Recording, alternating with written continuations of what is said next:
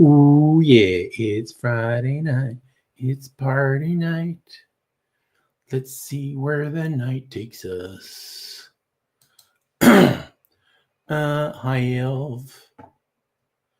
A few ideas.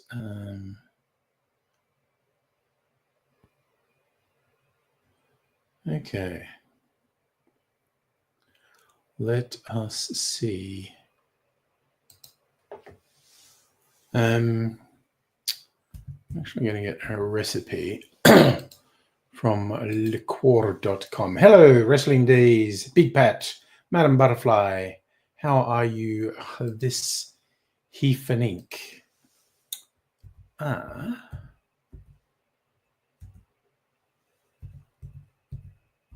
make a blue Cuba Libre.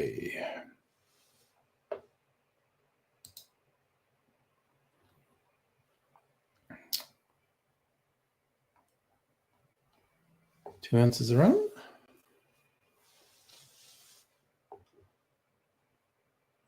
Okay, that's how they say to make it. How does Diffords say to make it?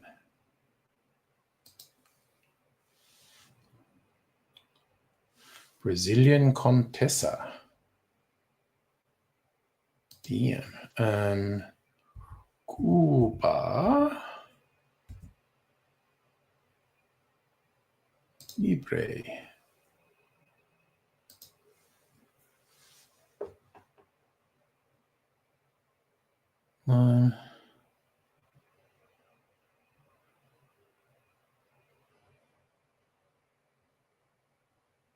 All right. Hey, Home to the Elderly. How are you doing as well? Okay, you know what? Because I promised some to Mrs. Angry. I think the first thing I might do tonight. Okay. I always forget something. I want to decant the batch cocktail that I've had in barrel for a week. And I didn't bring a funnel or a sieve, really. I want a sieve just to stop any little bits of charcoal from the scorched inside of the barrel coming out. Okay. Wouldn't be me if I didn't have to go out and get something for stream. I think, no, you know what? I literally just remembered another thing I want for something I was planning on making. I'll try and do two birds with one stone. It's Let's Get Fucked Up Friday. Well, that's what I'm going to do, at least slightly. Who knows how far I'll take it.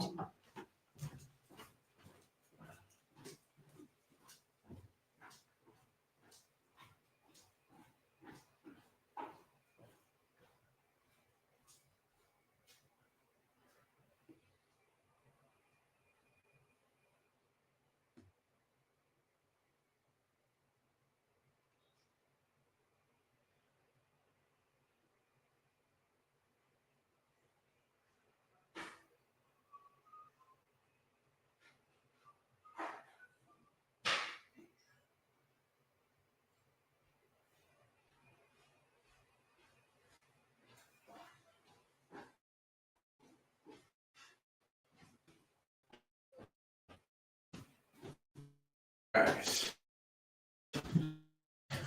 We have to use a bottle. Hey, Justin. Let me see. Which bottles do we have here?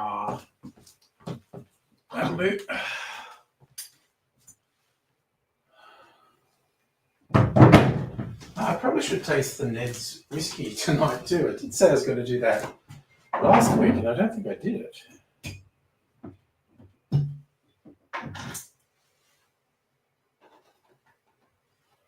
Okay. I'm going to video this bit. It's this one, the unlabeled one. Here's the cocktail. Oh, and I spilt it outside of the barrels. All sticky.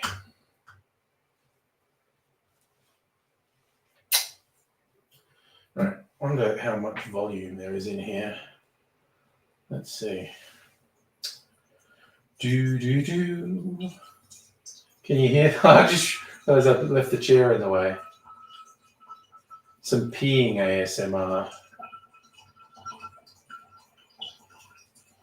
Catching anything? Just wondering if it was actually catching any little bits of carbon. I don't think I can see any yet.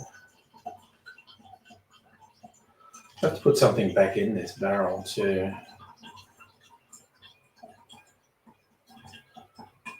Maybe. God, it seems a little syrupy, which is hardly surprising because it had the cherry jam in it.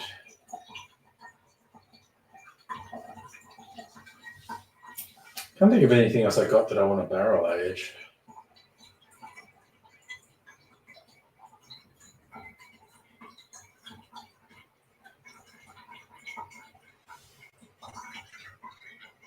There you go. I think my tap wasn't actually on full.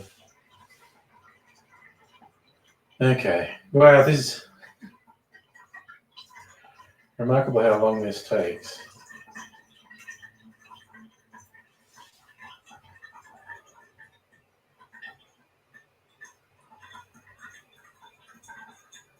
Oh, maybe getting there. That's 600 mils now.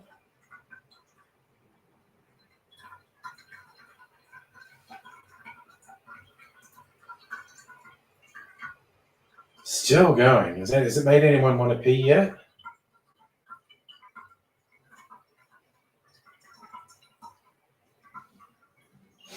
It just keeps going. Come on, let's go.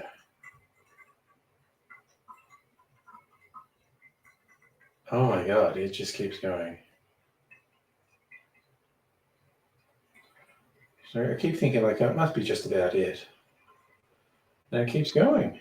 That's 700 mils. 750 even. Oh, I was about to say it's going to overflow the bottle, but it runs out just on time. Didn't really lose much volume considering I spilled some when I did it. So there's about 700 mils of booze and the jar of jam. And I spilled a bit when I put it in. I need to rinse that barrel off. It's all sticky. I now need to wash my hands. You know what? Yeah, I did actually filter out some goop. Good on me. Okay. I'm just going to wash my hands because they're all sticky. It'll take but a minute.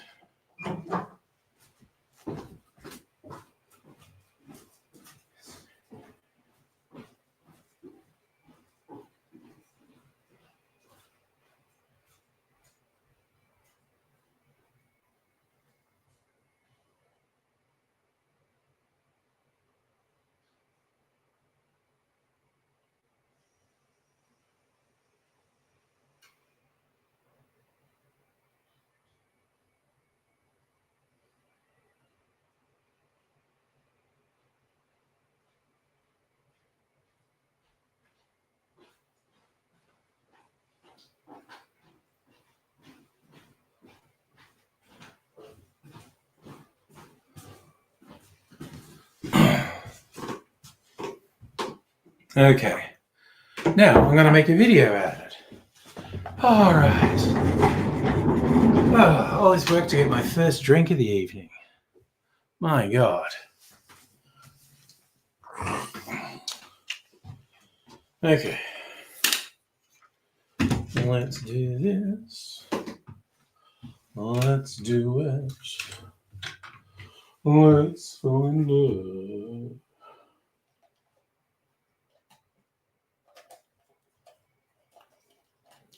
Okay. Video camera. Getting all set up. Okay. Audio recorder. und Siegel Pro.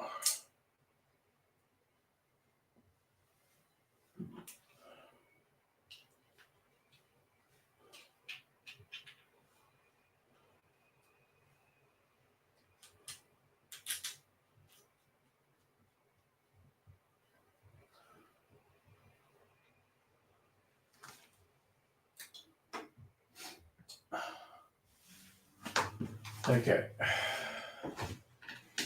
Let us go then, you and I.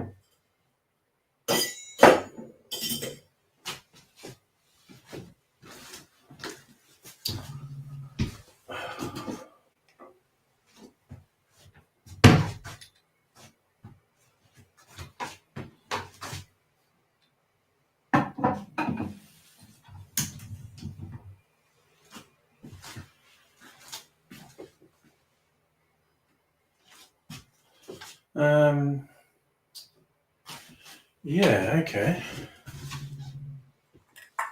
Nice. And up.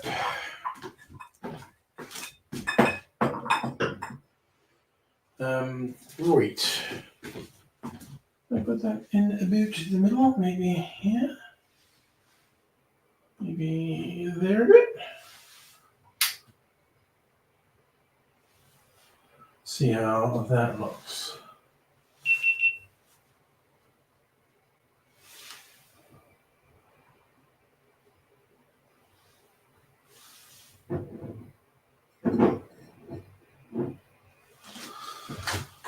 All right.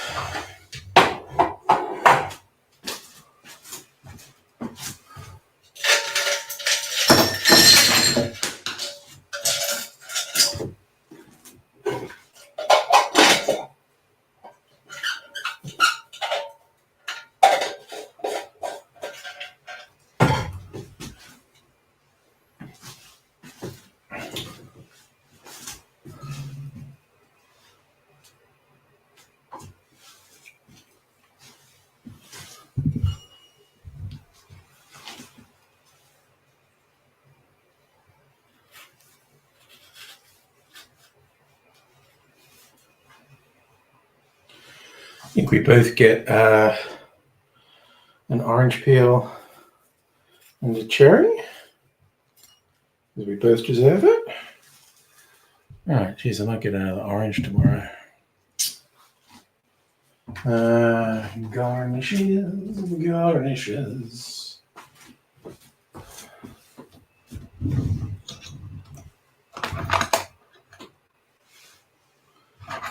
All right. Let's. I got more faffing about than I thought.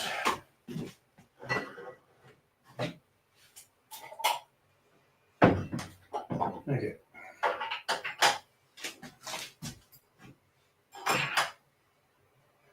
Stab. One. And stab. Oh no, I got two.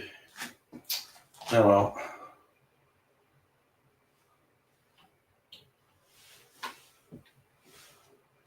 Okay.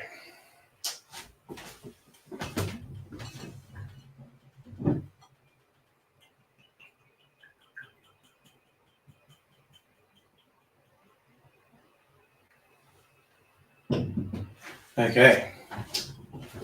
Well, let's see how this goes.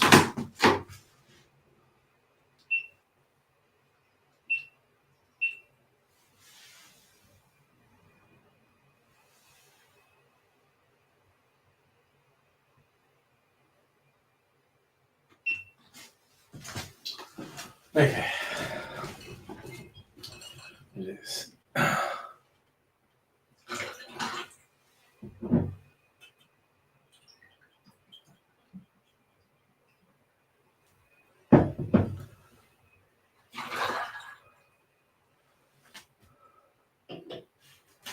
And let's stir it.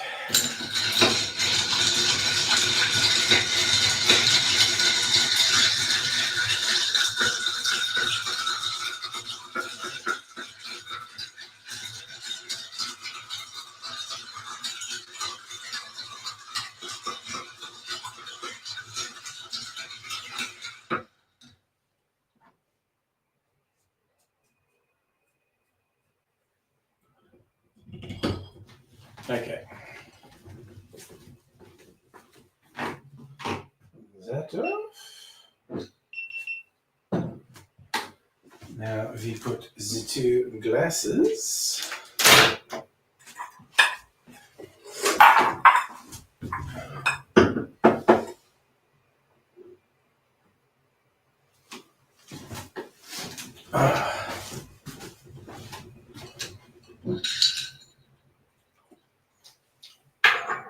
Oh.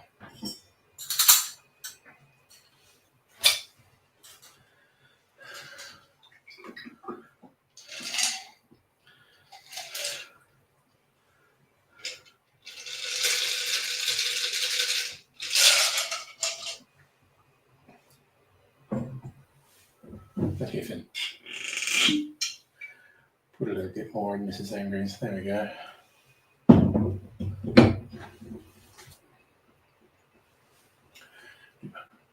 Oh.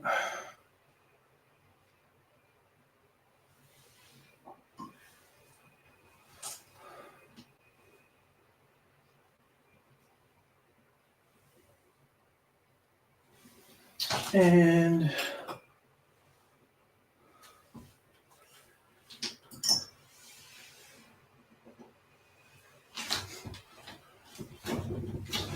okay. Le cocktail is Le Med.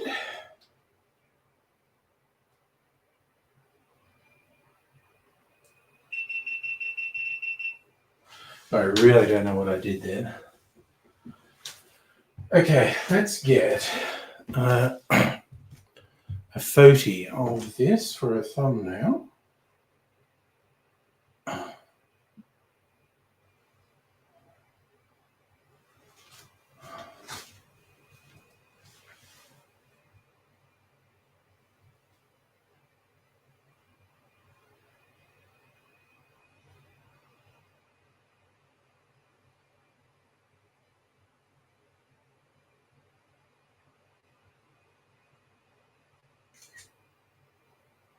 All right, that looks pretty good.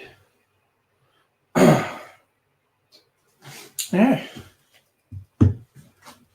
Let's turn the beat around. I'm a disco queen. Can't resist doing disco theme. Okay, let's get this party started, right? Well, this party started quickly.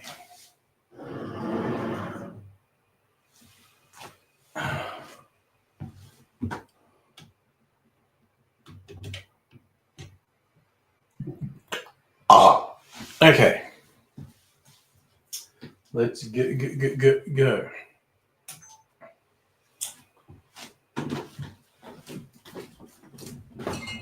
That's there, isn't it? Yeah, it's counting. Yes.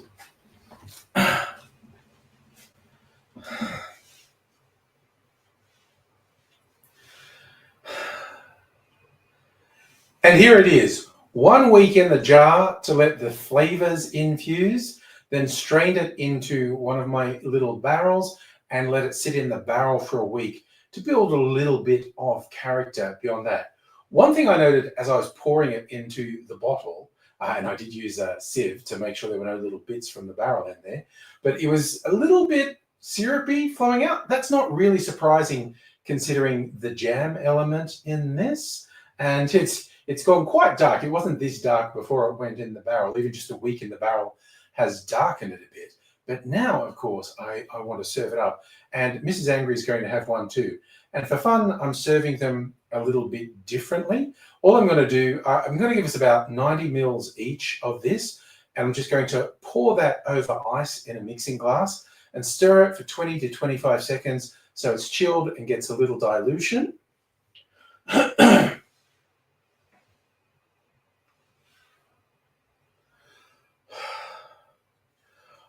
I'm going to be serving mine in a rocks glass over a big chunk of sexy clear ice, and Mrs. Angry's will be served up in a coupe, and I think they both deserve some garnishes. Going to do a twist of orange peel and maraschino cherries on a skewer for both of them.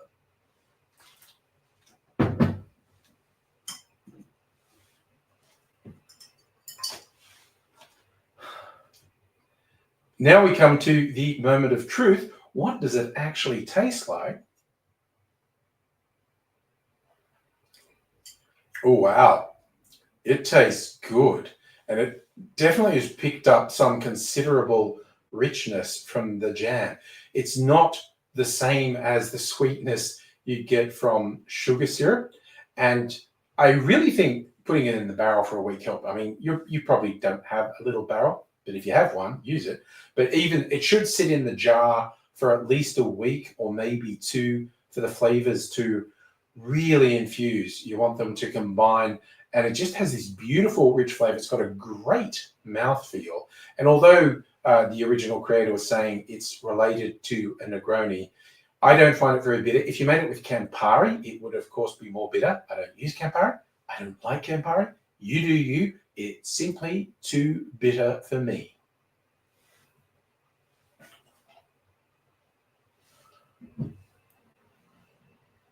By the way, this would be great for a party. I mean, this is probably going to take me ages to get through. Maybe I'll get some friends to come around and help me finish it off because it's a sophisticated drink. It would make you a cool party host to be able to just pour out like I made this myself earlier. Impress your friends. Go out on the street and impress complete strangers by trying to pour a drink. Don't do that. Okay? That is among my worst ideas. Don't do that. Just enjoy yourself. Have a good time. I want to see you back here. I really hope you do come back and join me for some more cocktail adventures in the future. Always making something. Come back and see what it is. And I'm going to sit down and enjoy this and take one out to my other half as well. But you look after yourself wherever you are. And until I see you again, I will say cheers.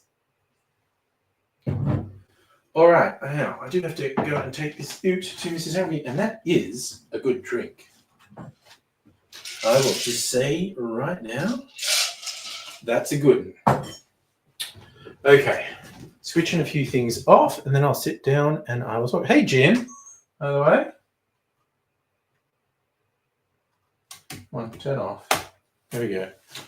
All right. Oh, turn this light off. It's too bright. Like a mock light. Right. Put this over here. Okie dokie. And now I will take this drink out to Mrs. Angry. There. All right, I'll be back.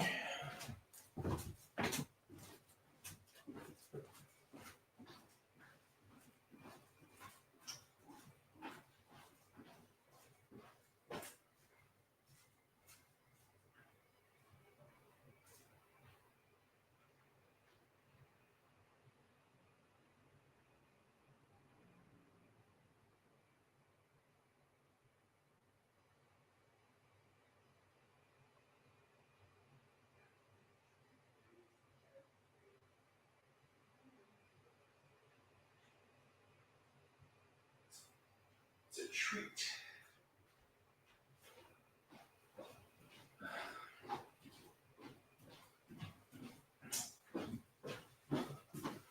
Okay, now I'm going to sit down. I need to sit down. Okay. Get my drink, my special drink. Gotta sit down and see what's happening in Chatland. What's happening, chat?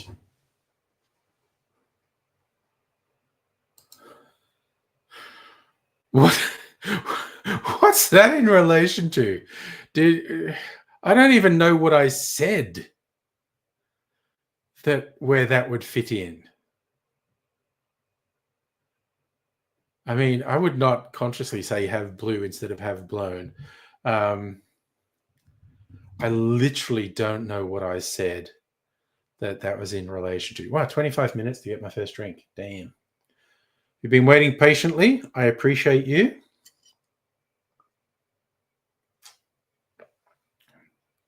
Ooh. That's a good one. Okay. Do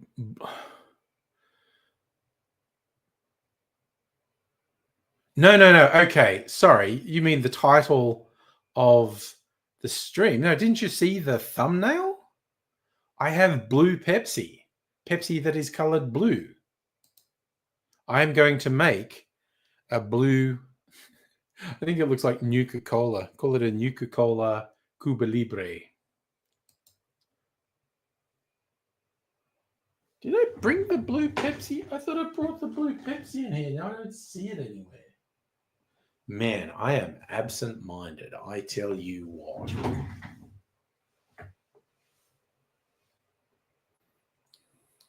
So I have in my possession Pepsi, which is colored blue, like it's almost purple. It's such a deep color.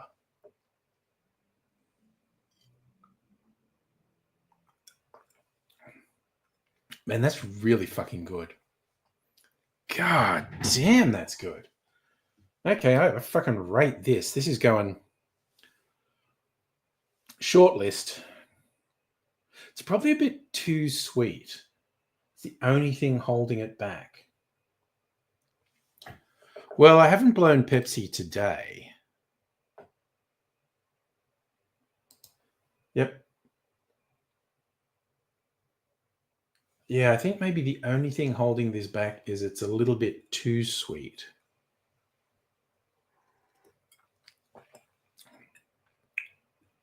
Oh, it's fucking good, though.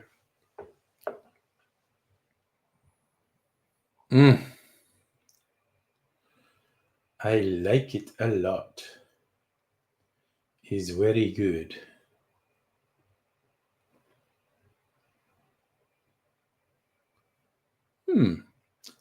I appreciate this cocktail. Took 2 weeks to make. But I have lots of serves of it. Didn't have to do anything for those 2 weeks. Oh my God. Check your stocks and super. You don't want to check anything at the moment. Although, yeah, if you're one of the super companies that maybe got hacked, you maybe want to look into that. I stopped looking at details after a while. I was like, ooh, in the security team, big topic of conversation. Ooh, how badly have the super funds been hacked? Have people had their superannuation stolen?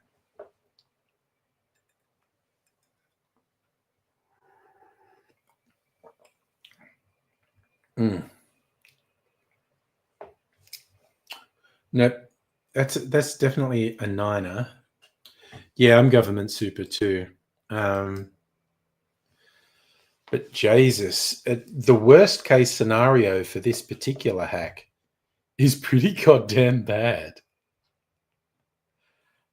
Not good at all.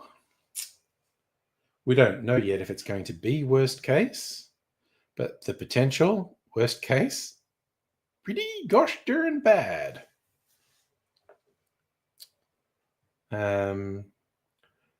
Yes, don't know how long it'll take to find out the extent of this particular breach,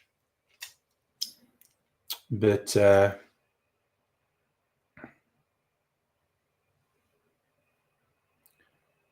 that may well be the case. I haven't looked at the details yet, or I don't know if details are public yet, because the worst case scenario is people's whole super fund being stolen, maybe many people's.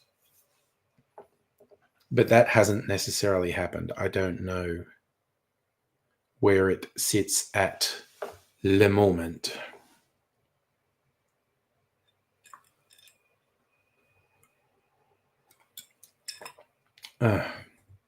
Fuck me, that's good.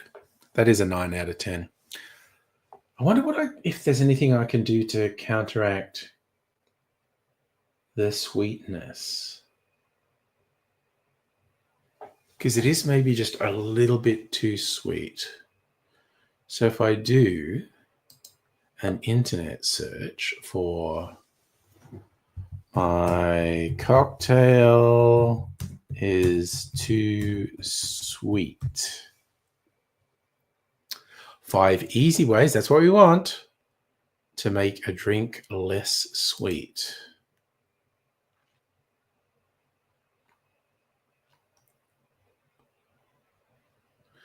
5 selection. Bitters, that's what I was thinking. Lemon or lime juice. Citric or malic acid. Bitter liqueurs. And actually diluting. I was actually thinking with bubbles, like maybe my mineral water. I thought they might suggest bitters, actually. All right. That's a good summary of things I could try. Wonder what sort of bitters would suit it best.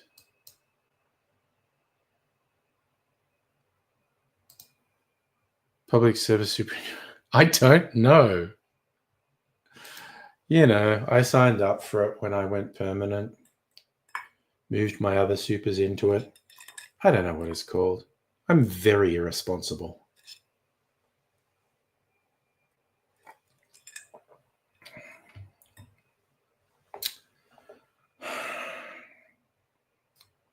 I literally thought, when I started reading your comment, Justin, I thought you were going to say, I've got a public service announcement. I thought, oh, something for the good of the community. That's nice. Not quite. But it's good, though. I'm a silly sausage.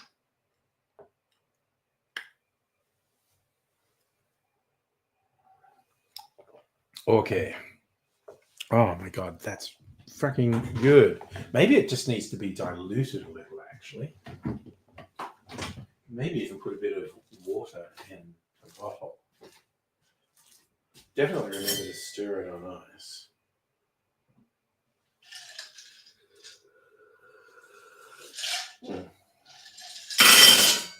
Ha! You know, I did forget the thing I went out there to get. What a dingus. What an absolute dingus. I was going to get my driving. Oh my God. Okay, Tom Kitten's falling apart. I feel bad. I need to stop sitting on him.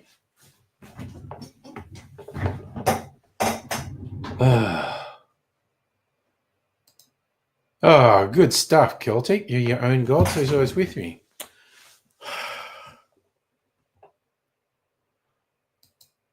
Oh, you know, I can play host sometimes. Thank you, Jim.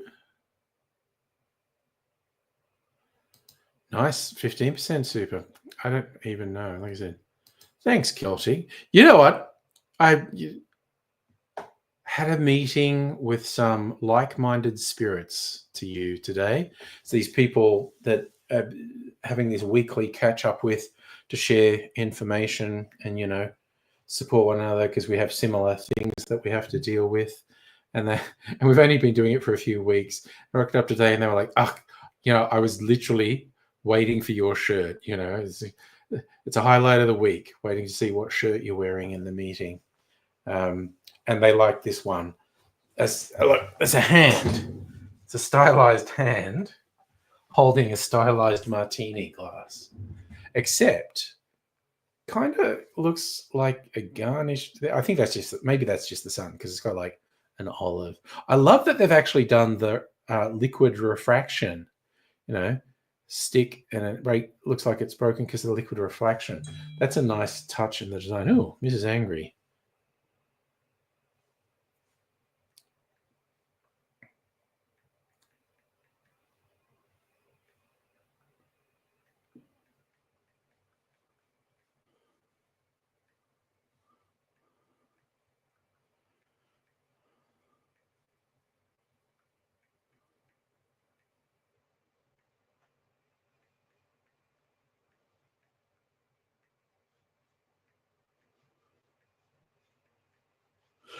Just chilling.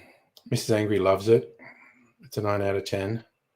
So I have a whole bottle of it. It was the Guardian's cocktail of the week a while back. Hey, Heather. I found these shirts during lockdown online shopping. I think they're all like in a warehouse in China, and there's a few different sites that sell them. There's just a freakish number of these designs, like probably thousands of designs There's dozens that are just cocktail themed. I mean, I've got 40. Actually, there's probably, another 100 of them on these various sites. So, I have a stupid amount of cocktail themed shirts, and I'm always tempted to get more, I have to say. Does anyone else find it funny Dutton said he would use AUKUS as subsidiary?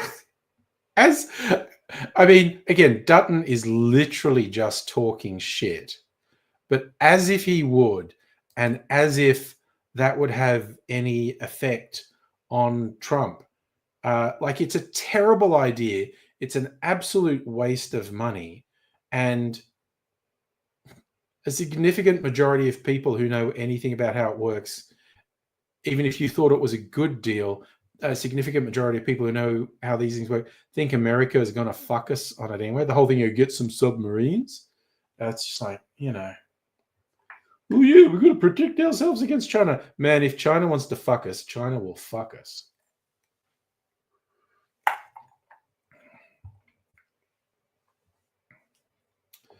But I am somewhat hopeful that the Australian voting public has woken up to the fact that Dutton is a lying sack of shit, stands for nothing, means nothing.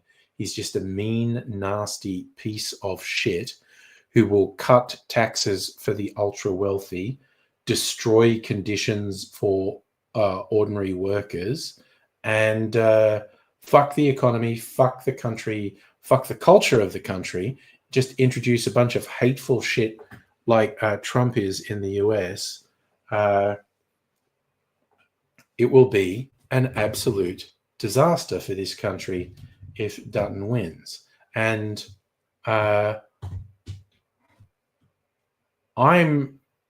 not an idiot. I know we are at some point going to get a conservative government again. It's inevitable. It's just not Dutton, for fuck's sake. The idea of a psychotic piece of shit like that being rewarded and given the highest political office in the land is fucking shit. Howard came out and said it was a dumb idea. Howard knows stupid ideas. Howard's whole career is built on stupid ideas. Trump literally asked what it was when someone brought it up. Thanks for dropping in, Celtic. Get some rest. You got to do your graveyard shift. I hope it goes well for you.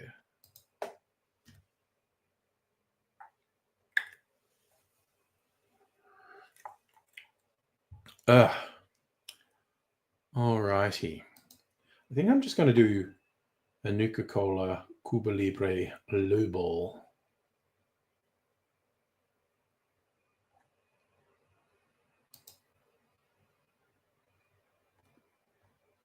Ooh. Difford has a list of 300 cocktails. The Hall of Fame.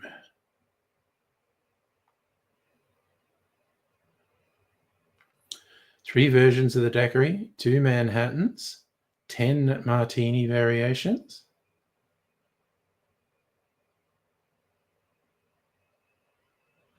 Ooh, I need to look at what he's added. January 24. He put the Tomatini in 2024. Chrysanthemum.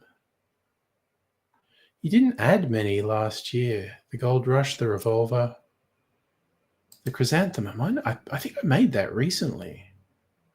Drive Move, Benedictine, and a dash or a few dashes of absinthe. I think I made that recently. Anyway. There's lots of hints that things are swinging towards Labour. Don't want to count chickens before they're hatched, but I do hold out hope that we are not going to get an LNP government. We shall see what we see.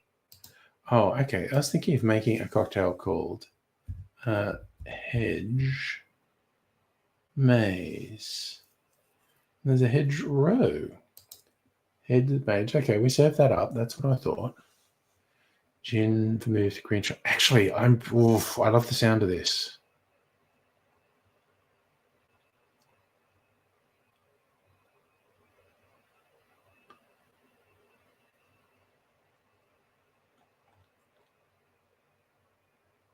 $45 bills. 15 mils. Quarter of an ounce. All right.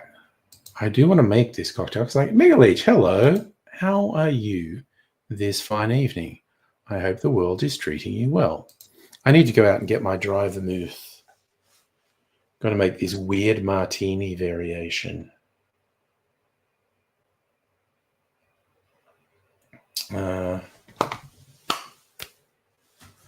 All right. This will just take me a minute to go out and get that. And this is going to be a short video, so it won't take me that long to shoot.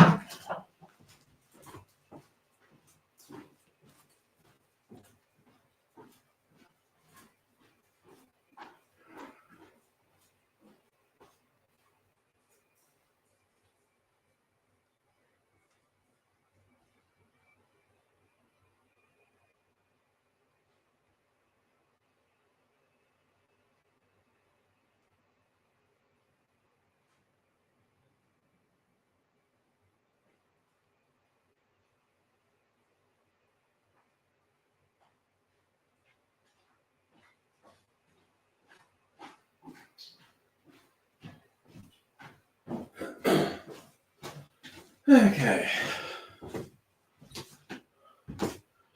Also picked up gin I had out in the kitchen because I was making a gimlet for Mrs. Angry. So she's asked for 2 cocktails tonight. All right. I should put a label on this so I don't forget. I mean, I probably wouldn't forget, but I have a label maker. I should make a label. Let's go. Oh,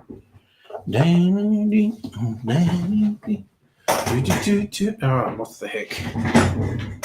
What are you doing? Doing good? Homemade donut, biscuit, peanut brittle sundae. Oh my god, that sounds fucking fantastic. Cats out of the bag about sinus. Oof. Anyone who calls themselves a Zionist in the face of the genocide going on in Gaza is a bad person. Dutton being an ex-cop, he's a warped view of the world. He was a drug cop too. He's really fucked. Ooh, a pic in Discord. I need to see it.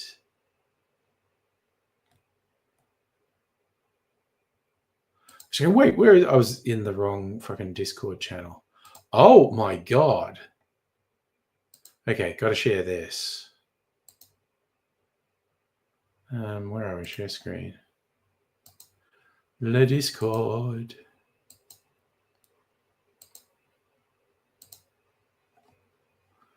Look at that. My god. Whoa.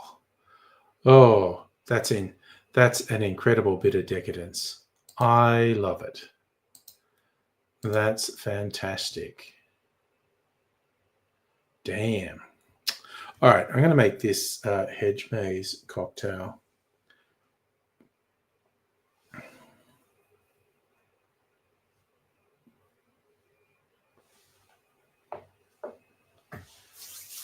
All right.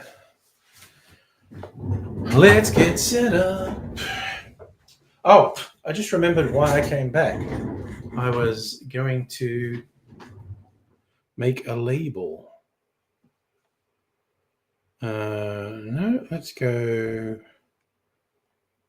A U G U S T E. Print. Oh, you wrote a letter to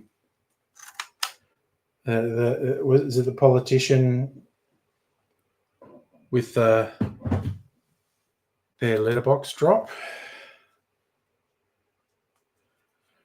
A bit of fun for you. Do do do do do do do do do do do do do. What the fuck is this doing to me? Okay, why is this giving me such a hard time? Honestly. There we go. All right, August. Let us stick a sticker on the bottle. It's the August. And I will stick this in le cupboard for now.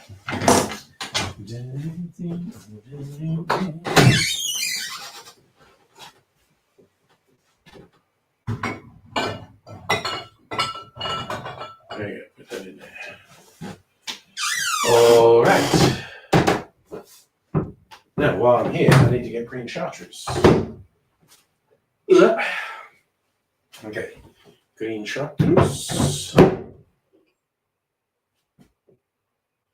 No, that can stay in there. Ooh, my old gin is almost gone.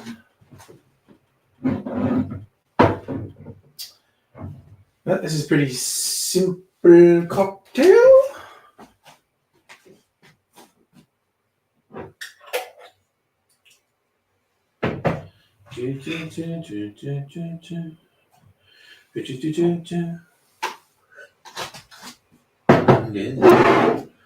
Okie doke, let's get it happening.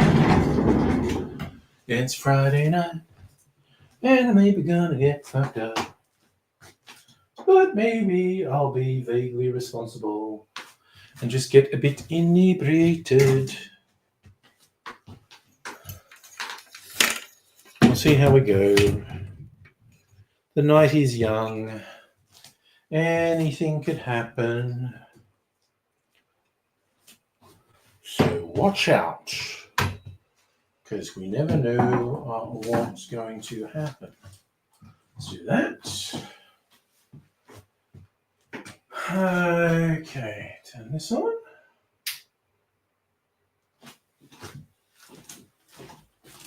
Get everything ready.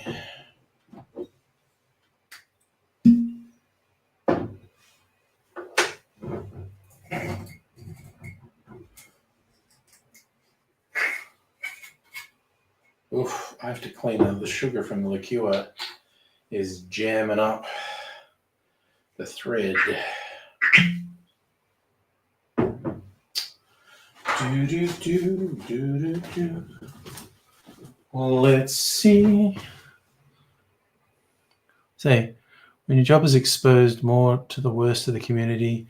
Yeah, talk about the Dutton cop thing. Yeah, it makes you think the worst of people. And if you're a cop, it makes you think force is the solution to everyone. It's the old thing to a man with a hammer, everything looks like a nail. Okay. Hedge maze. Right, so it's 45 mils. We go 45 mils of our Tom Gin.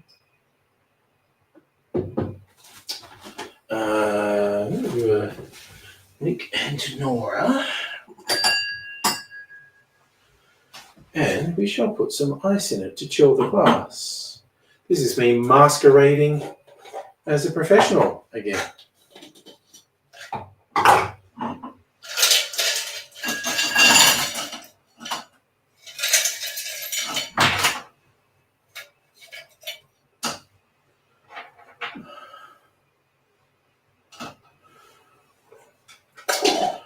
Oh dear. Just remembered a shit musical I did when I was in high school that was called Salad Days. Have you ever heard that phrase? Salad Days. It's meant to mean your best days, your youth. Why salad? I find that very weird. But food for thought.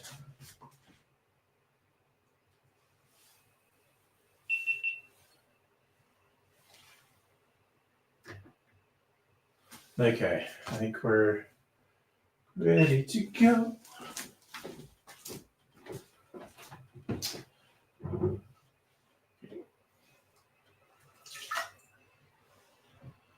Emails of driving.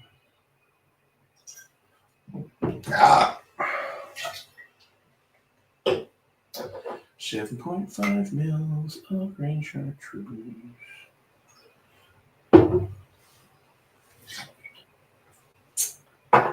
Okie dokie. Artichokey. Alright, let's put this in there. Put these lids back on so I don't spill anything. Hope I don't spill anything.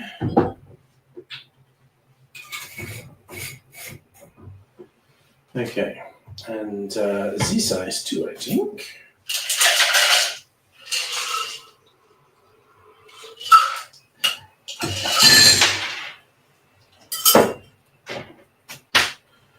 Come on, God damn it.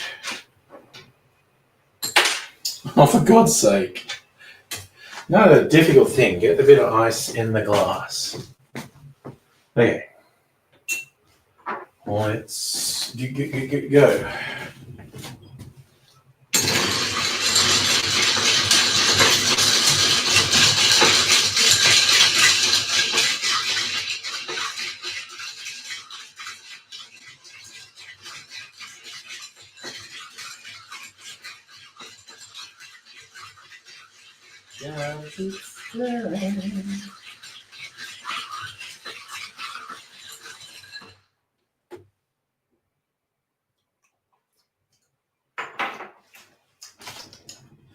That's tasting tasty.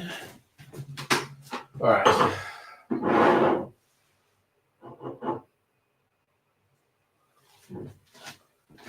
Here I come now.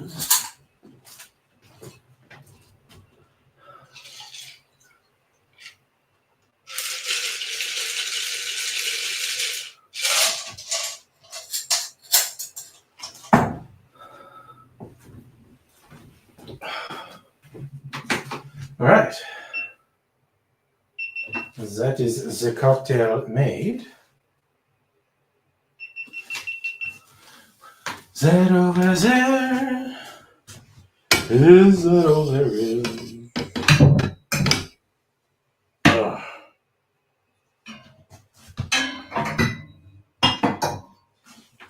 What's this doing? Hey, St. Peter. Okay. I have tried the blue Pepsi. I'm going to make a cocktail with it tonight. It is interesting, taste-wise. It's way sweeter than regular Pepsi. Like it's kind of have trying to have a fruity flavor. Like they have dialed up the artificial sweetness.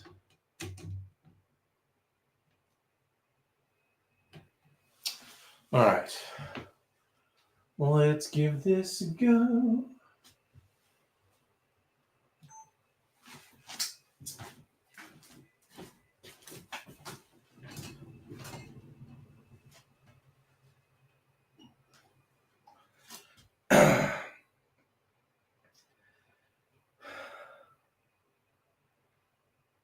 G'day, cocktail lovers. This is called a hedge maze. It's essentially a martini variation.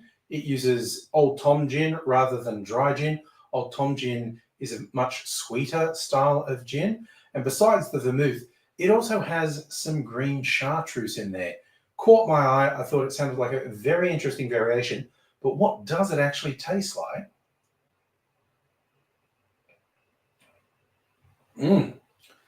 It tastes like a sweet martini. This is really good. I'll show you how to make it. In a mixing glass, put 1.5 ounces or 45 mils of Old Tom gin, then half an ounce or 15 mils of Blanco or dry vermouth, then 1/4 ounce or 7.5 mils of green chartreuse. Add ice to the glass, stir that for 20 to 25 seconds to chill and dilute the drink. and I'm straining that into a chilled Nick and Nora glass.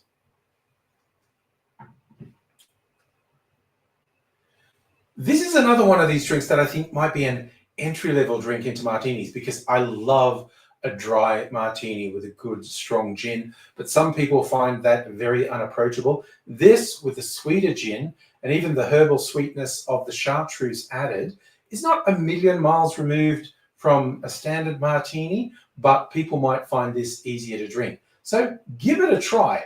It's called a hedge maze, and it's well worth drinking. So until I see you again, cheers.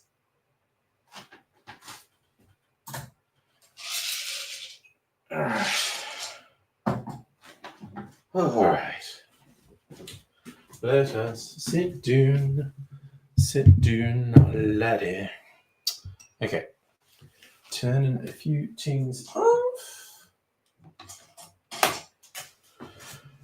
Ooh, boy.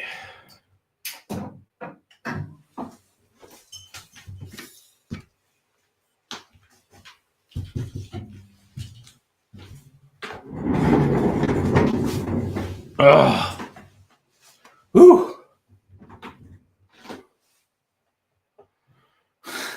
Blown Pepsi in reference. Oh, yes. So they had a reply envelope for a postal application that they were going to use for data hosting. So you gave him a fun letter. You should have put glitter in. The old glitter bomb.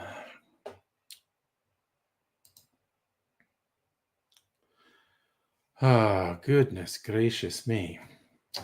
Right, you know what? I'm going to put that on ice. Splash. Do, do, do, do, do, do, do.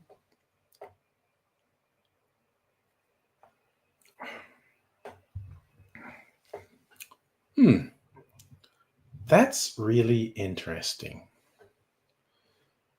I prefer your classic martini, but as a variation, that's quite interesting.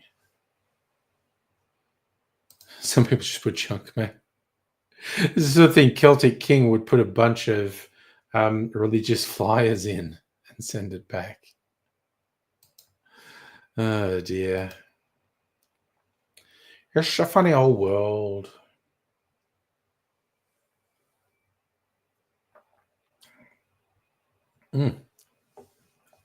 Wow. Again, it's never going to be my favorite, but wow, the chartreuse makes it interesting. And the fact it's a sweet gin, not a dry gin. I always put dry gins in martini.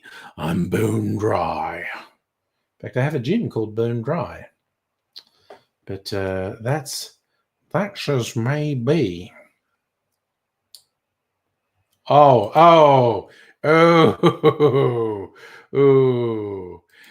know what you're reminding me of? When I got ripped off by that website from China, but I got it through PayPal, so I was protected. I did get my money back, and it's like I had to send I forget what it was they were meant to send me, but they ripped me off and they sent this stupid hat.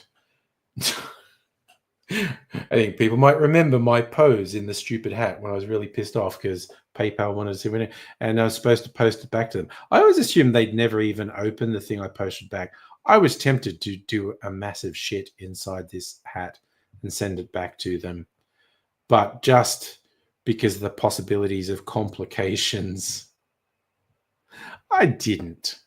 Not least that I would be identified by this, so I didn't. I just got my money back. It was ridiculous.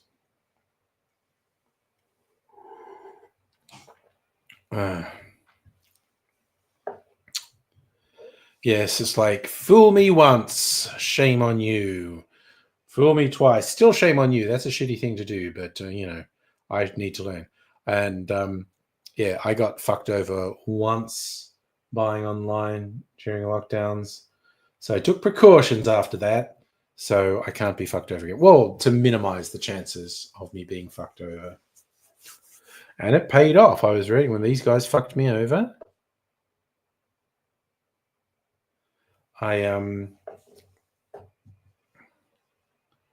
did, and then a third one, and I was going to get this citrus juicer. Third one, I thought they had fucked me over, and so I put in because it took way too long, and I put in a thing saying, "Hey, these fuckers never sent me the thing." And then they emailed me saying, "Oh, please sort of withdraw that. We'll give you a refund. We did send it to you, honest, but we'll give you a refund." And I said, "Yeah, okay, give me a refund." And then the thing arrived, but the thing that arrived, it was really fucked. It was really badly made. It was a cheap knockoff of a good product, and it was fucking useless. So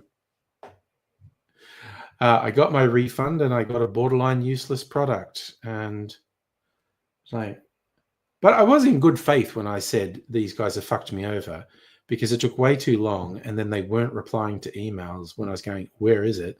And so I just went to PayPal and went, "Hey, these guys are fucking me over." And I got a refund. But then they had actually sent it to me.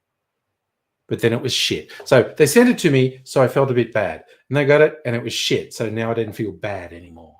I deserved a refund because the product was shit. And I didn't post a thing on the website saying, "This was shit. Don't buy it." I could have, with good cause, done that. So any Canberra stance is liberal. I know, it's literally, they are campaigning against the interests of a big chunk of the population, the public sector. One assumes they'll get into government eventually in ACT, because, there's the old absolute power corrupts, and absolute power corrupts absolutely. Not that the ACT government has absolute power. I think the bigger danger is complacency in government too long, and you take everything for granted. And one day the Liberals will get in, and they will suck, and they'll lose the election subsequent.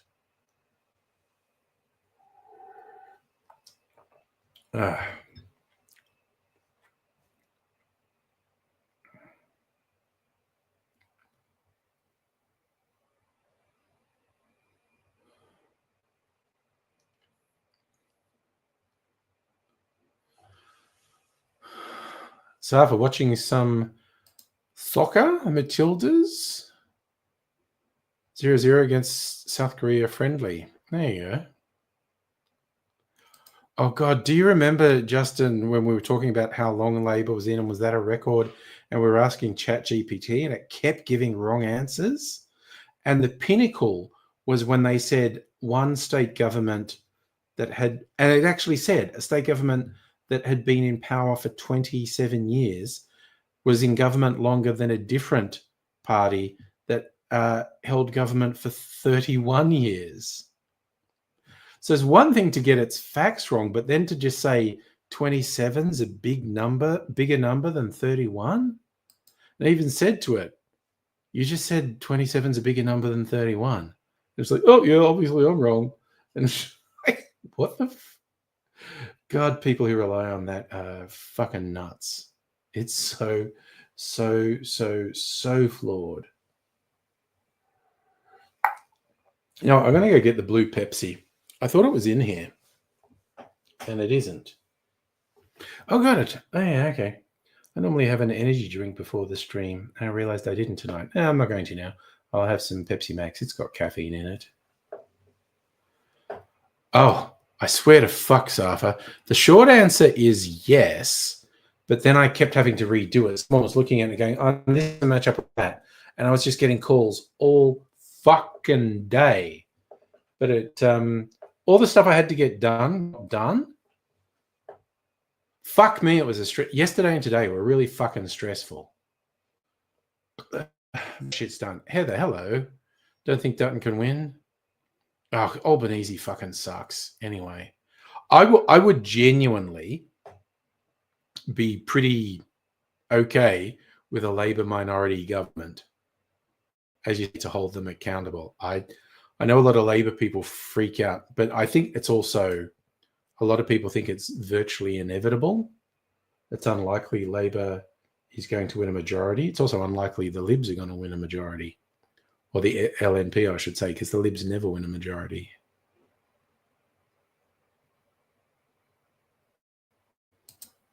Yeah, I guess it comes down to, Justin, if enough independents or minor parties teamed up to form a government. From the numbers in Canberra, that certainly seems possible. That's not right, Safa. That is not right.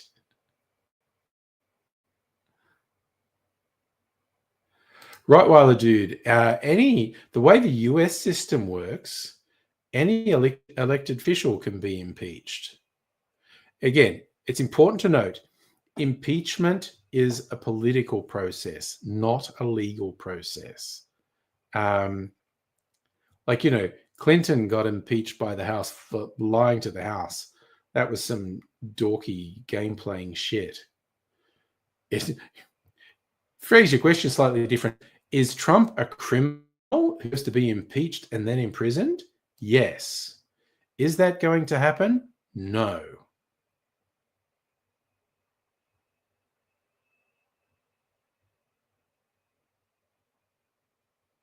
No. Purely and simply, Safa, you either misheard the poll, it wasn't a meaningful poll, or the person who said the poll was a goddamn idiot. There is absolutely not the poll difference at the moment. That's a long way from what it is.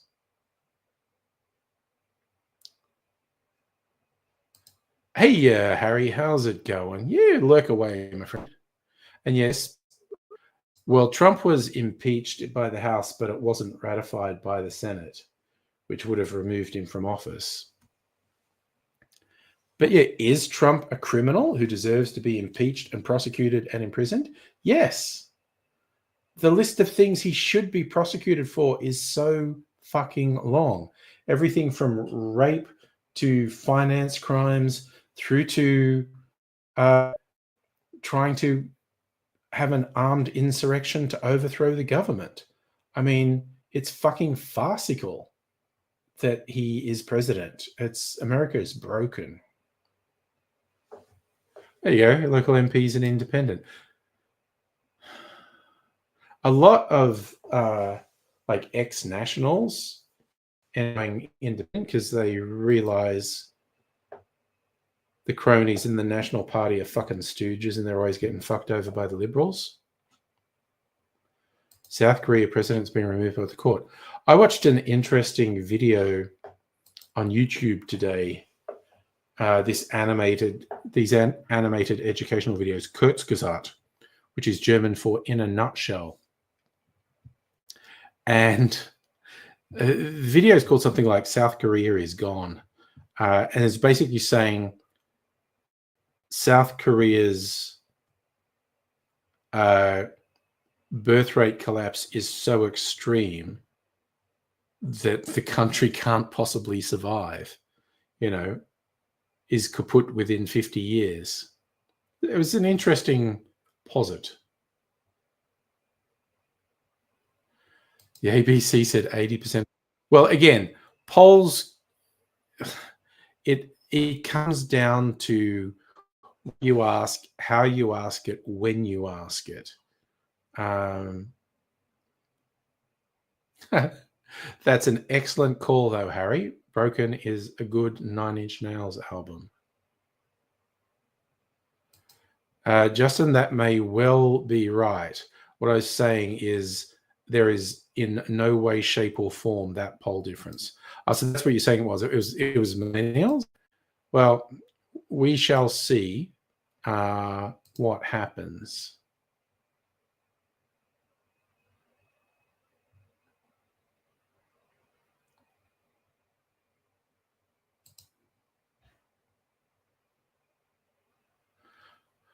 That's broken, technically an EP.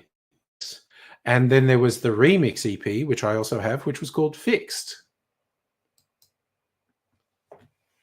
All right, I got to go out at blue Pepsi, and I'm gonna make a blue Pepsi drink, a blue Cuba Libre. Ugh.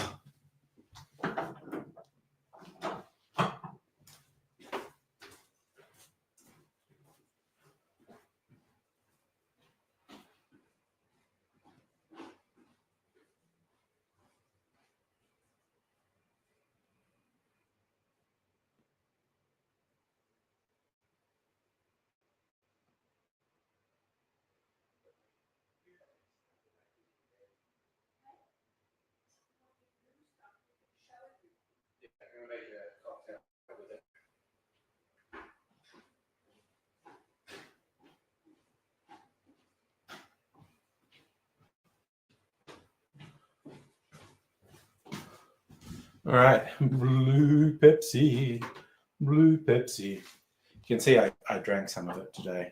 All right, let's get this party started. Right, put everything away. This goes here. This goes back in the cupboard.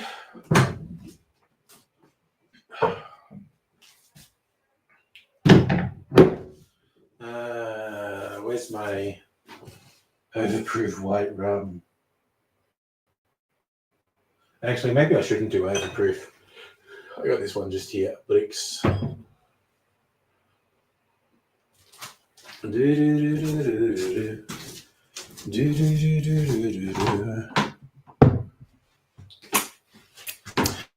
do we do on the internet?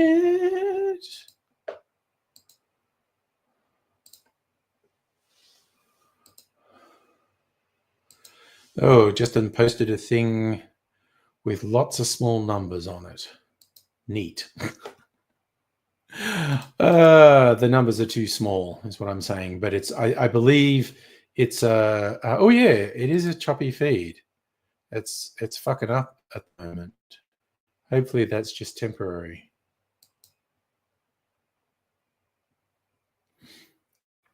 Okay.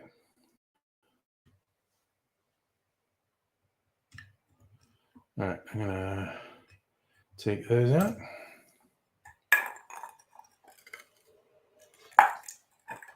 All right, I am, oh good God, while I'm probably down to 10 pixels on the screen, or 10 frames per second frame rate, as I say, hopefully is temporary. We'll see how it goes. All right, I'm gonna set up and make this video.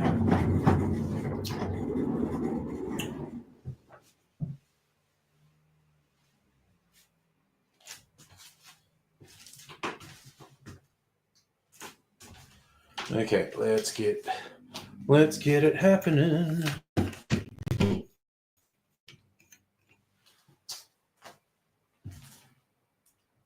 Do, do, do, do.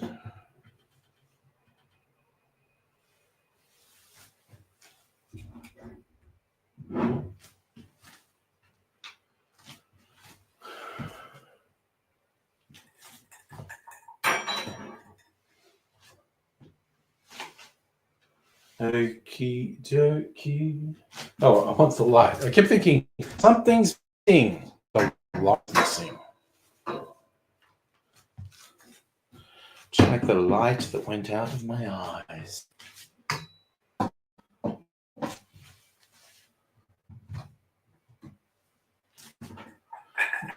There.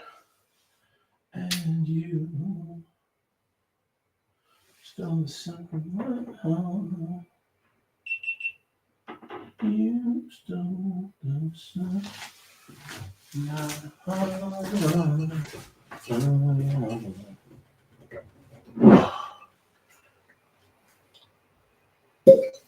What's the big this? 40. Okay. Oh, yeah. Something up. A little bit of lime juice. Okay. Let's just go a little white rum.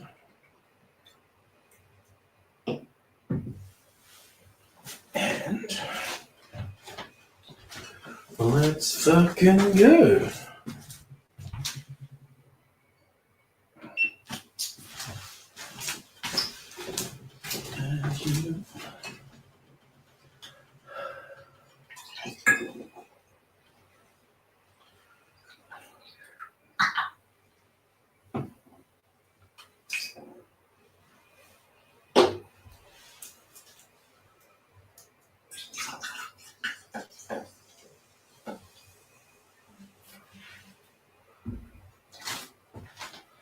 God, it's so fucking blue.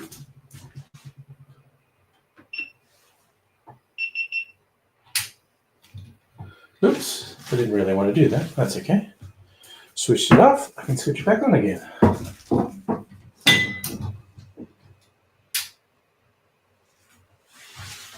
All right.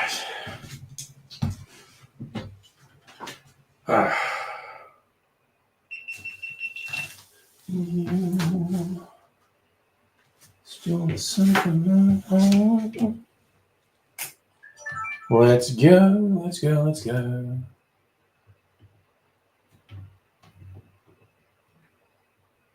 Okay. That's ready.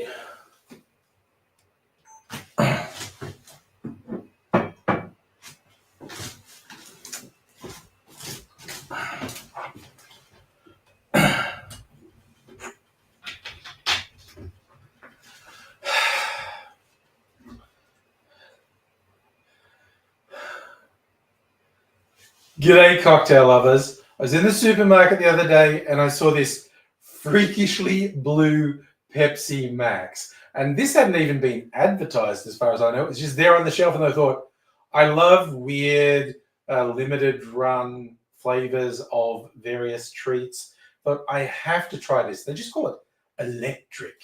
And I don't know how widely available this is even within Australia, let alone the world. As you can see, I have been drinking it. It definitely does not taste like normal Pepsi Max. It's kind of fruity flavor, artificial, obviously, and the artificial sweetness has been turned up a couple notches as well, I think. As an aside, not mad for Pepsi, not being paid. No, I paid for that. I thought it was interesting. But hey, Pepsi, if you wanna just back a truck up, boxes of Pepsi in my house, not gonna say no.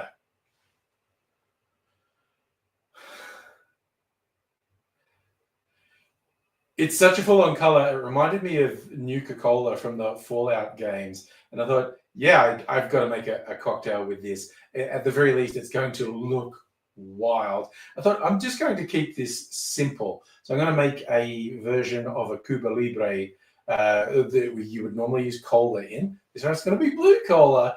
And normally you'd use like a light rum. I'm going to actually use this white cane spirit from Australian Distiller Bricks.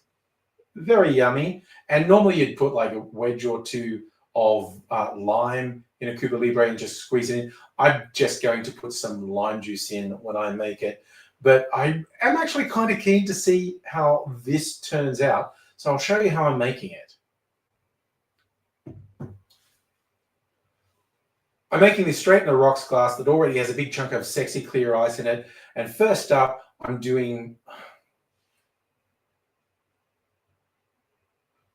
making this straight in the glass, a big rocks glass that's already got a big chunk of sexy clear ice in it. And first up, I'm putting 2 ounces or 60 mils of the white rum in there. Then I'm putting half an ounce or 15 mils of lime juice. And then I'm simply topping the glass with the blue Pepsi Max.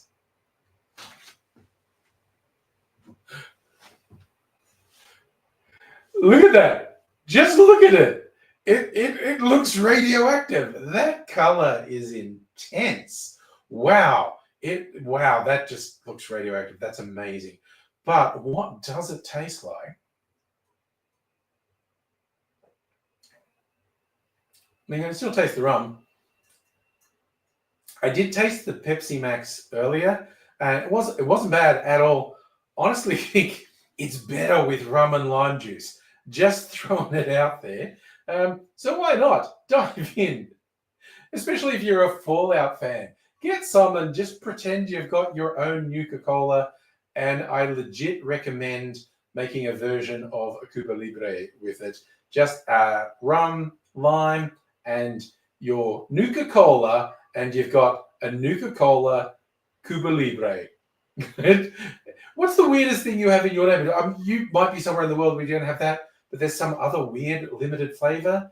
The beverage makers seem to do that quite a lot. I'd love to hear of what weird things you found. I found this weird thing, and if you come back for another video, I'll maybe have some other weird things. Always coming up with something new, and I would love to see you back here.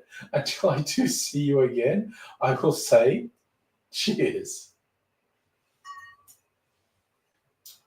All right.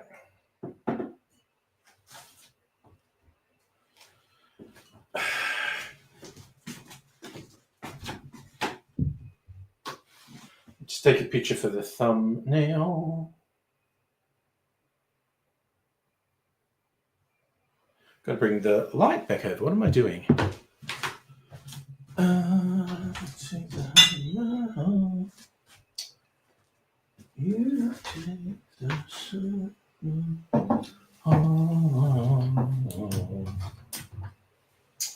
all right. Oh shit! I should turn shit off.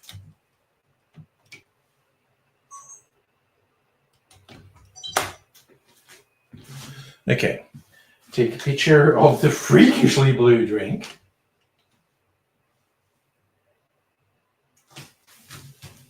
You take some.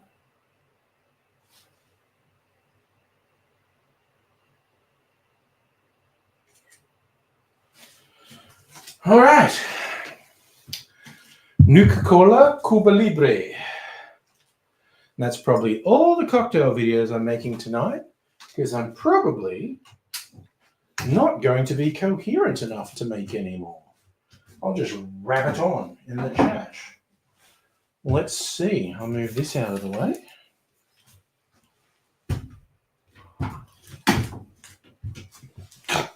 Bring my chair back. Oh, goodness me.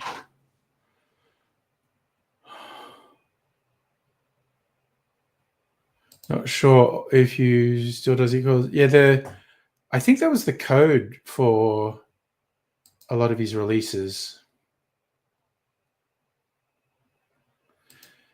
Heather, blue as the gays were when Gillard and Penny Wong voted no gays allowed to get married. I mean, that was politics. Just that's how ugly politics is. And that's when Penny Wong proved she was a politician before anything else. Whereas we had the Muslim woman who was in the Senate for Labor, and she was just like, no, fuck you, I can't go along with this. I resign from the party. Penny Wong, as I took it, it's basically behind closed doors. Because it's not like Gillard was homophobic. And she's just said to Penny Wong, I'm under attack on too many things. I just can't have the Conservatives have another line of attack on me. We can't go with marriage equality yet. And Penny Wong towed the party line. It's just like, God damn. That's intense. But that's how fucking ugly politics is, quite basically. Because even people who aren't necessarily terrible people will do shitty things to maintain their power. Justin, to see Trump tariffs. Oh, yeah. But again, Trump and everyone who works for him are fucking idiots. Actually, they're not all fucking idiots, but a lot of them are genuinely quite stupid, ignorant people. But they don't care. Nothing matters. There are no repercussions for anything they do.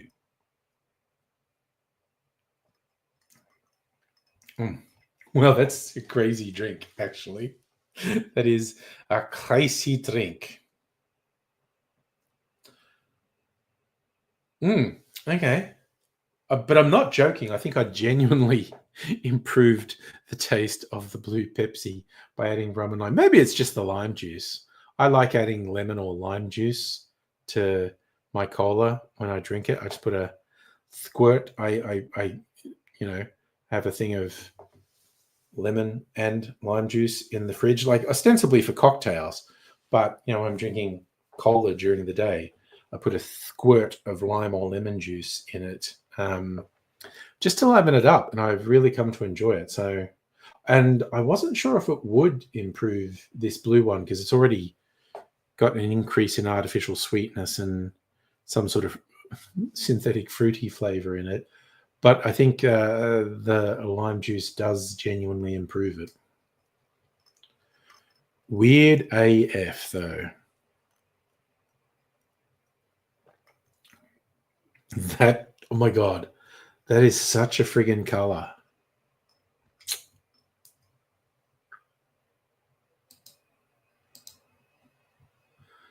That's some wild stuff right there. Oof. Sorry, I'm just overly fascinated with the ridiculously artificial blue of this. I don't think this color occurs in nature. I don't know. It's a whole thing.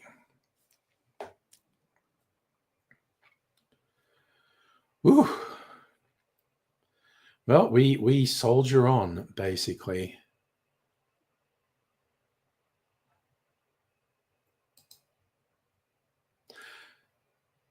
Now I've just got to think about what else am like I said, I don't think I'm going to make any more videos for my cocktail channel tonight. I've made 3. That's plenty. Ooh, you know what? I don't know if this will make me sick. I might go out and get some eggnog later because I've still got eggnog in the fridge. Several months matured now. It's tasty. I want to knock off this lot I have and make a fresh one because I take into work. I think we're probably going to do Christmas in July again for work. So I got to finish the. I don't have to finish it this month. I want it to mature for at least a month because it's definitely better. Oh my god, Megaleech, are you saying they ground up butterflies, birds, and starfish in this Pepsi? Oh my god. Actually, I think some mushrooms have that pigment as well. I'm sure I read that somewhere. There was a particular fungus people had that had an incredible blue purple thing. I suppose I've got the stuff here. The butterfly pea flower extract is an incredible purple, and that is actually natural. That's just a a throwaway phrase I use sometimes. This does not exist in nature, when often it does, and I'm just spouting rubbish. Just fully copping to the fact I'm just spouting rubbish. Hmm. Oh, goodness me. Trump's cutting cybersecurity, Social Security Administration. Oh, the chances of Trump's dumb fuckery resulting in a disaster are rapidly approaching 100%. Because you just know malicious actors are tracking all the dumb fucking shit Trump and Musk are doing with cutting away infrastructure and just going, oh ho, you've weakened the infrastructure. You've cut the staff in that area. I smell a weakness. It's just what he's doing is stupid beyond words, and we truly live on the stupidest timeline. I swear to God. Oof.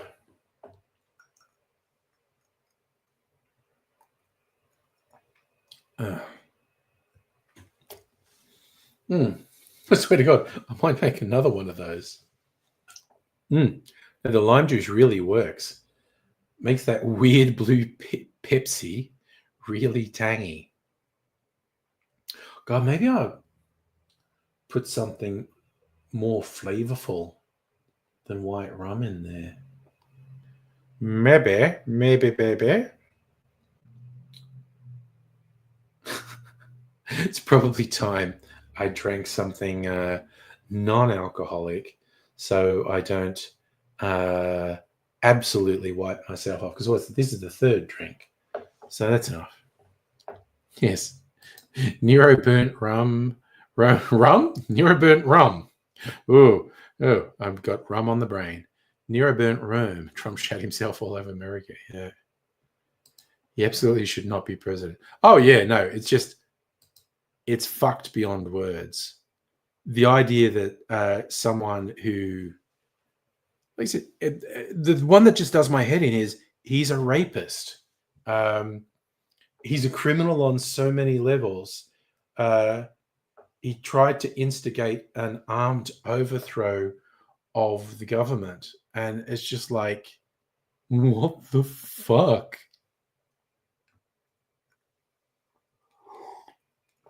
Also, side note, have you noticed, this was just brought to my attention recently, but have you noticed, remember Trump getting shot at, with somehow miraculously just getting like some splinter grazed his ear? Have you noticed they don't seem to be investigating that? They'll just make vague references to they tried to shoot Trump, by which they're saying the Democrats, the left, the whatever. But they don't seem to be investigating it at all. It's not even brought up in conversation. Does anyone else find that weird? I find that weird. I find that very weird.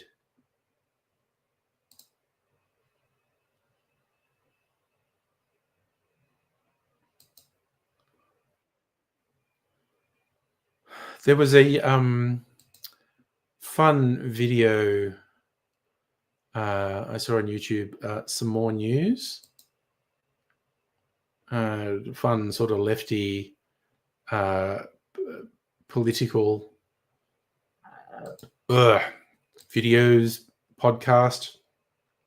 And they had one like, what happened to Joe Rogan? And they just kind of talk about Joe Rogan's fuckery. And it was very interesting because, at various times, he's extremely strongly expressed what you would call progressive views. And there was a period where he was quite vocally anti-Trump. And it's just like, nothing that dude says makes any sense.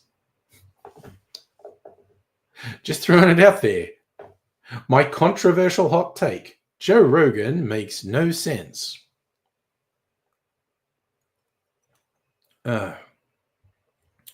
It's it's a whole thing. Oh, the Supreme Court's corrupt as fuck.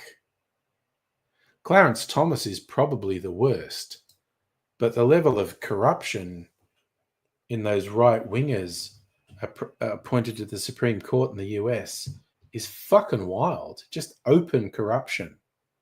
It's fucked.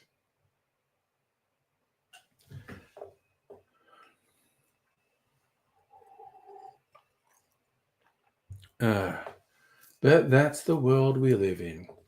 Fucked up shit happens all the time.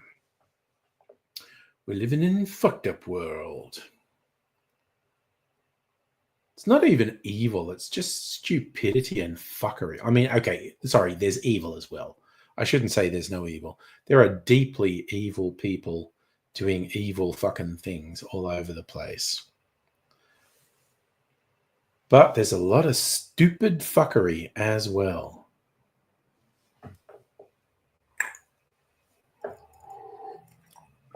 Look at me spouting calm, well thought out logic and reason. The problem with the world is stupid fuckery. and evil people. It's a bad combination. That's all I'm saying. There's the old saying, when, things go wrong or things are shit, never ascribe to malice that which is adequately explained by stupidity. Is basically saying when you see politicians, people in power, influential people fucking shit up, don't assume it's premeditated evil. They might just be stupid pieces of shit. I have broadly always agreed with that. But in practical terms, if the world's getting fucked up, if you personally are getting fucked up, does it matter that much if you're getting fucked up by actively evil, malicious people, or if you're getting fucked up by stupid fucking morons who just can't help but destroy things? If you're being destroyed, does it matter the motivation? It's still these a-holes doing it. The actual ruling to allow Trump run makes no sense. Well, again, I don't know what ruling you're talking about. I also don't know what that second sentence means.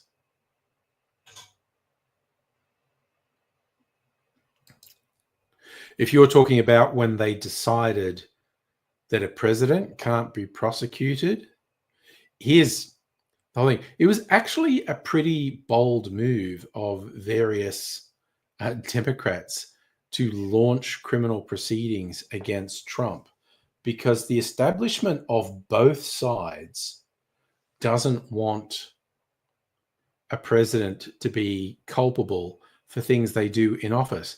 Because if you're the American president, you are going to do crimes. And that's also why America doesn't respect the International Criminal Court. Does things like look at war crimes and whatnot, because the US either commits or actively aids war crimes around the world all the fucking time. And they're basically like, yeah, we don't want rules to apply to us, actually.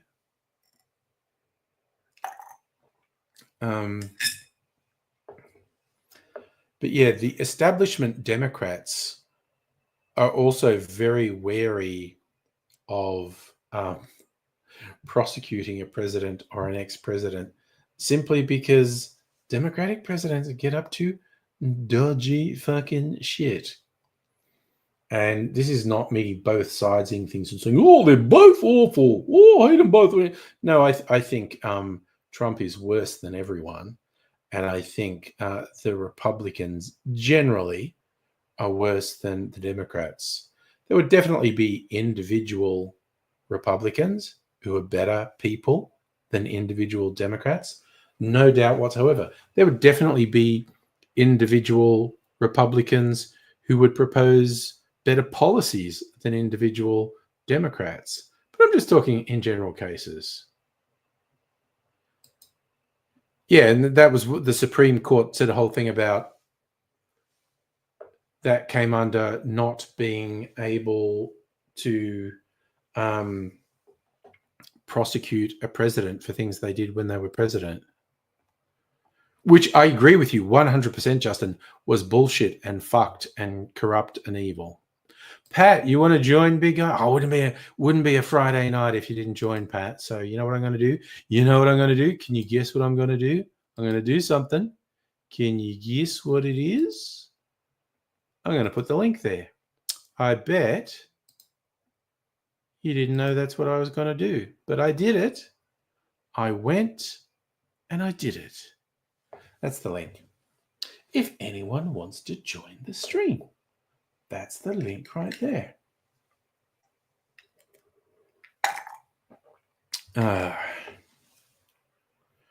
And we'll see what the big guy's been up to. I'm thinking of a separate one. Well, there were a bunch of cases. There were a bunch of criminal proceedings against Trump.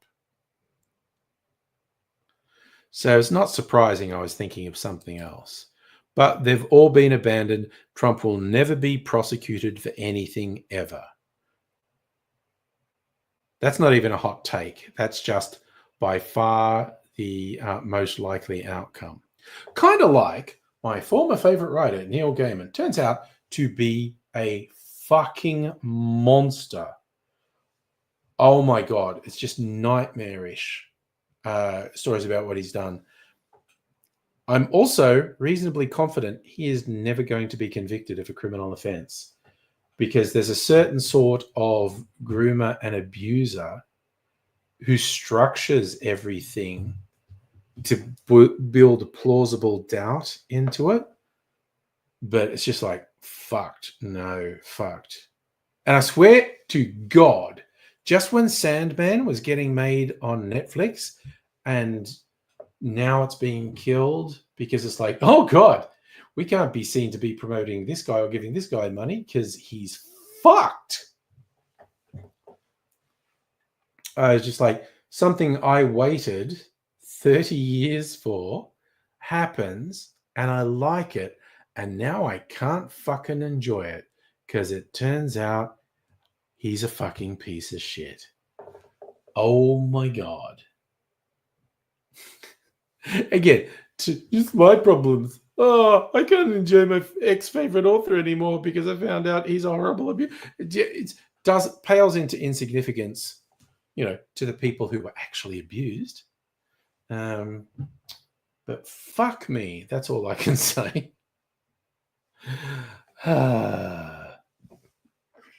It's just like, oh my God, what a piece of shit. Yeah, and it's like the same fucking deal. Good Omens. Another adaptation, and it's just gonna die because it's like, I'm not being associated with this fucking guy. Jesus Christ. It's just like, my God. Oh, I was just thinking to myself, when's Pat going to appear? Look who it is. Hey. Hey, man. How you doing? You're looking a bit rugged good. up. No. Yeah, it's cold. Yeah, it's cold in the shed.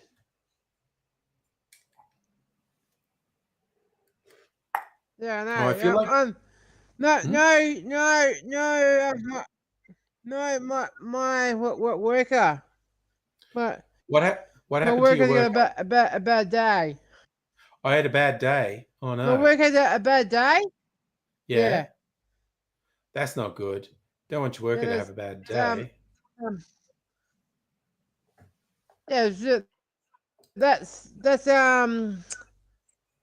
my worker is from France. Yeah. Ex France. I don't know. I don't know.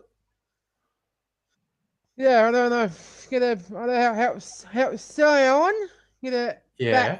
Yeah. France. Out to your girlfriend. Back. Okay. I That. see. Also, I Yeah. need Yeah. I need Megaleech to explain this meme to me. Yoda surrounded by seagulls. I feel like I'm supposed to understand something about a flock of seagulls. I don't know what's going on here. I feel like that's a reference that I'm not getting. What's the joke with Yoda and the seagulls? And hello, honey. That's weird. That is weird. I agree, Pat. That's weird. Yeah, no. Okay, does Dr. Abigail get it? No, I don't know. I don't get it. Yeah. What was that? Oh, okay. It was I was about to say, was it the bad lip reading thing? There's a YouTube channel called Bad Lip Reading, and they will occasionally do things like with movies, TV shows, whatnot, where there's just pictures of people talking, and they do. Oh, Pat's disappeared. They do some bad lip reading, and it's funny. And sometimes you disappeared, Pat, but I just heard you.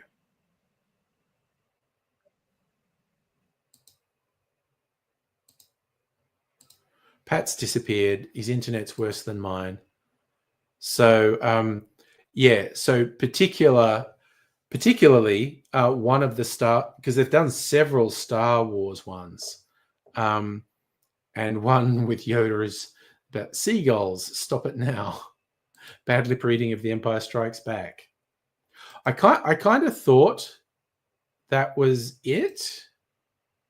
But I was trying to place it in my head. I have to admit, those bad lip reading people, they do that I find really funny is like American football. They just managed to do some funny stuff with, and political ones like presidential debates or things in the House or Senate in American politics, and they just do bad lip reading. They're a hoot, is what I'm saying. And yes, I will cop to being easily amused.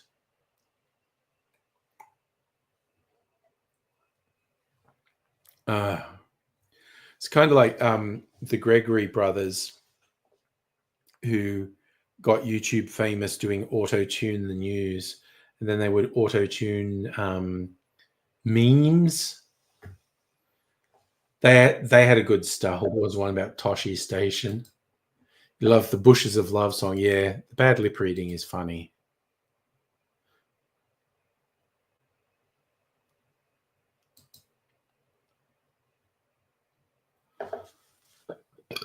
And I mean, it doesn't always work. Sometimes the things they voice over the lips is a stretch, to say the least.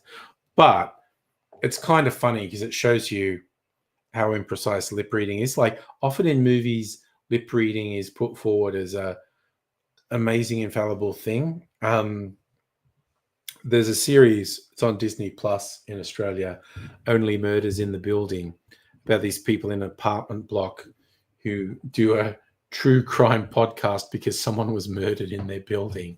Steve Martin and oh god, his long time. Oh god, okay.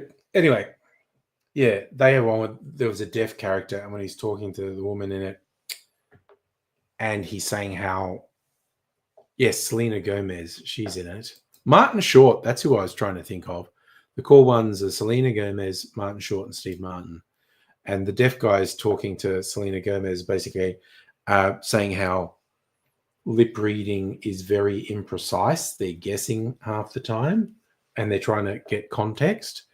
And she goes, oh, from movies and stuff, I always thought that you just knew. And he just says, yeah, they don't use many deaf people as consultants on those movies.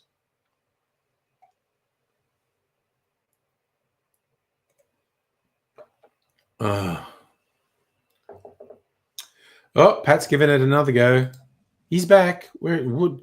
Yeah, I'm back. Why are you so off center, Pat? What are you doing? Well, I don't know. You're an off center kind of guy. That's what we're saying. All right. Yeah. But your internet looks better now. I don't know. It just crapped out there for a while. Yeah, that I fixed my Xbox 360. Get it up. Oh, you're doing it through the Xbox. Okay, I get it. All right. I get it, Pat. Okay, Pat. Okay. Sorry, I watched so much fucking Letterkenny.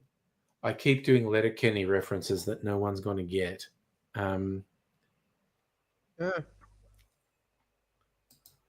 What is even lupus? Like, there's always these, like House, that show with Hugh Laurie would make references to lupus. How is it? Selena Gomez is great, definitely. Yeah, and cute. Sorry, what? And cute. Good cute girl. Okay, it's not lupus. Yes, that was like a meme for a while. It's not lupus because of House. Yeah.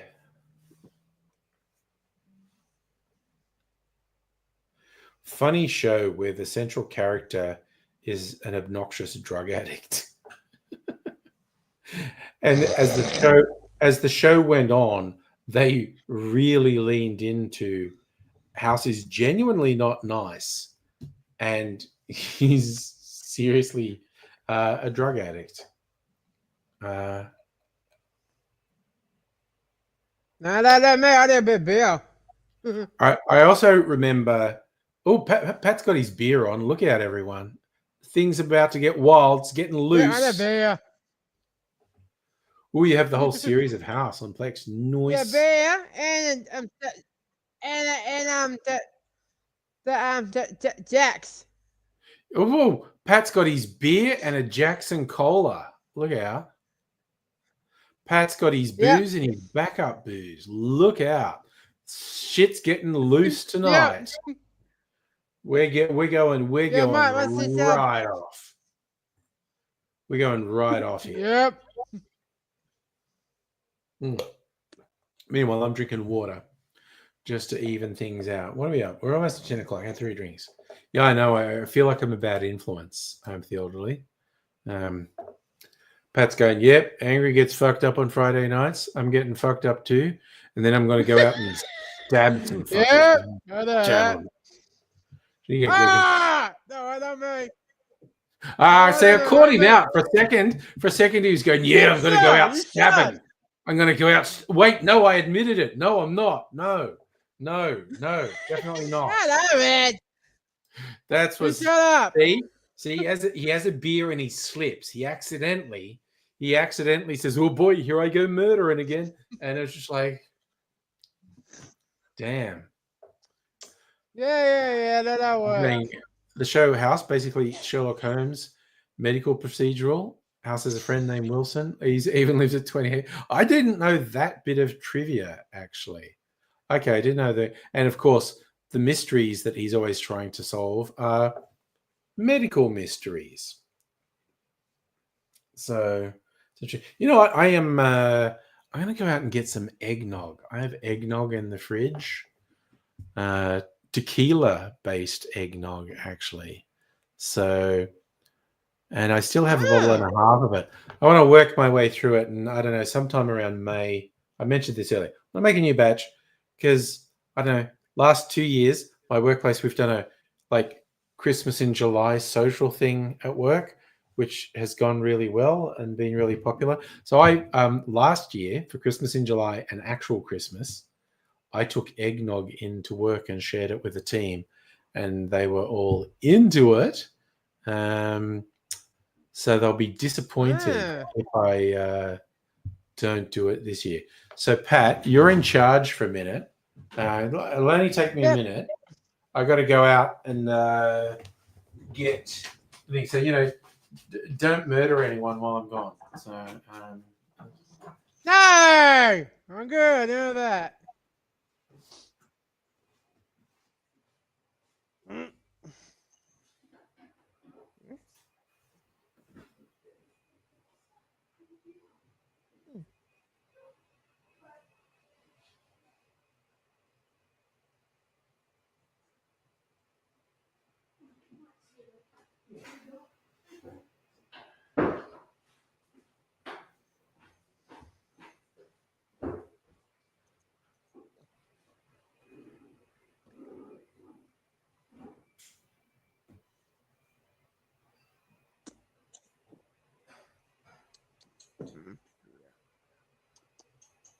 Tough one.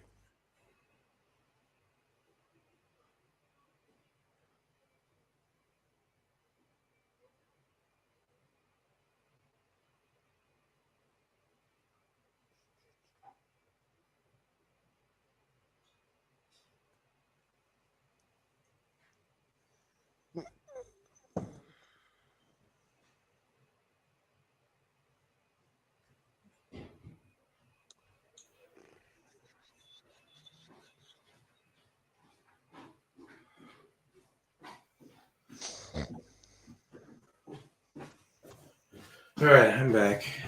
Did Pat murder anyone while I was gone? Nah. Okay, everyone in the chat, tell the truth. Did you hear someone in the background of going, Oh, God. help me, help me, this got me tied up, help me, someone help me. Did you hear that? Did No. anyone? Yeah, because without me making noise, you never know what you'd hear. It could be a whole thing. No. Oh, No, I'm drinking my beer. you're just quietly drinking a beer, watching this guy in the Yep. corner begging for mercy. No, smuggling assassin. I've got money. I can pay you. Well, I saw that. What? That wasn't me. Yeah, no way. I He was saw you. checking. I saw you doing that. Yeah, I Don't do no. that, man. No, I was just no, help me, someone help me. He's got me prisoner. See, I heard it. I heard your voice. Then. Yeah, I think Pat's got an app for checking all his dungeons where he's got guys chained up. I'm just saying. No. Hmm. No, Rob, I missed Rob that. was ringing you. Okay. Just Yeah, checking up on I you. missed that. You missed a call. Yeah, I missed that. Oh man.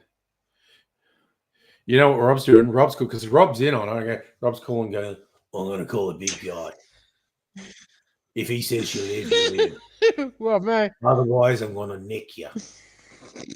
Bad news. He didn't answer. You fucking.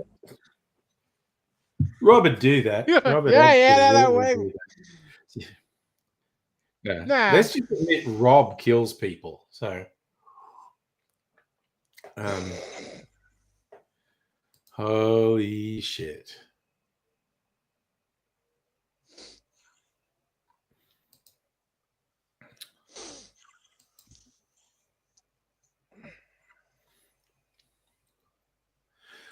Okay, I also don't. Okay, Megaleech, you keep putting up memes I don't understand. Okay, so there's this one. Huh? All right, I'm gonna share this up. Where are we? This meme. So it's like saying rich people and poor people, they both die, they're both in coffins. What's the people hit by trucks? I don't get it. What? I don't get it. That's so weird. Yeah, what's the third one? What does it mean? I say but what? it kind of looks like a walled city. Okay, it's an anime thing. Whoa. Okay, it's an anime thing. And I don't get it because I'm a square.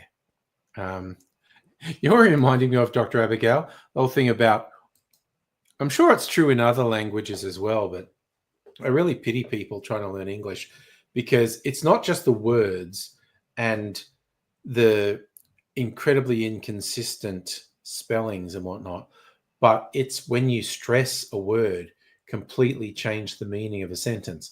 And the famous one was, situation where stuff has been stolen. Someone says, you said I was the thief. And the response, I never said you were the thief.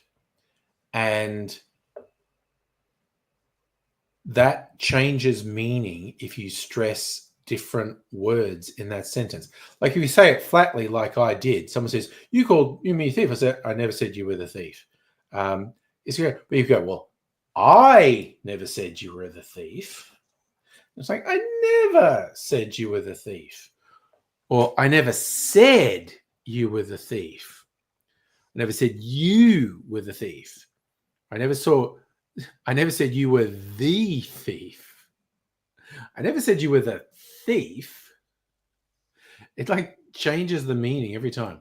So it's reported that Truckkun's role is to kill people in their original world, subsequently send them to a new one. in the isekai genre, the idea of being sent to a new world by being killed by a truck became so common, turned into a meme. See? And I don't know doodly squat about that. So I needed you to explain it Yeah, to me. man, I don't know. Hmm. What do I know? I do a Sergeant Schultz and say, I know nothing. Nothing. Dang. Yeah, I saw your drink, the blue drink. The blue drink I Where's made earlier. that? That's Yeah, where's that? I don't know. that's just from Coles. Like I was in Coles Oh, supermarket the other day, and in the Pepsi section, there was this bright blue Pepsi Max called Electric, and I couldn't resist. I went, "That is an oh, incredibly wacky color. I need to share it on a live stream, and I need to make some sort of cocktail with bright blue Pepsi." And so oh, I did. oh, no. Yeah. So I never saw that. yeah, it's some wacky stuff.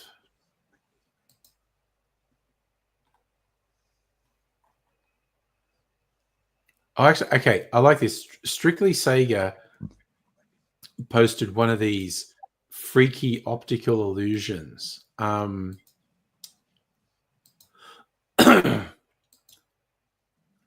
And I can't. Oh, actually, I can scroll it. Ooh. If you look at it, that's a completely still image. But if you look at it, your brain starts to tell you that it's moving, and it's so That's weird. good.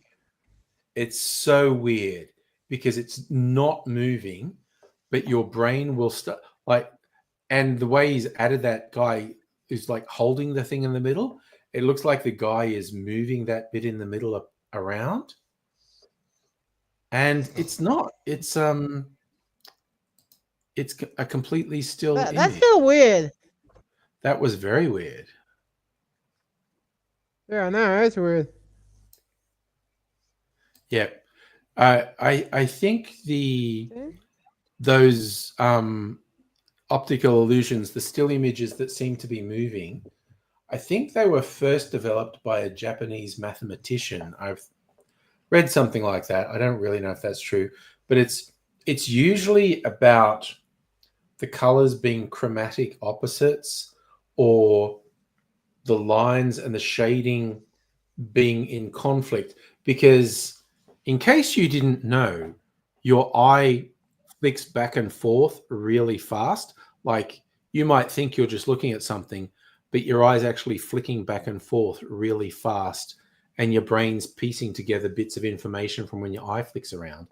And certain images Oh, fuck with your brain because your eye flicking around sends the brain really weird messages about that image. And even though the image is not moving, because of the way your eyes flick around, your brain starts to go, yeah, that's moving. It's absolutely freaky. yeah, that's kind of weird. Oh god, we're getting some very twisted memes on the Discord now. Actually, I have to share this one. I thought, is this too risque? they can. Strictly Sega put this one on there. Let's do this. A dominatrix standing there going, "Are you a naughty boy?" And the guy in the bed says, "Yes," and pulls off the costume, and it's Santa Claus. I fucking thought so. On the naughty list. I just love the depths of how surreal that one is. That is friggin' wild.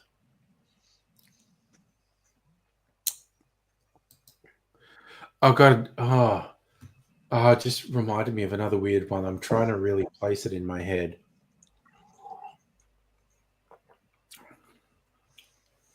Oh yeah, okay. There's a kid, a young boy,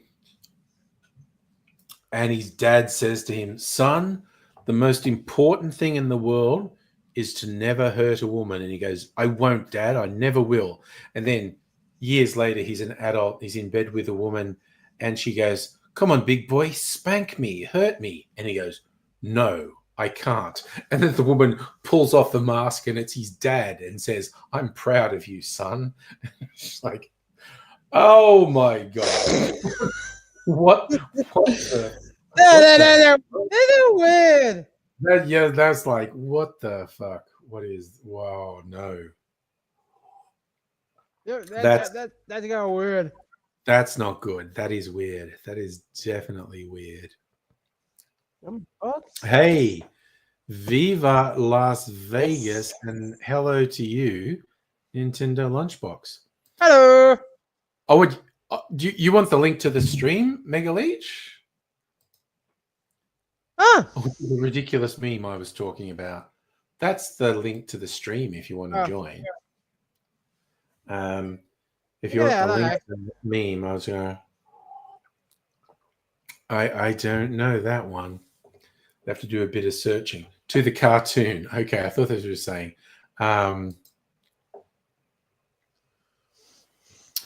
Cartoon webcomic. Son never hurt a woman. Let's see if it comes up. It fucking did. Man, my search ability is fucking awesome. I Toon Hole. My God, what a terrible. Okay, I'll put the link in. And then I'll show it as well. I'm putting it in the Discord.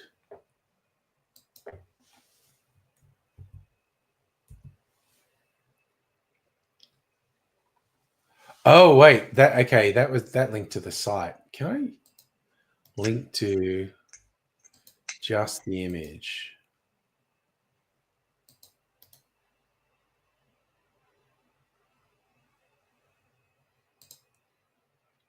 I'm going to delete that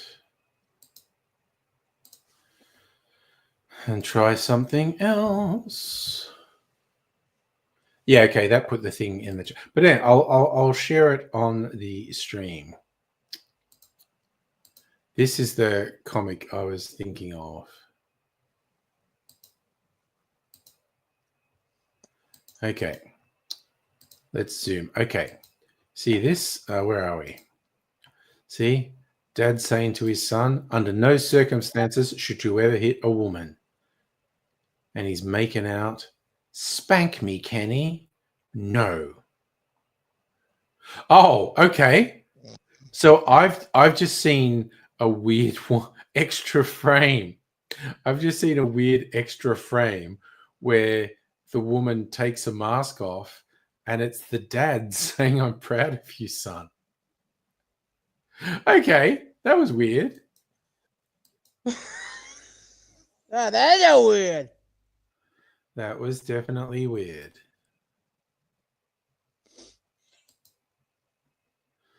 Definitely weird.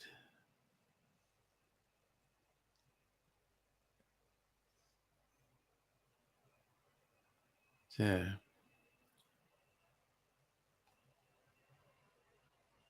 All right, so either I just saw a twisted version or I misremembered something. Yeah, now you know where mind is. Yeah, maybe I made up the last bit, honestly. Oh shit, I was gonna bring that up. Fucking Liam Neeson is making a Naked Gun movie. That did my head in when I saw that. He's playing Frank Drebin. He's playing Frank Drebin's son. I didn't know. That absolutely did my head in. Go look on YouTube, Naked Gun trailer. It's coming out this year. It's like, oh my friggin' God.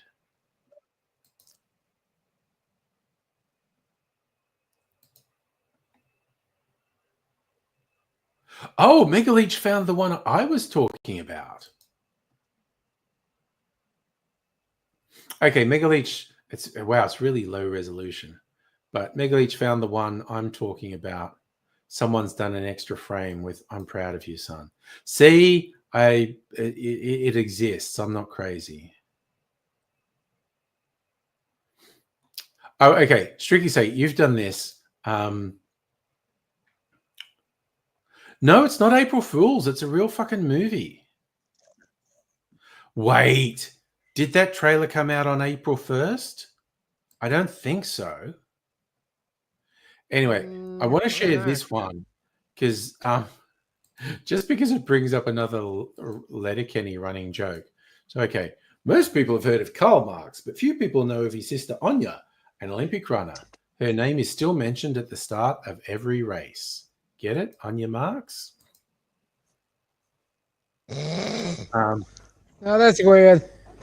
But in Letterkenny, the town has a neighboring Mennonite community who are old traditionalists. So no, Home for the Elderly says it's real. It's a Netflix movie been hearing about for ages. Okay. No, it seemed far too elaborate for an April Fool's joke. But anyway, on Letterkenny, they have a neighboring community of Mennonites who, are leading their old traditional lifestyle. They're descendants of like Dutch immigrants. And there's one guy who keeps visiting. The surname is Dick, and it's spelled D-Y-C-K because they're Dutch. And his name is Noah Dick. And so sometimes when he's saying something about something he knows, he'll go, "I know a Dick." And his wife is called Anita, as in her name is Anita Dick. And whenever the Letterkenny Hicks go and visit the Mennonite Dicks, it's just all this really silly innuendo about hammering boxes and gashes, and it's incredibly silly, but still funny. The upskirt bit was kind of funny.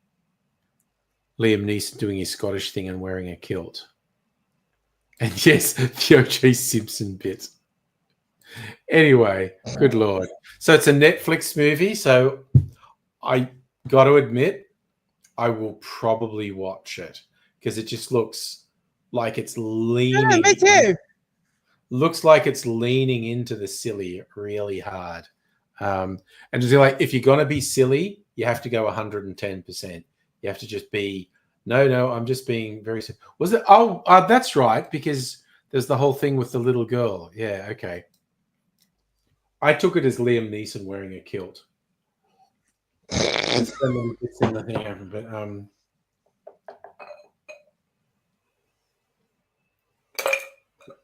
but anyway, I think I should stop drinking alcohol and grab some mineral water. Reach Uma. There's a cavernous box. Just like the innuendo I was talking about with Letterkenny. Sticking my whole arm into a cavernous box to get a treat. Yeah, I like a silly movies. I kind of agree. Yes, hydrate, everyone. That's what I'm doing. Yeah, I saw the movie on Monday. Oh, you saw The Yeah. Working Man, didn't you? The Jason Statham movie. Yeah, that one's the best. Yeah, it's kind of like You know, every Jason Statham movie. He looks exactly the same. He talks exactly the same, and he does exactly the same thing. Just goes around wreaking vengeance on. And I love it. I love Jason Statham movies. and a gun and a bomb. Yeah, I just love he always looks the same, and he always does exactly the same thing. Just goes around Yeah, killing I saw that. everyone. That's cool. Yes, we were talking Yeah, movies. Yes, and that yes, is gonna help the girl. You know, the girl's the what about as the boys go, yeah, I'm gonna take it all that. Yes, Val Kilmer was in Tombstone. Now he has a Tombstone. I might even rewatch Tombstone. I think I mean I said this on Tuesday, I'm pretty sure. I think I can confidently say Tombstone's my favorite Val Kilmer performance. I just love the way he does the Doc Holliday dying of emphysema. And it's just like, I'll be your Huckleberry. And just because like they're dealing with those outlaws, and he's just coming across like a sick and possibly drunken fop, but he's just like he's really dangerous, and all the criminals are like, you're kind of looking weird and stuff, but I don't want to get in a gunfight with you because you're really dangerous. And when he finally gets to show down Johnny Ringo, didn't I? What did I say? Did I? What? Yes, tuberculosis that he's dying of. Did I say emphysema or something? You know, fatal lung disease. Anyway. Oh. Yeah, my sister did. My sister did this today. What is that? Oh, your sister gave you the Jack and Coke. Yep. Yeah, my dad go my sister's house today. Okay. I home. Yes, Val's Grave should say, I'm your Huckleberry. You're Daisy. Well, and lots of other quotes, yes. Yeah, also, that money's on really soon. Weekends 2. Which 2? Megan? You're the Oh yes, girl? Megan 2.0. I never watched the first one, but I see that there's a sequel. I saw that. It's wicked. Your type of movie. I saw that. Yeah. Hmm. Oh yeah, I know. Look at that. Yeah. Yeah, that's soon. Look at that. I did see an advertisement for it. I'll tell you what I'm going to watch tomorrow. I think my recovery watching, because Reacher is over. Reacher finished last week.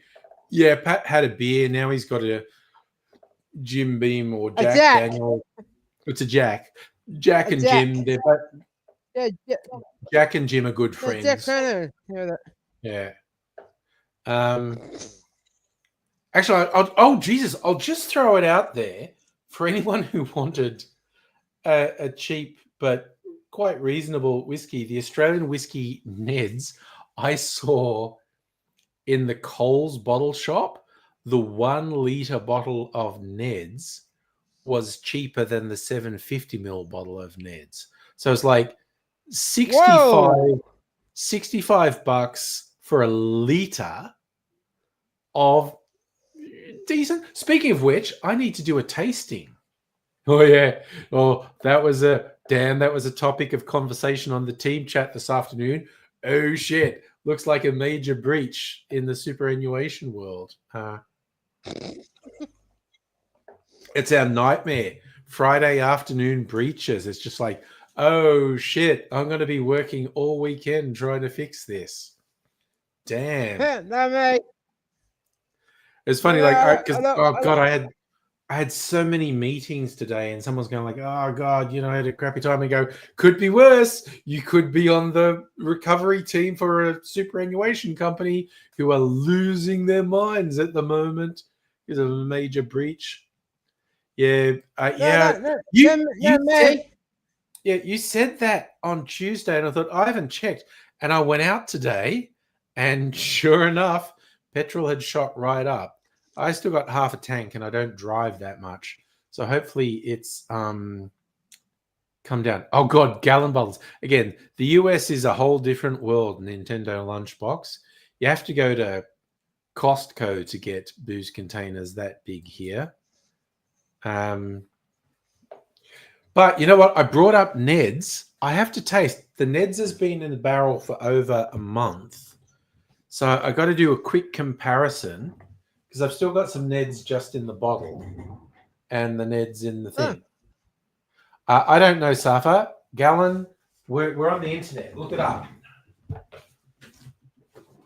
All right. Ned whiskey.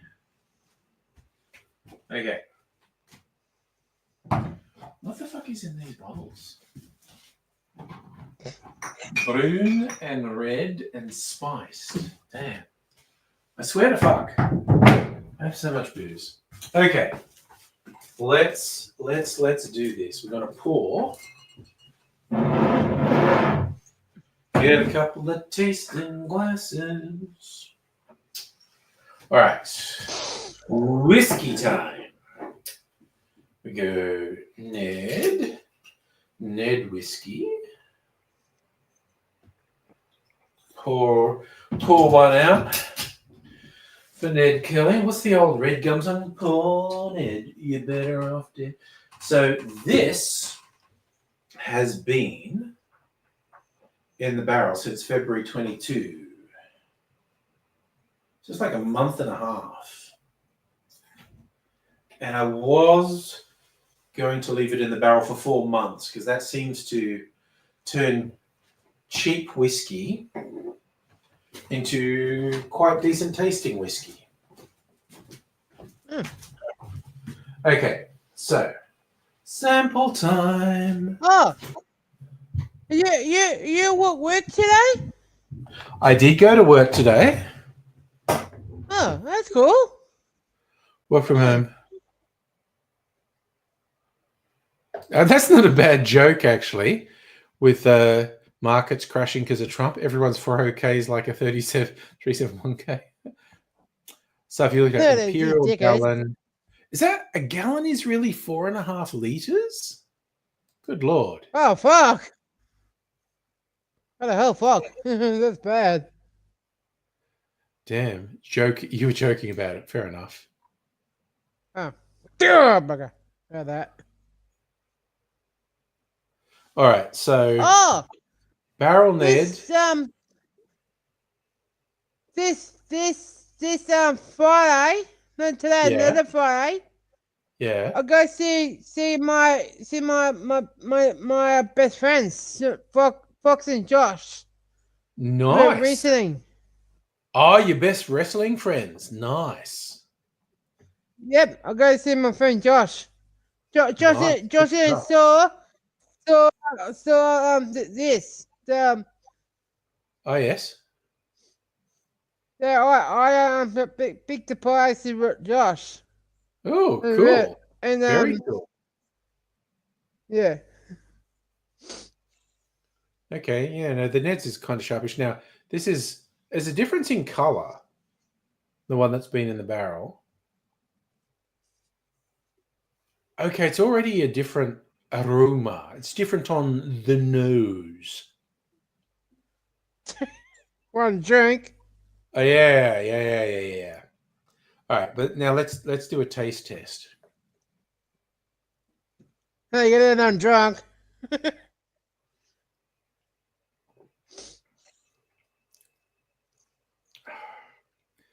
Yeah, you know what, Ned? You know, it's a decent whiskey. I think it sits next to Jack Daniels or Jim Beam. I don't Jack Crystal now. Speaking of stuff in cans, I had Ned's and Dry once, and it was really good. Not okay, not acceptable. I was surprised at how good it was. It was really good. Oh, yeah, we're talking about can't get into Australian Super. Yeah, because of hacking. How do Pat's other friends feel about not being best friend? Well, you know, I think there's a lot of competition for who gets nominated as best friend. But you got to be in wrestling, I think. No, I don't know. Lots of friends. Lots of friends. That's all right. Yeah. And my best friends. Here. Ooh. It's Well, you. yeah. Sorry, I'm just going. Damn. Just like a month and a half in the barrel has really changed the Neds. It's mellowed the flavor and made it a bit richer. Yum. Yeah, I Yes, bet, best friend. you probably should have your super all-in-one account. Oh yeah, they may have stopped anyone from logging in because they haven't controlled the breach yet. What, So who? the superannuation funds, Pat, a whole bunch of them, Oh, evil hackers got into them today. the And dickheads. yeah. So it That. it might be a day or two or even more before we know how bad the breach was, how widespread it was. Yes, I know. I did actually see that, and that was the official directive from the companies at one point. Like, oh yeah, check your details and your password, make sure it hasn't been changed, but you can't get into the sites. But No, mate. that might even just be uh, panic. Like, if everyone tries to get in at the same time, it's the equivalent of a denial of service attack, and it becomes impossible to log in.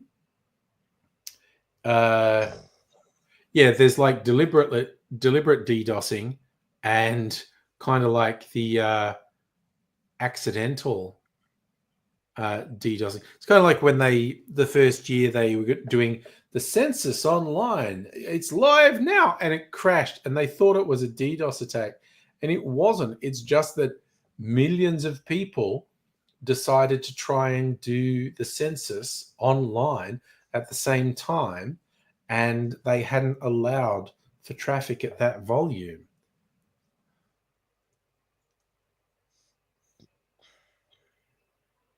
But yeah, when's Paddy going? Oh, where's Paddy going? Is the whole thing. Who's Paddy Oh, going to? where? Me? I'll go see my friend Josh and Fox pretty soon. Pretty soon? Josh. Yeah, this not today. The Friday I go see Josh and Fox recently. So not Go today, see but my next friends. Friday. Yep. All right. Oh, damn. All right. So the experiment with the cheap whiskey in the barrel seems to be going fairly well at the moment. Um, What do I do I'm pretty here? sure I too. want like what is the Coles bottle shop's called Liquorland, yeah? I know. I'm just gonna double check just for fun. Oh, that was a fun noise, Pat. What the hell was that? I Ned. know, my phone. No, my fair. Oh yeah. I know, it's real weird.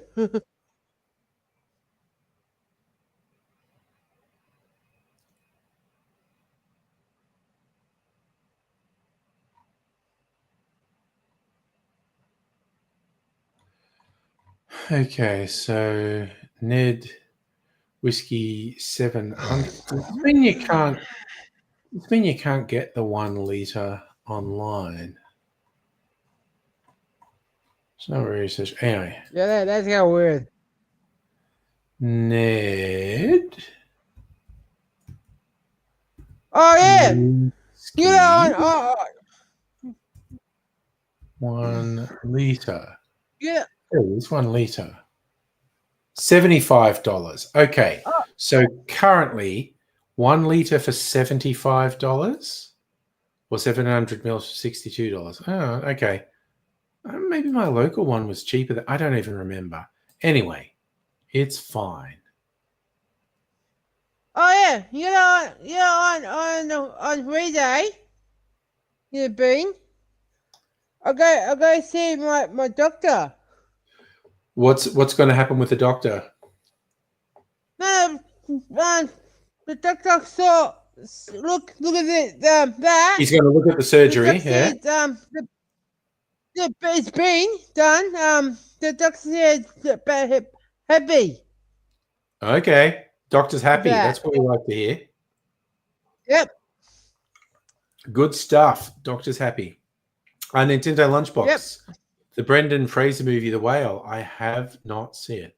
Oh, yeah. Are you going to go and see the Minecraft movie, Pat? I don't know. I don't know. Maybe next week. See. Gotta see. Look, see. I Gotta look see. at my I look at my phone. You get it, All right. John. It says my workout. It says so on. All right. Good stuff. Look at that. I know. Someone got a bad day today. You got your Fair enough. girlfriend. Had a bad day. That happens. Bad days Yeah, happen. I help my workout today. You get a Good good man. day. Good man. Good stuff. Yeah. All right. You got a So big heart. You know that. Don't know if I'm watching any movies this weekend. As we keep talking about the Val Kilmer stuff, and as I said, I am tempted to rewatch Tombstone just to see my favorite Val Kilmer. But also, Oh man. I think my recovery thing tomorrow, there's a new thing on Prime. It's called Mob War or something. It's got Tom Hardy and Helen Mirren and Pierce Brosnan, and it fucking looks kick-ass. And I look but back down tomorrow. So tomorrow. what are you doing? Having a breakdown tomorrow? Breakdown. That's resetting. They Yeah.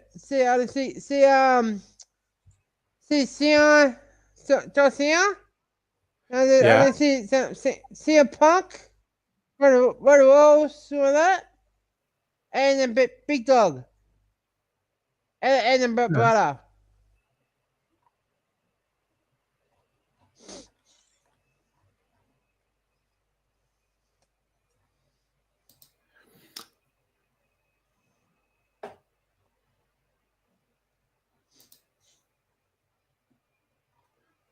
So maybe the movie's not called Mob War.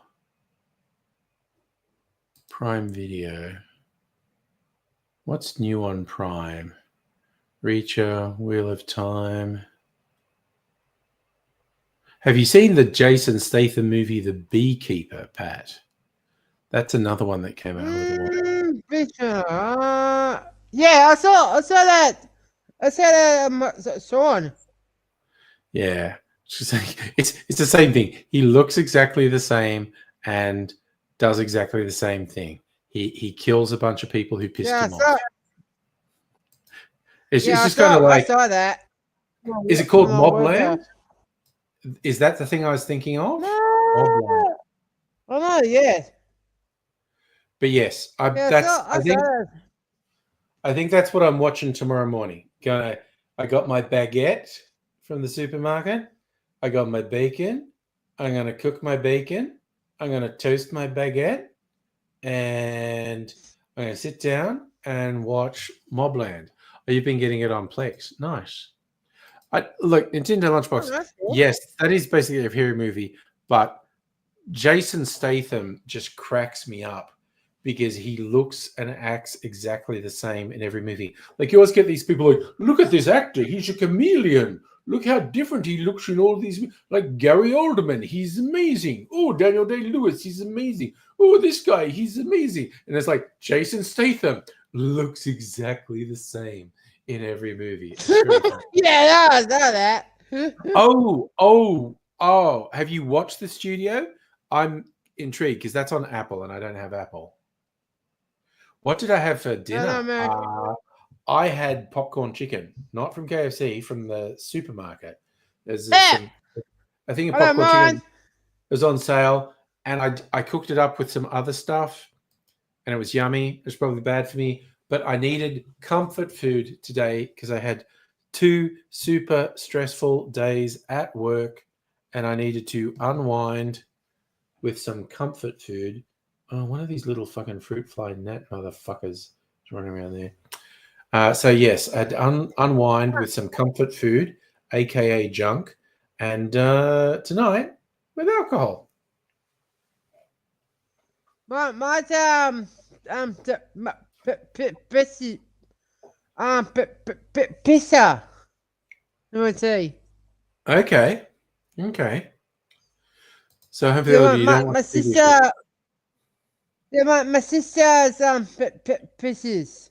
This is the best. Fair enough. You imitated Jason Statham by saying at the end of the sentence, "You know what I mean?" Oh yeah, you're a movie guy. I maybe will. Like I said, That's I'm gonna fair. watch. I'm gonna watch Mobland this weekend. Like I said, maybe some movies, maybe something new-ish, maybe something old. Who knows? I haven't watched those discs you sent me yet, and they're all good movies. But well, que sera sera. Basically, whatever will be will be. Um, and I don't know about you, Pat, but for me, the future's not mine to For see. me, Yeah, no. or what? I actually, I've heard that's something Pat sings when he's on a job. Um, when he's got him tied up and he sings "Que sera sera," whatever will be. The future's not ours to see. And then he just leans in and go, "But I got bad news. I know what your future is. You ain't got one." Shut up, man. Pat You does better Pat say, does the man. one-liners. You all know Pat does the one-liners, right? He watches Jason Statham movies and he goes, "Yeah, that guy does. I'm going to do one-liners." Um, You're not.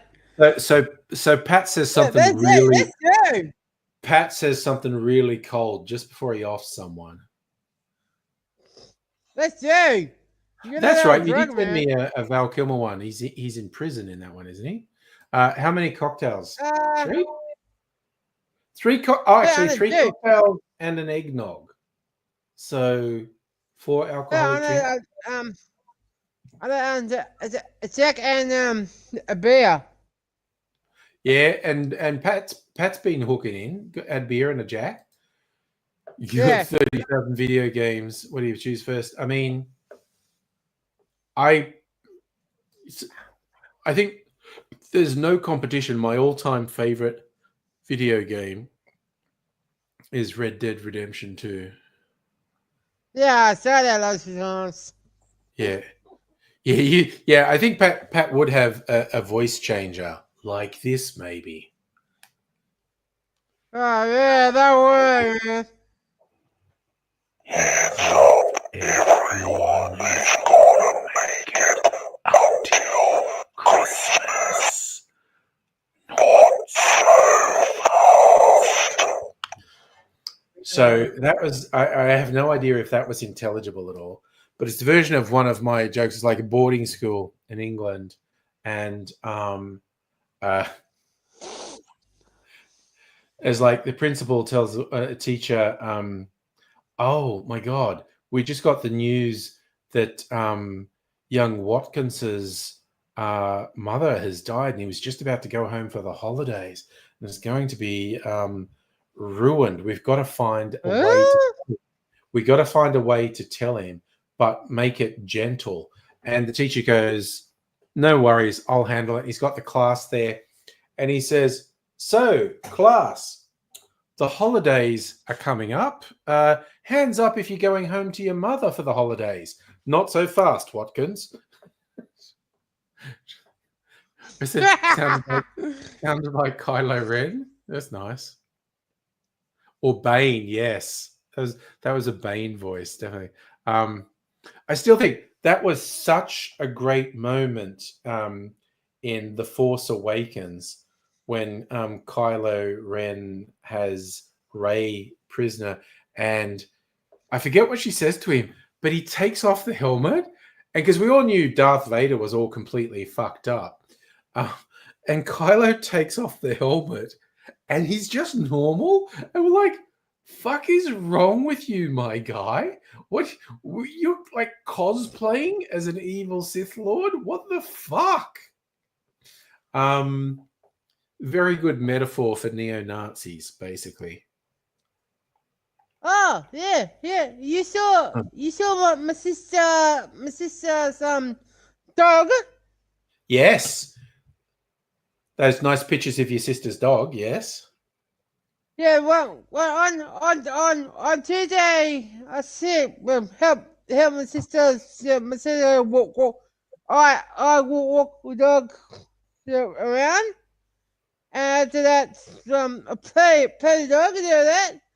And once day I sit down, the dog, up, take me to there, that man was Does he like you, Pat? He wanted to kiss you. Yeah, Although I was worried. And my dad. I was and my worried. dad. I was worried because the last thing I said was Kylo Ren was a metaphor for neo-Nazis. I was just worried. You know my sister's dog? He's a Nazi. He's a Nazi dog. No, take me and my dad. Why did Ren and Rey kiss? Hopefully, all he says to appease horny teenagers. No, it's because fucking Rise of Skywalker was terrible.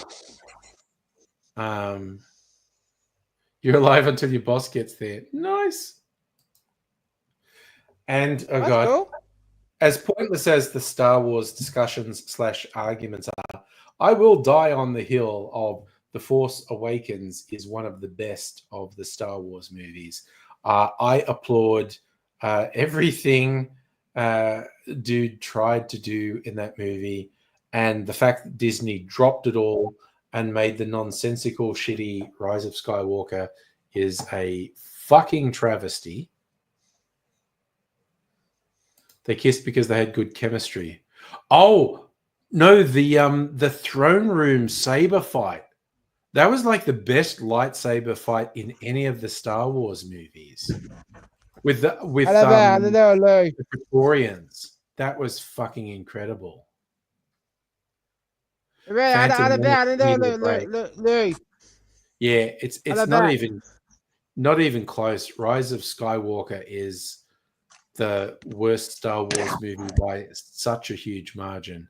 Well, I think Pat, there goes Pat. Here I go murdering again. Disagree, hard disagree, 100%. While at the same time saying you're free to experience it the way you experience it. No, disagree, hard disagree, 100%. But it's the whole thing.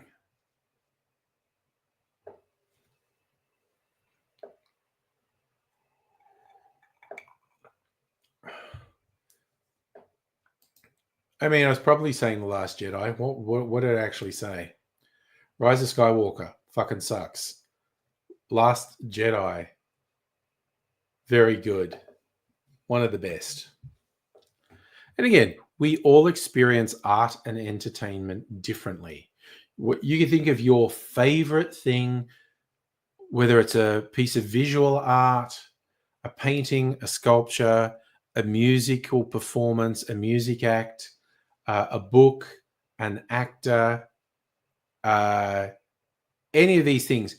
Whatever your favorite is, whatever you think is the best, most perfect, flawless thing ever, there are people in the world who thinks it sucks. There are people in the world who thinks it's terrible, because everyone's experience of art and entertainment is subjective. And that's okay, because we are not a monolith as human beings. And speaking of human beings, look, it's Dr. Abigail. Hello. I'm not a human being. I am a cat. That's fair. Oh, the Okay. cat. Oh, you've Oh, actually yeah, the got cat. have you got the cat ears on the headphone? No, No, I'm just a there's cat. not a light there, Anyway, so so I'm sure. here is why that fight scene is bad. Sure. The choreography is atrocious. There are just times when the Praetorian guards are just spinning for no reason and doing katas. Ray is doing just wild swings that anyone could block. The fight scene is a fucking mess in terms of fight choreography. It's ridiculous. There are times when their swords disappear. It's just you Okay. break it down. It's a With, nightmare to with watch. the disc, It's just with I the disc, can't watch it. with the disclaimer, I haven't watched it since the movie came out. Hard disagree. And Okay. on the topic of hard disagrees, I disagree with every defense you've ever made of the prequel trilogy. They fucking suck. The battle scenes, all the battle scenes, the space battles, the land battles, and the saber battles are great. They're all good. Every one of them is good. I like all of them.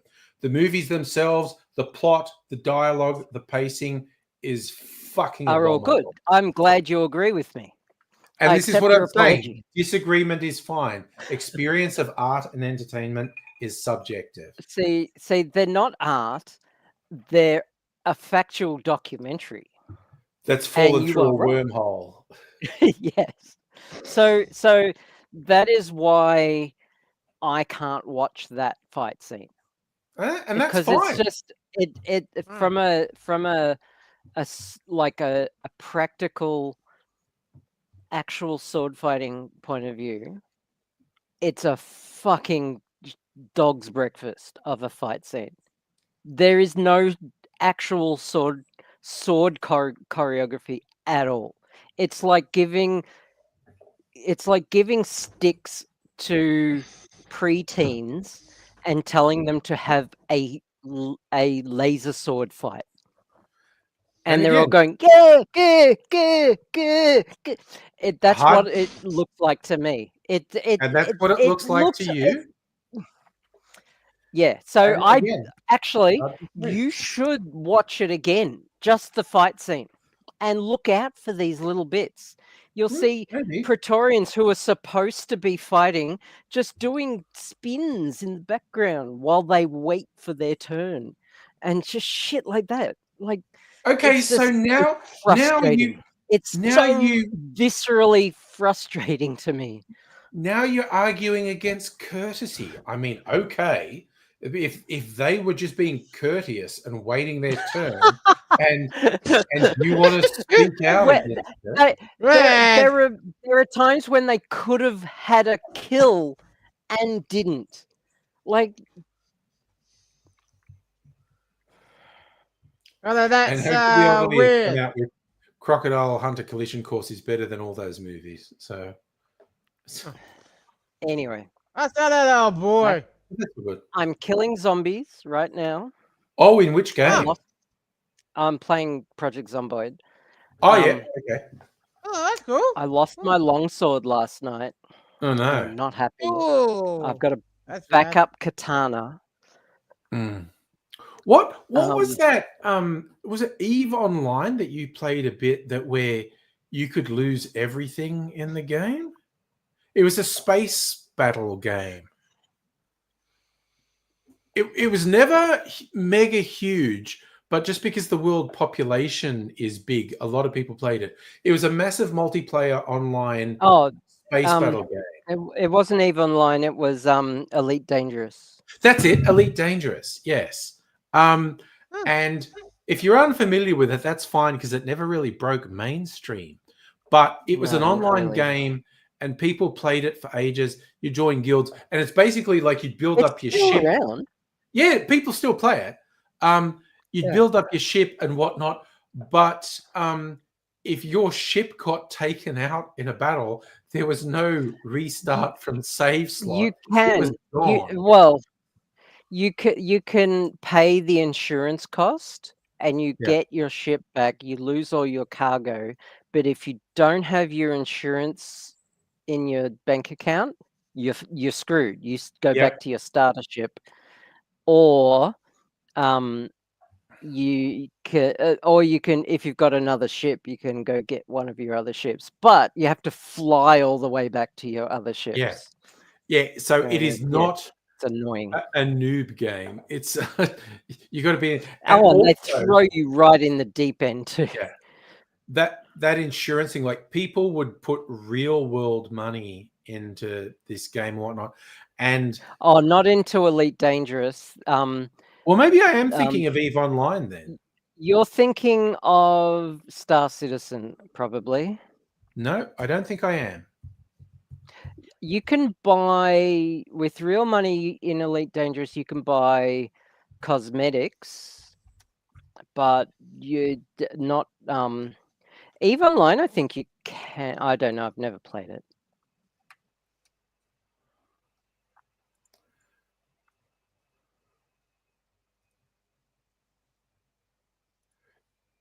It's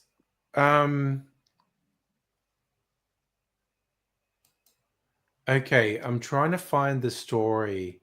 It's like Eve Online, infamous for its scammers, Yeah, fair enough. pirates, and ne'er-do-wells. A member of the game's Council of Stellar Management stole all the holdings of a 4,000 person alliance, took their money, their ships, their Death Star Citadel. Okay, that's just one of them. The one I was thinking of, and I can't remember what it was, there was a game where people put real world money into it, and someone essentially started a bank where it's like, for the insurance or whatever, like, I'll hold all the wealth. And they were trusted and they were honorable, and they slowly built up like over 5 years, and they were completely reliable for like 5 years, and they had millions of dollars in assets, and one day they just fucking disappeared. They spent 5 years building up this scam to where everyone trusted them and was putting real world money in these people's control, and then they just disappeared. And it was just like, when people logged on, and it was like, wait, what? And they started talking to each other, and everyone's going, wait, what?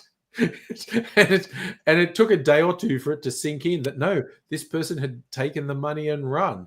And it was just like, yep, that's how you do a con. You do the long con. You earn trust, you reward people, and they have faith in you, and then you just fucking betray them. Wow. What I was Real saying, world Nintendo money. Lunchbox, Nintendo Lunchbox. Just because say money. Well, there is you an got to. enormous number of games have in-game currency that has no value Yeah. outside the game. So when you say money, you can get it mixed up with the in-game currency. Yeah, most games have in-game currency, and but some games, real world money is involved in it, and yep, sometimes Yeah, people as soon as you do. include real world money, it's a recipe for scammers. You just invite scammers in. You might as well just say, scammers, we're gonna give you a license now. Yeah, an equally funny one that wasn't a scam but was a disaster in one of the games, because you end up with these huge alliances, all these people around the world, and it's thousands of ships, and because they're in different time zones, there's always someone on patrol and da da da da da. And in one of the games, I don't know, one guy made a mistake, and he hyperspace jumped deep into the enemy's territory and started this massive shooting war. And he just messaged everyone in his guild like, oh no, under attack. And they all joined in. And the thing that like none of them were doing, because no one wanted to lose their ships, but thousands of people on both sides were involved in this massed battle. that lasted for hours, and it ended up with one of the groups essentially being wiped out, and all because one dude made a mistake. He put the wrong coordinates into a jump, and it's just like, no. when I read the stories about it, I was like, oh my God, these people, and this wasn't a money thing, but it was a thousands of hours thing. These people had put thousands of hours into developing their ships, and it all got fucked up because someone went, I made a mistake. And because the others wouldn't abandon someone in their guild. If they did, if they just said, you're an idiot, you're going to die. But they all jumped in because that's what you do. And it was this massive battle that wiped one of them out. It was hilarious. Yeah, it was a mad Leroy Jenkins move, except it was accidental. Probably one of my all-time favorite internet memes is Leroy Jenkins. For those who don't know, it goes back to one of the really old multiplayer online games, like a dungeon game, and it was World of Warcraft. Everyone knows about early World of Warcraft. A team, they're planning an attack on a boss, and there's like someone coordinating. Is okay, like you've got to do this and get these spells ready.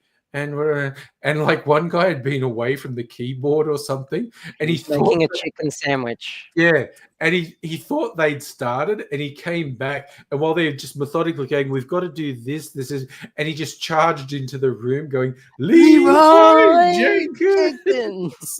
And because he started, the rest went in and tried to help him, and they all got killed. And so, which finished with the other guy going, God damn it, Leroy. It was a really nice sandwich, apparently.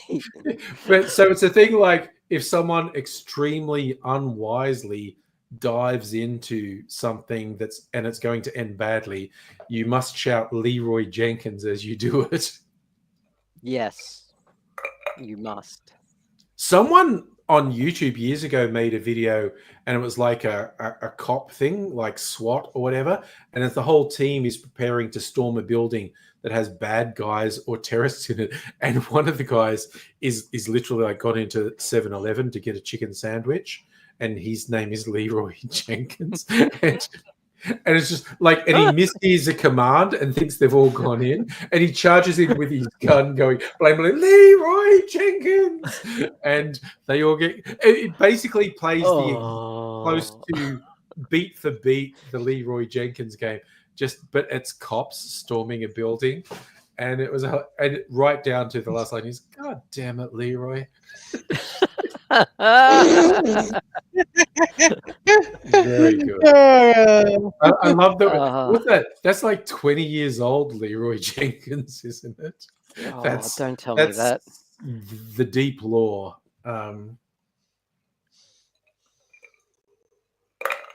Yes.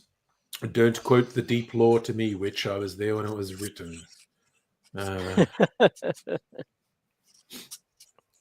Actually, let's look it up just to find out when it happened. I want to know. Oh, that again. Leroy Jenkins. Okay, there's a Wikipedia entry for Leroy Jenkins. Player character created by Ben Schultz for World of Warcraft. 2005, we are coming up at the 20th anniversary of Leroy Jenkins. Oh, that's weird. Nice. Well, it was released. Oh my God, May 11th. I've got to do something for that. May 11th is the 20th anniversary of when the video was uploaded. It's in a month's time. Yeah. I got to do something. What was his character on WoW? Oh, the character was called Leroy Jenkins. Yeah, but what was his character class? Human paladin. Yeah, okay. So you need a human paladin themed drink. Yeah. And it also has to be called very the chaotic. Leroy Jenkins. Very chaotic. Oh, it's got to drop a shot into it. It's got to be in a tall glass.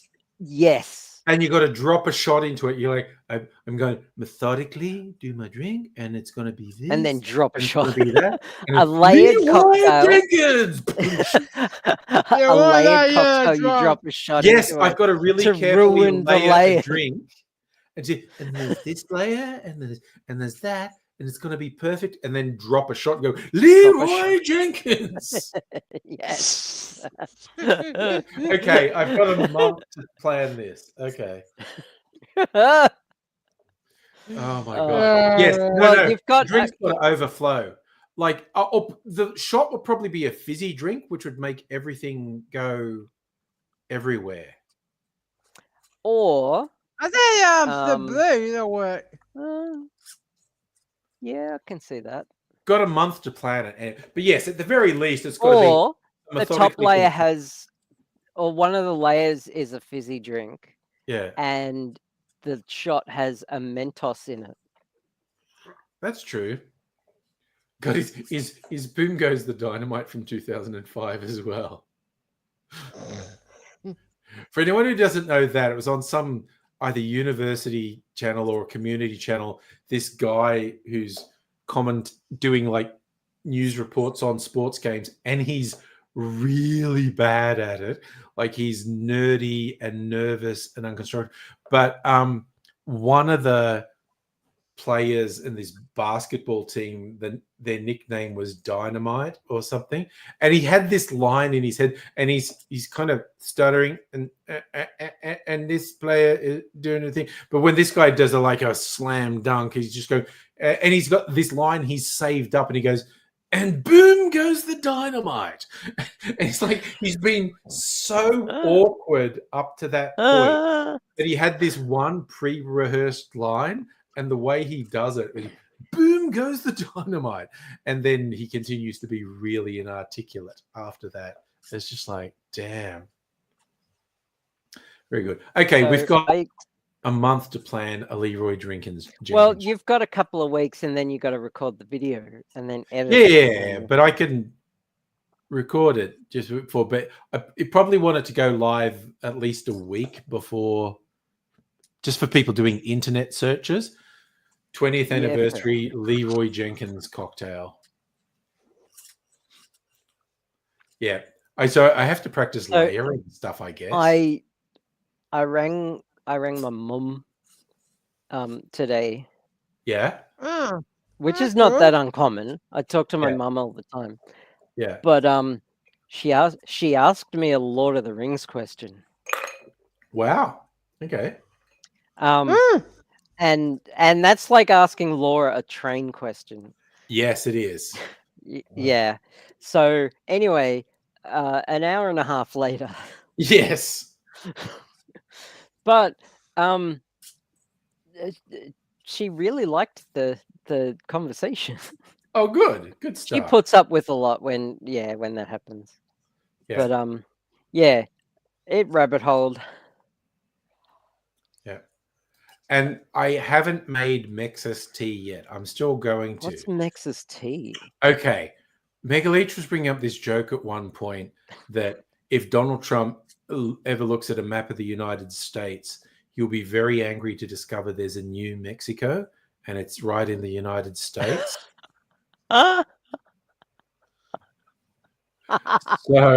So we have to read, and it's like, with him wanting to say the Gulf of Mexico is now the Gulf of America. So he'll want to rename it. So we came up with he should rename it to Mexus because it's between Mexico and Texas. So it should be Mexus. And then we're saying there should be a drink for it. And it was going to be a version of a Long Island iced tea called a Mexus tea. Because of course Texas tea is oil, but we don't want to do that. But so I'd never actually finalized. It wouldn't be 5 because like Long Island iced tea is like a bit of 5 different spirits and you top it with cola. So we're going to have a couple of spirits from Texas and a couple of spirits from Mexico. So You need Tapache in it. Turns out that I can't drink Tapache. why not? It has a bad reaction with me. Either that or I'm Yeah, making no. it wrong somehow. It's just 'Cause sugar every and time- water and pineapple. No, it's not. It's got a living culture in it. Yeah, no. It's And it but doesn't have sugar in it anymore. Because the but- yeast but ate all the sugar. But that's what I mean. No, I was talking about making it because the pineapple Yeah. rind has the living culture in it. Yeah, I And know. so it ferments the sugar. Yeah. I am aware of that. Yeah, I know something you're aware about of the it, but you way said you're I'm making making it it. wrong. It's pineapple, There's- rind, water, and I'm sugar. okay, so I'm making it right, but there's something about it that disagrees with my digestive system, is what I'm saying. Brewed stuff can do that to you. For some people, it actually So- settles their stomach. Other people, not so much. Fermented stuff So- can ferment in your stomach. So, yeah, that's what is happening with me. And it is not agreeing with me. Yep, Oh, that yes. makes sense. Mia My Bazoo, first my YouTube video. YouTube channel's 19 years old this year. But yeah, the Leroy Jenkins wasn't uploaded to YouTube initially. There was a video sharing site for World of Warcraft in-game videos. Yes, the rant on the toilet. That was about a year later. Hitchhiker bacteria, that could happen. Yeah, possible. It I was mean- my first batch. It was my Yeah. first batch that did it. I haven't tried the second batch, Yeah. which was done in one of my new brewing jars. So Yeah. I'll Yeah, have to give it a shot.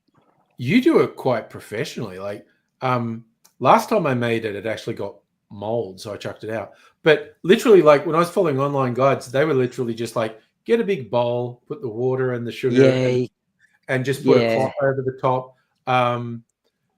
I had 2 or 3 successful tapaches that way, but literally the last time I tried it, it grew mold, and I was like, okay, well that's bad. I'm just tipping that out.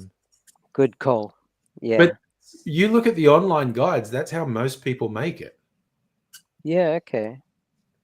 Yeah, All they I do wouldn't is do just that. cover the bowl so bugs don't land in it. Yeah, if it's a bowl, Yeah. the opening is too wide and you're getting too much air exchange, so it doesn't get a chance to ferment as much. But you cover it with like a tea towel, so you're not. Yeah, you're still getting a lot of air exchange. Oh yeah. You know Whereas what? in a fermenting jar, there is literally no air exchange. Yeah, no, that's So much it's more controlled and professional. Yeah. Yeah, so you stir it up to start with, so that the yeast has some air to start multiplying. But then once it runs out of that oxygen, it starts metabolizing the sugar and fermenting. The fermenting starts. Yeah. The fermentation starts. Yeah. And that's an anaerobic process, and it generates CO2. So that's why you don't have the wide brim bowl. Like, I mean, you can, I guess. It's just not it doesn't produce a high alcohol yield product. It does not. That's probably why.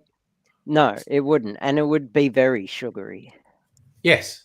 That's apparently how most Mexican people make it. So it's like at most like 2%, maybe 3% ABV. Whereas mine is probably a lot more.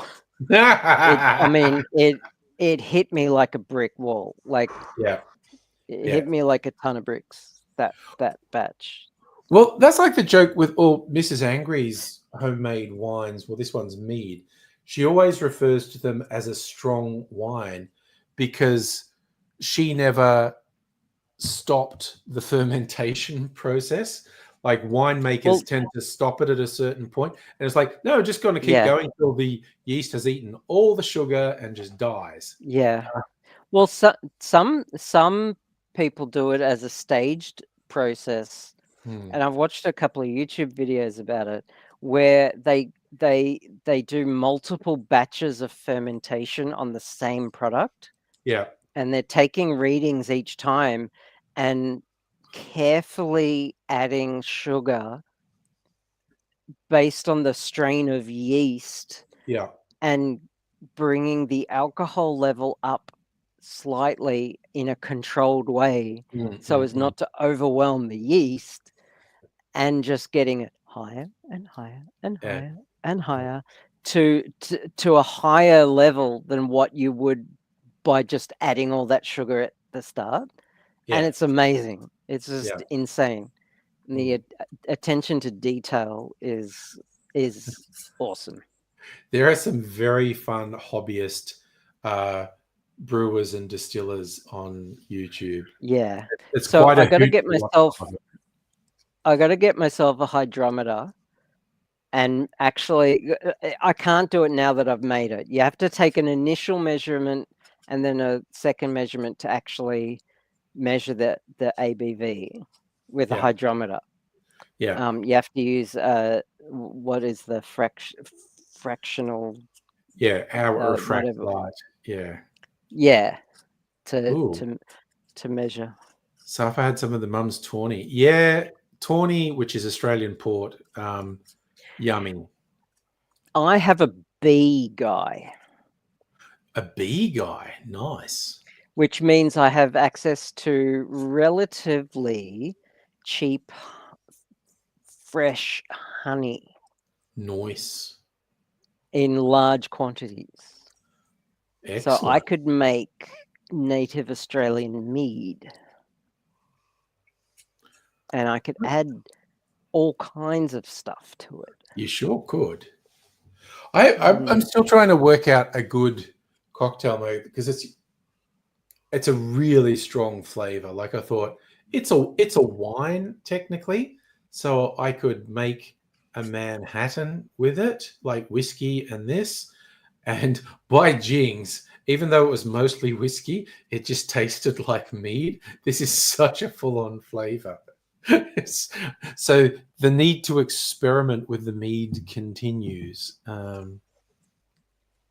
It must have a lot of honey. It must be mostly honey then. Oh yeah, and also like Mrs. Angry, she was really serious about it, like with not both the fermentation and the aging. Like that apparently aged for years. Oh God, yeah. Before being bottled.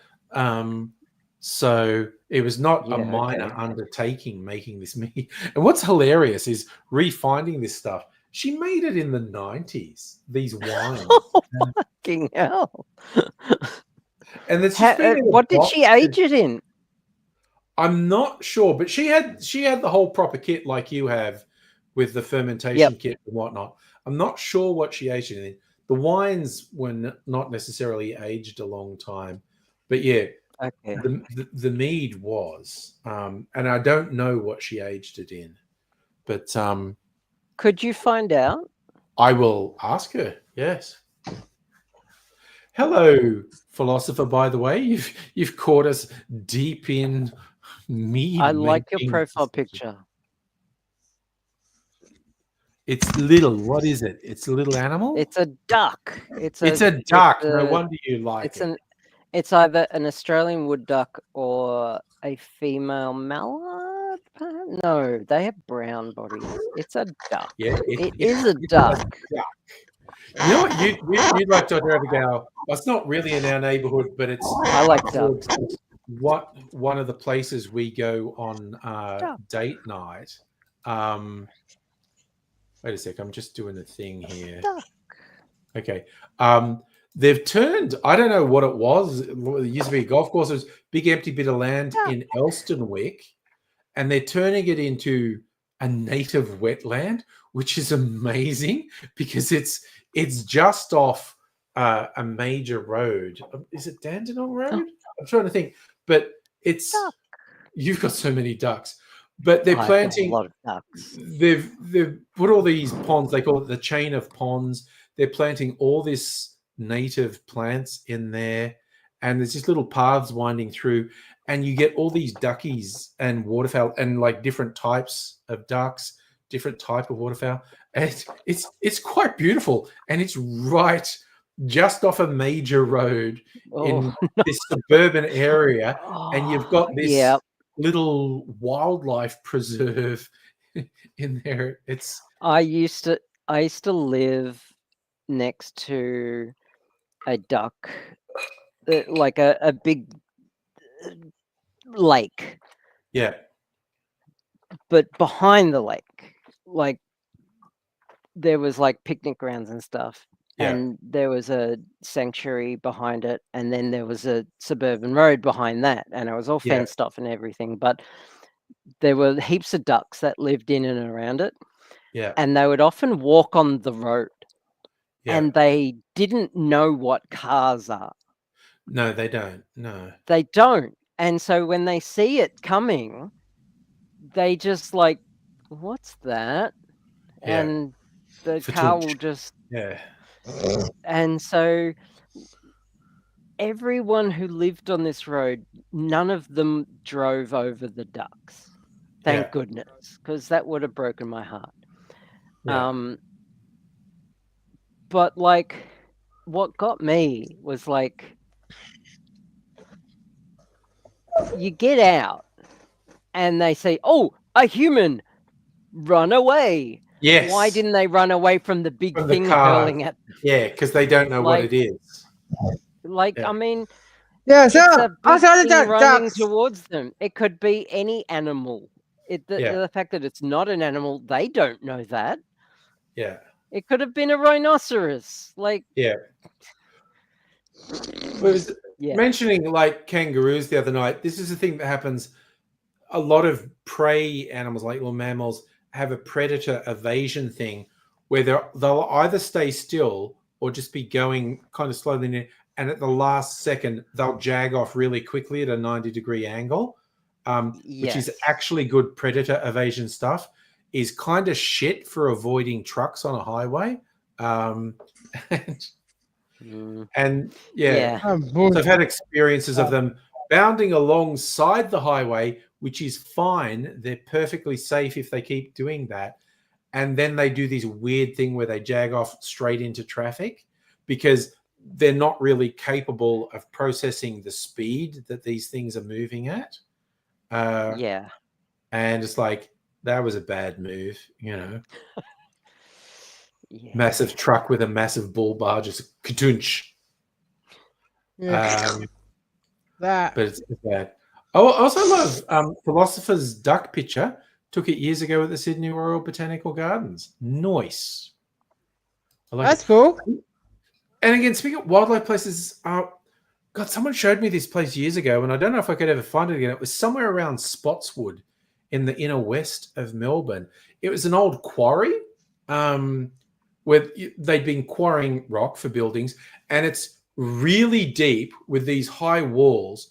And because it was very solid rock, and ended up getting filled in, and there's a lake, and they turned it into a park, but it's absolutely surreal because you're at the bottom of this quarry, like the trails you walk on, and there's a little pond or lake with duckies and whatnot, and there's all like the Westgate Freeway and all these friggin' roads up here, but you're down in this hole walking around. It was absolutely In a surreal. quarry.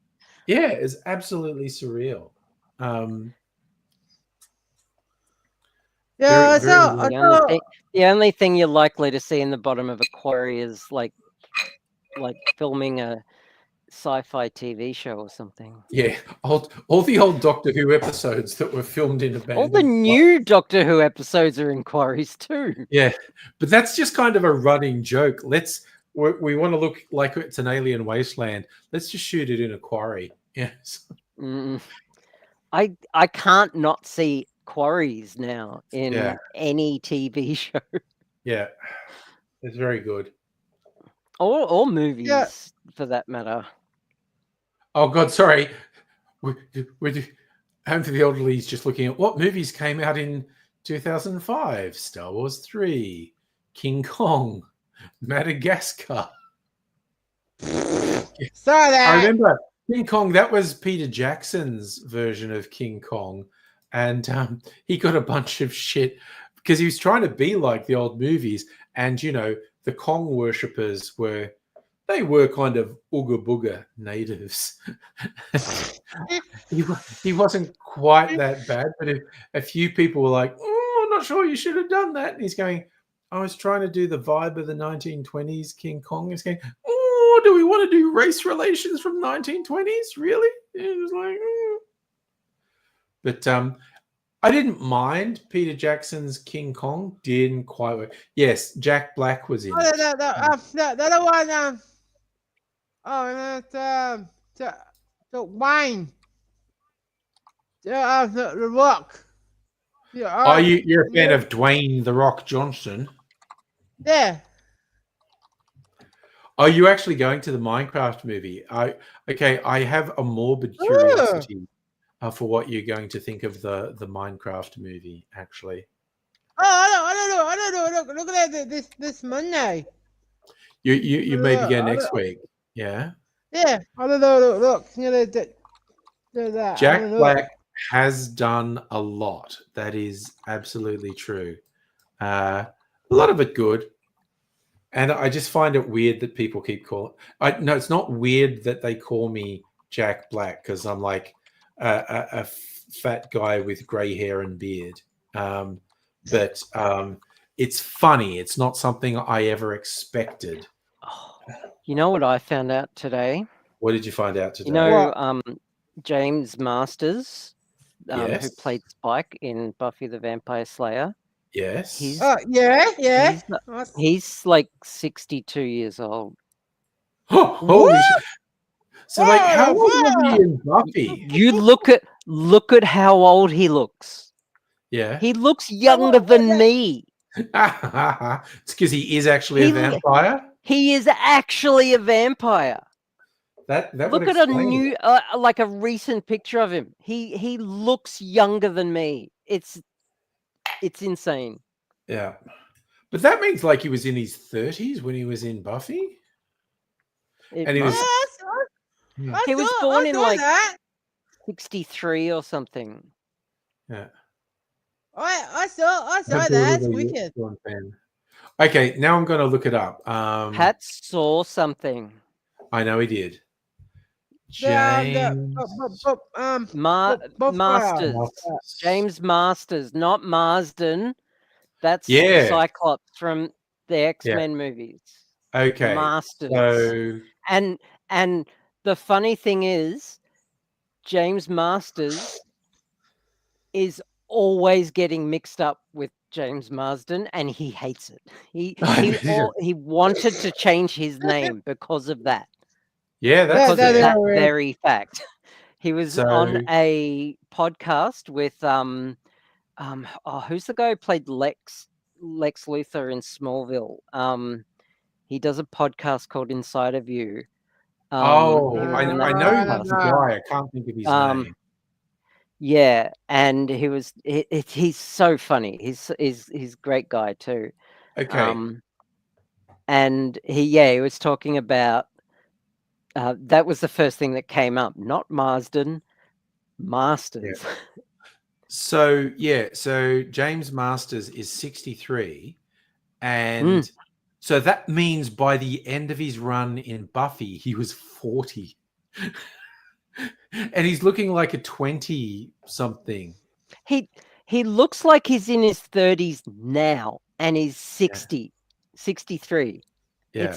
It's not fair. And this is coming from me, who I look like I'm in my I don't look my age. Let's my dad's 78. Your dad's 78. Yep, now. Nice. Okay. Yeah. Oh my god, but the older pictures of James Masters with the cheekbones and the really short, hollow cheeks. That's an amazing head he had. Okay, Home feels like he reckons he does look 63. I don't know. It's I don't.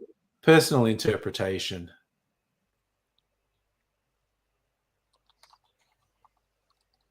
But yeah, it's friggin' wild. Thinking that he was 40 by the end of his Buffy run. Yeah, no, he's definitely an actual real vampire.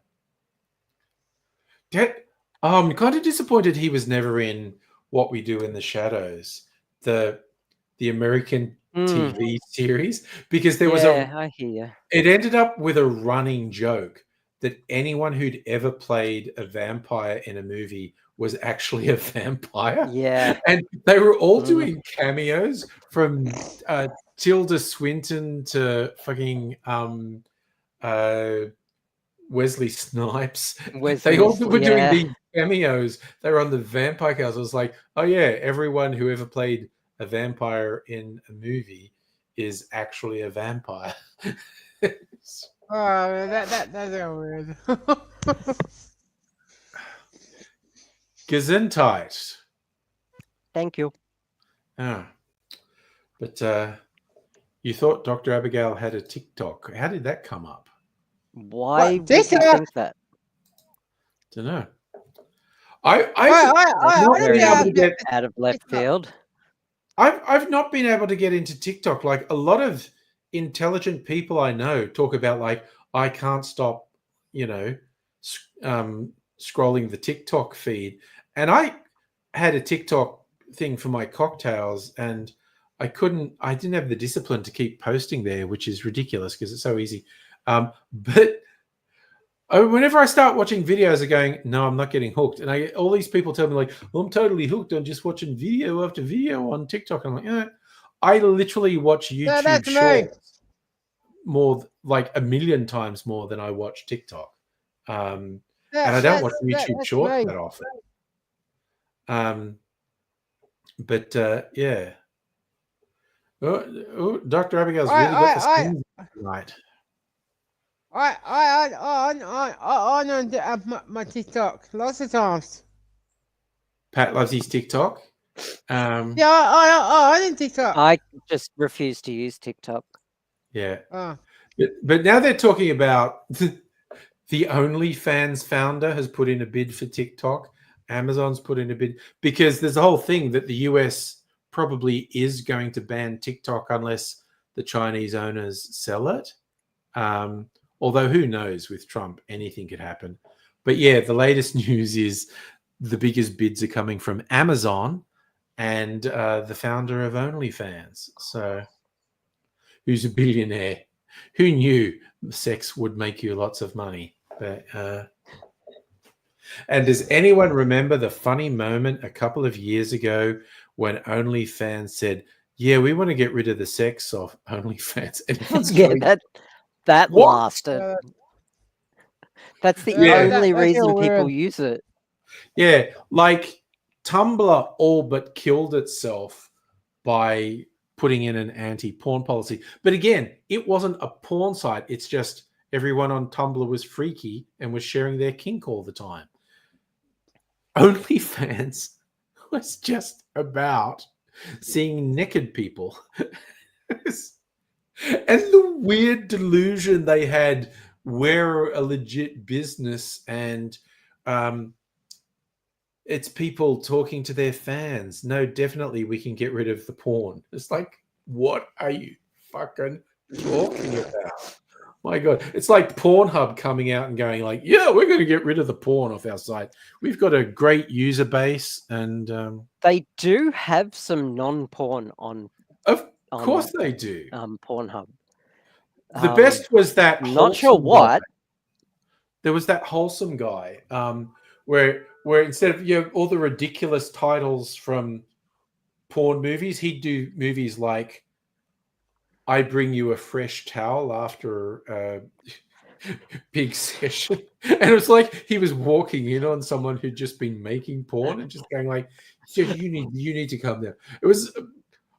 Now I want to look him up. I bet if I just go wholesome guy on Pornhub,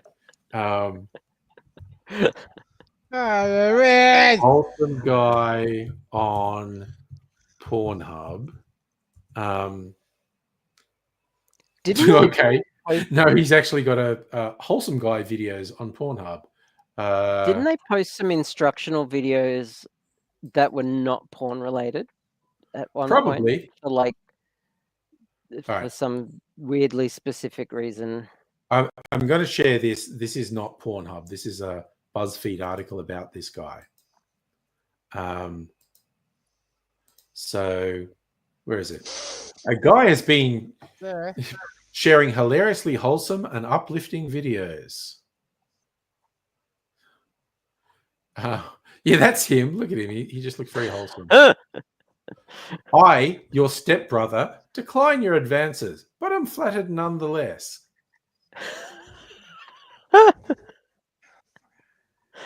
Oh, jeez. Where is it? The kinkiest thing on Pornhub. Forehead kiss compilation. I do the dishes without being naked. Sorry, I've Oh, got without being a asked. here after. Where are we? Okay, so this here's a few. I offer you water in case you are parched post orgasm. I hug you and say I had a really good time tonight. Then I go home. I, your stepbrother, decline your advances, but am flattered nevertheless. Point of view, forehead kiss compilation.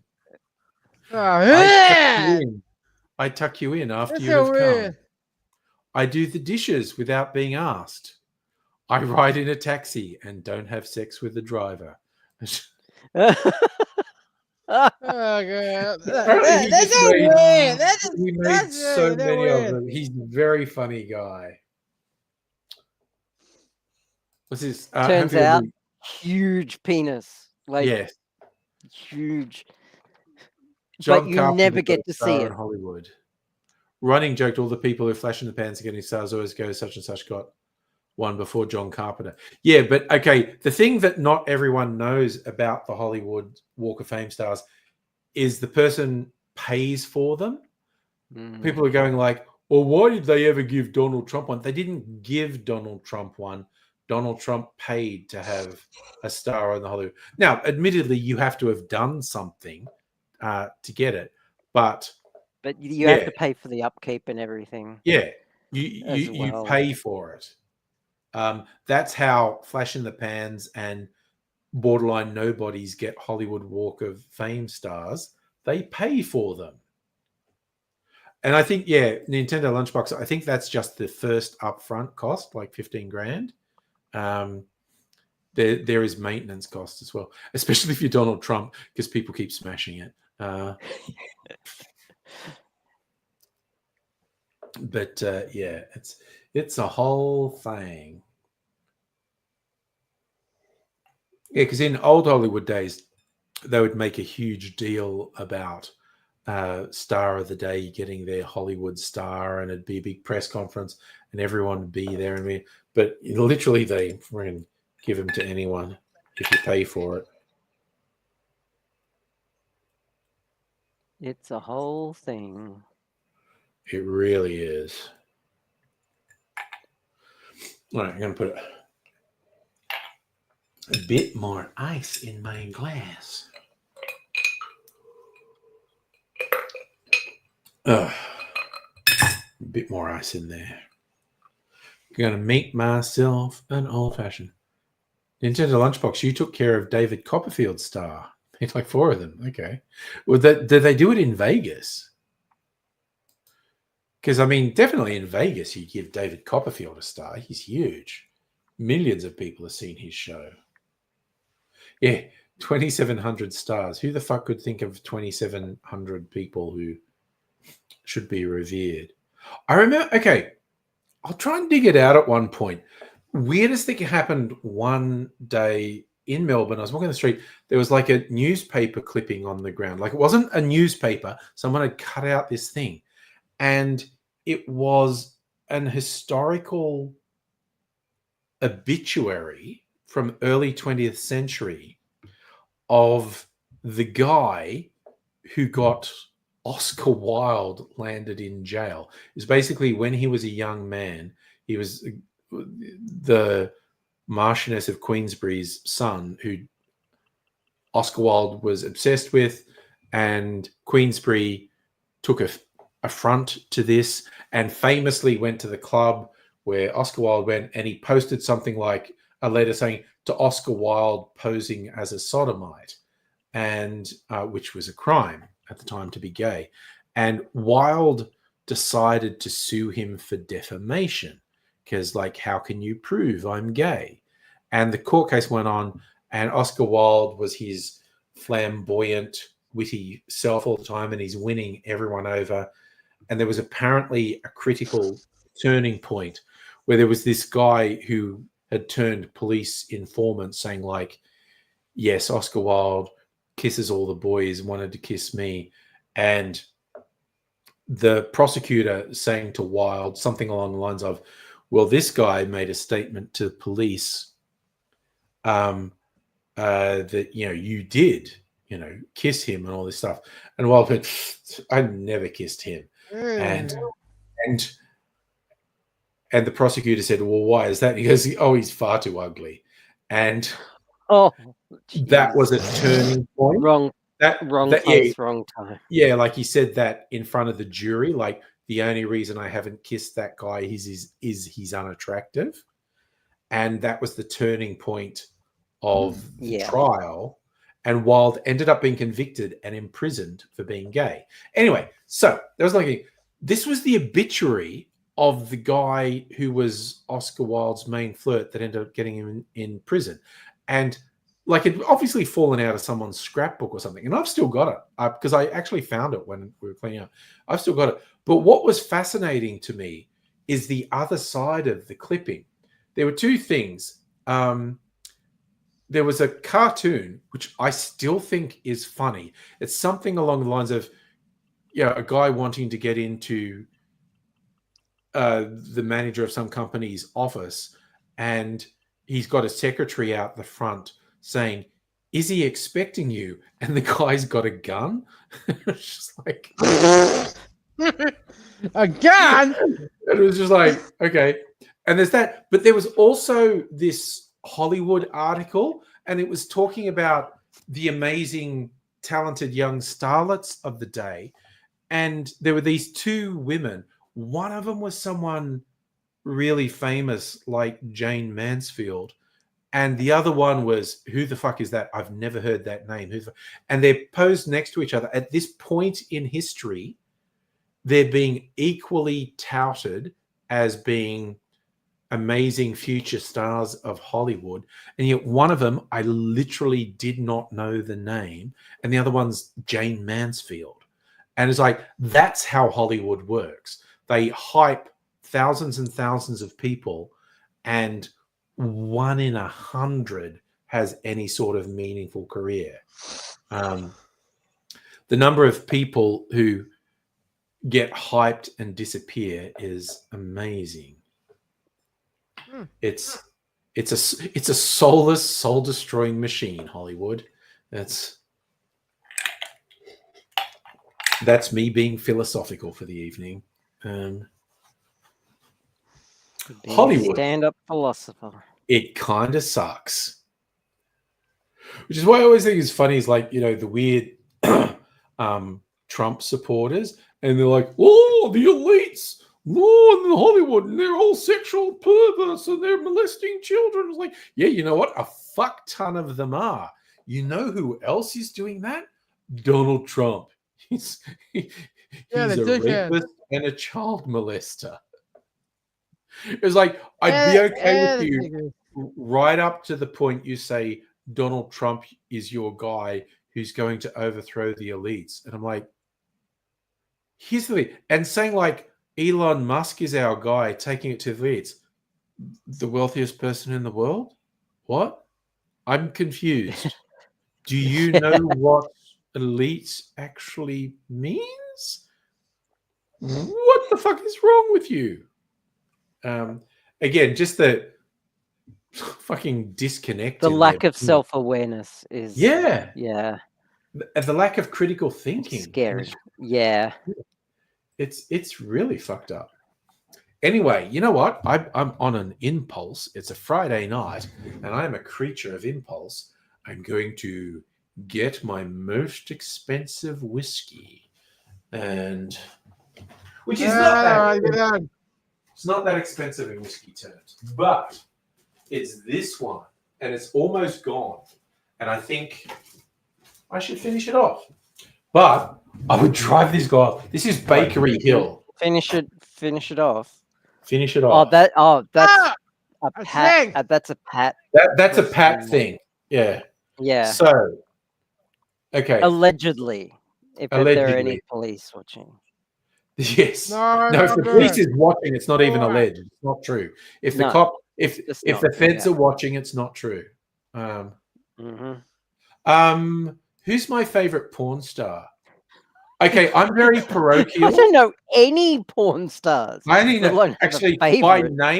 by name, the only one I know is Angela White, and I'm very parochial because she's of the big boob fetish and I actually don't have a fetish for big boobs, but I kind of knew Angela White on the early days of Twitter because she was friends with people I was friends with, and she's probably the best known porn star in the world. And she's really? she's just a Melbourne girl. You know? And so I basically knew her when she was just doing cheesecakey stuff. And then she started doing, oh, do you not know that term? That's like okay, I'm old. That's like a 70s term for just saucy photos, like page 3 girls, you know, that sort of thing.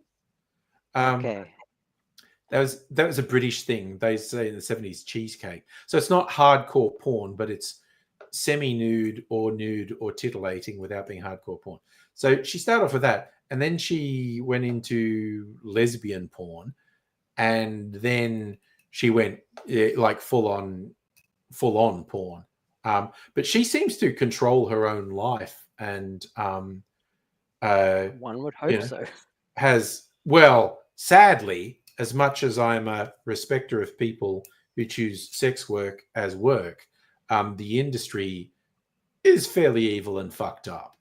And there are a lot of terrible, terrible exploitative people involved in it. But she seems to run her own. But anyway, and so, yeah, now she's probably the best known porn star in the world. And still occasionally chat on Twitter, actually. So just because we've known each other that long. You remember I did the videos with AIDSy in the sex shop, and it was like Eva and Viola. It was Eva who connected me to Angela White all those years ago. Cool. You know, I'm being philosophical about porn. I am aware of Mia Khalifa. I'm also aware she hates people associating with porn because, again, she's someone who said no, these people tricked me and fucking it's abusive what they did. Jenna Jameson, she was 80s, 90s. I recognize that name. I probably couldn't pick her out of a lineup, but because you're not looking at her face unless there's a cock in it, right? Short answer, yes, but also God. Sorry, you're only saying that because I was subjected to it. No, you saw that big collection of DVDs that was just dicks all over the covers. So many dicks. So many dicks. Too many dicks. I fucking love. There was a routine. Like conservative comedians used to be funny. and they're just not anymore. There's this guy, he's Texan. There was a thing from like the 90s called the Blue Collar Comedy Tour, and these guys are varying here, but there's a guy who is famous for, you might be a redneck if, not hugely funny, but you had a whole thing. And there was another one called Larry the Cable Guy. But there was this other guy who's Texan, and he's genuinely funny. And he's a conservative, and he was very funny. But he would make jokes that conservatives would just never make. Like he had one about like I don't understand homophobia. Everyone's at least a little bit gay. And I said that to my friend. Everyone's a little bit gay. And he goes, no, I'm not. There's no gay in me. I'm not gay at all. And he goes, I think there's a bit. And he goes, no, it's not at all. He goes, do you watch pornography? Of course I do. I'm a red-blooded man. I watch porn. You go, so do you only watch like ones with women, solo girls, or lesbian porn? No, I want to see fucking. I want to see what. So you watch stuff that has penises in it. Are they just like flaccid, or you never actually see the penis? No, I want to see big hard cocks go. Oh wow, okay. I think I just learned something about myself. Ron White, thank you, Nintendo Lunchbox. You knew exactly who I was talking about. Ron White, yes, he's hilarious. Jeff's Foxworthy is the "you might be a redneck" guy. Ron White is hilarious. But again, conservative comedians today would not have the balls to make the jokes that Ron White was making 10, 15, 20 years ago. They just go. Anyway, so this is my most expensive whiskey because it's only a 500 ml bottle, and it was like $250 or something. Oh, I just got it because it was a really limited edition from local distillery, Bakery Hill, that I invested in. And this is a cask strength version of my favorite of theirs. A single malt they call Double Wood. It's got a neat little cartoon character on the front of it. They call it the Prospectus Drop. This was distilled 17th of the 11th, 2015. It was bottled 10th of the 5th, 2023. So it was aged in a barrel for like 7.5 years. There were only 276 bottles of this released. I got bottle number 42 out of 276. And you can see there's not much left. And it's also a barrel strength, so it's 60%. It's 60% ABV. Is it chill filtered? I don't think they do that. I wouldn't swear to it on a stack of Bibles, but I don't think they do chill filtering. I have seen their distillery. So I'm just going to have a little taste of this fucking nuclear strength whiskey.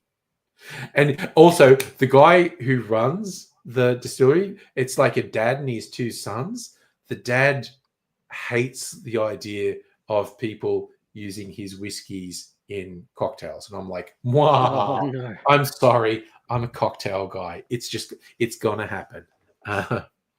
So particularly the idea of using this really rare limited edition cask strength one in a cocktail would make him not happy at all. But I'm going to do it. But you're an investor, so he can deal with it. He can live with it. It's not even, sometimes when you smell spirits, it like burns your nostril hairs off.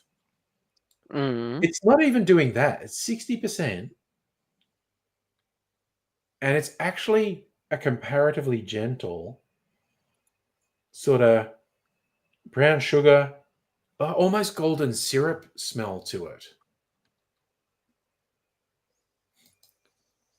What do we buy from the US that would be charged extra for? The Australian government's not doing reciprocal tariffs, are they? I was pretty sure I saw they weren't. I don't think so. No. So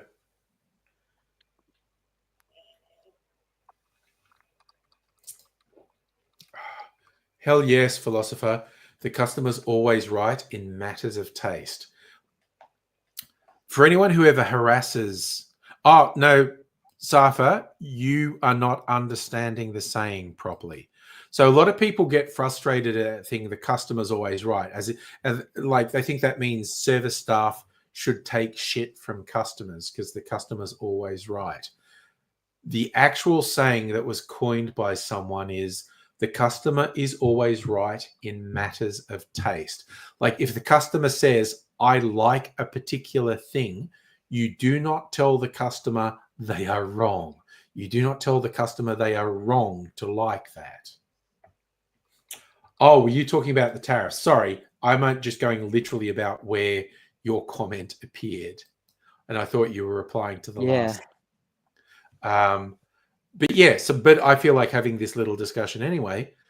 The customer is always right. Doesn't mean like when a customer comes in and is obnoxious, they're right. No, it means when you know, the latest trend is the lounges all have to be blue, and someone says, I want a brown lounge. You don't say, you're an idiot. Blue lounges are what everyone wants. You just say, oh, you want a brown lounge? I'll get you a brown lounge. And as much as it drives the guy at this distillery up the wall, if I were to use the whiskey in a cocktail, I'm going to do it.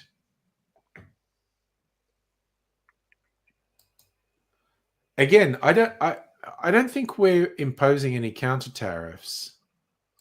But the thing is, in the US, they're putting a 10% tariff on Australian beef. McDonald's uses massive amounts of Australian beef in their burgers. So Trump's going to drive up the price of McDonald's. Mind you, that's going to be incidental. He's going to crash the entire American economy, if not the world economy.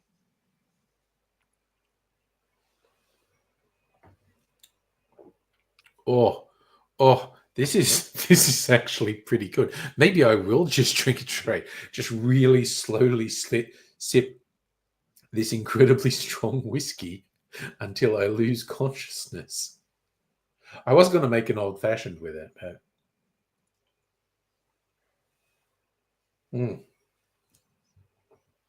oh my God, that's so fucking nice. Ooh, that just stays with you as well. Holy shit. I'm going to form some sort of whiskey club or something. People just come around and drink whiskey. Oh, God, speaking of whiskey. Okay. I got tempted by the Starwood Pedro Jimenez cask one, which I definitely think was worth getting. It's super yummy and has all those raisin flavors of Pedro Jimenez sherry. It's super fucking yummy. Archie, I haven't bought an Archie Rose whiskey in ages. They advertised they're about to release one that was aged in orange curacao barrels. So that's like an orange liqueur. So a barrel which probably used to be wine or whiskey barrel was then used to age some orange liqueur, orange curacao.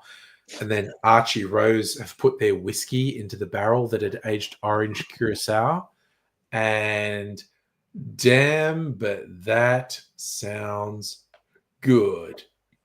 And it's like, depending on the price, Archie Rose some pretty wild prices on their limited editions.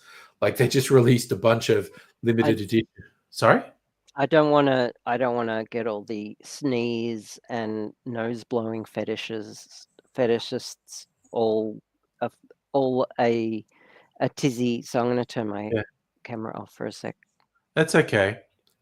And that's also, I need to blow my nose. Yep, that's also a real thing. Oh, it is. Oh. Okay, when you come back, I'll tell you this. I don't want to live on this planet anymore. When you come back, I'll tell you the story. You're going to do the thing. So, you think the tariffs are a lot of people think they're unlawful. There's probably everything Trump says is fucking unlawful. So, Oh, you know what? I think I will make an old fashioned with this. I think I'm definitely going to finish this tonight, which is also coincidentally probably going to finish me, but we'll see. Yes, I yeah. get that drunk. Now it's the you're right, Nintendo Lunchbox. It's the ultimate thing for the fetishists. They're being teased because they've been told what they're missing out on. It's like, yeah, and yeah, I would agree.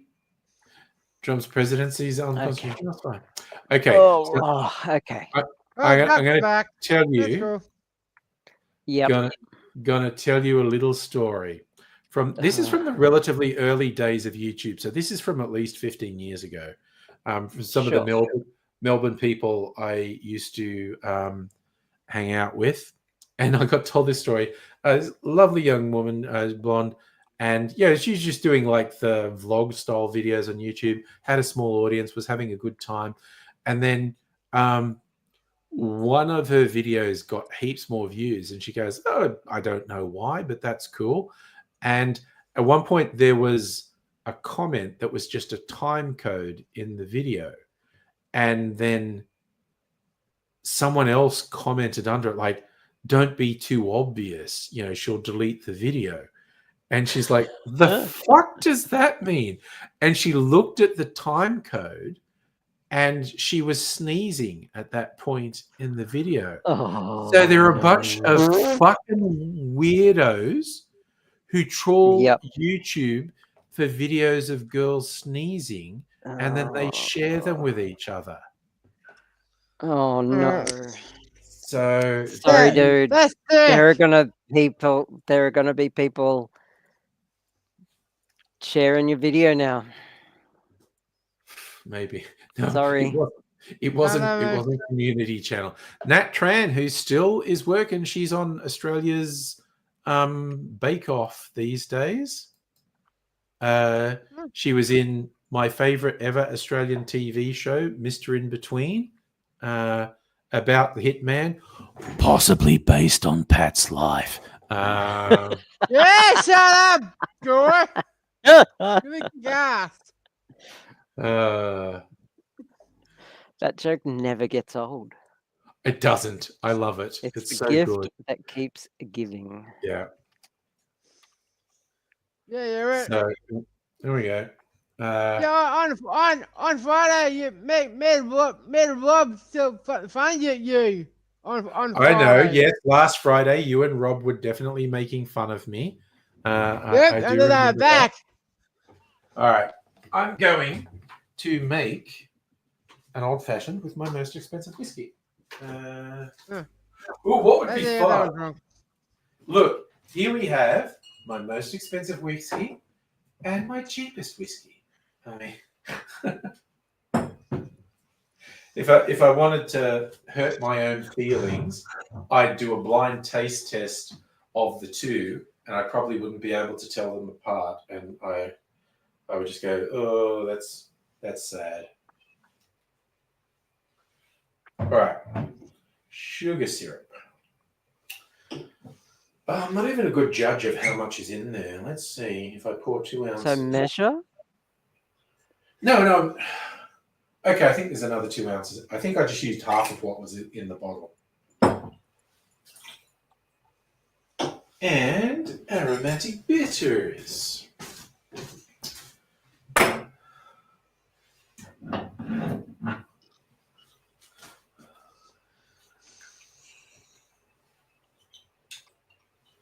All right, a little dash of bitters. Now, let's see. Does my most expensive whiskey make a good old fashioned? Good night, Megaleech. Thank you for joining us. Good Nigan. Bye. Da, da, da, da, da. La la la la la la la la la la. I just said it wasn't Nat. It was not Nat, Natalie Tran Community Channel. And I said she was blonde. Nat's not blonde. But yeah, I got used to people like I would literally get people wanting me to post my feet in videos. Oh, feet is the obvious one. Feet's a big Oh! one. Feet's huge. Yeah. The sneezing was a surprise to me, though. That was like, wow, Eating was the big one in the pandemic that caught me by mukbang. surprise. Yeah. Yeah, I didn't see that coming. It started off like because it was a South Korean thing, and it was just people who were lonely. It's like you're sharing a meal with someone, and then it got fetishized, and it's just so That is weird. weird. Yeah. Yeah, that's weird. People are strange When you're a stranger, when you're a yes. stranger. Jinx, you owe me Yeah. a Coke. I will buy you a Coke. Don't worry, or a blue Pepsi, maybe. So How is the blue Pepsi? Does it taste blue? it's like they've upped the artificial sweetness in it. It doesn't taste like regular Pepsi Max, and I think they've got like an artificial fruity flavor in it. How is it from a scale of Crystal Pepsi to, let's say, Pepsi Classic? About halfway. It's actually Okay. not bad. I'm definitely not going to replace my normal Pepsi Max with this stuff.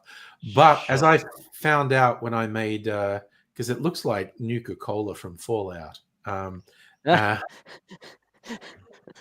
and I made a Nuka Cola Cuba Libre earlier. It tastes better with rum and lime in it. I'll tell you that much. Okay. Maybe it was Oh, just man. And the bottle is more authentic than the one Bethesda made. yeah. But it's so blue. It is so freakishly blue. Yeah, I Like don't it's know. almost, Sorry that. it's almost purple.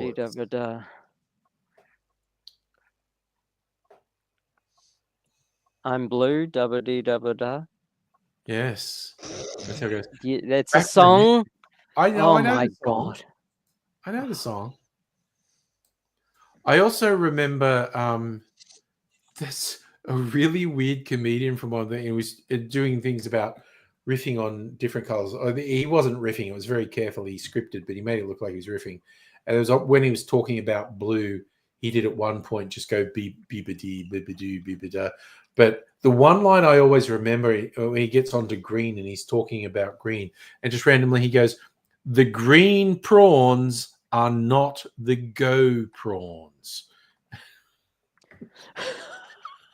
Oh, He's man. like, "Don't eat the That's green weird. prawns." Yeah. You're weird, man. Don't that. Okay, I'm just going to go out on a limb and say my expensive whiskey makes a really fucking good old fashioned. It's so fucking nice. What a shock. I know. Expensive? And Expensive drink makes I'm- for good drink? I'm going to go on the Friends of Bakery Hill on Facebook and go, Oh. I finished the last of my prospectus drop. I made some old fashions with it.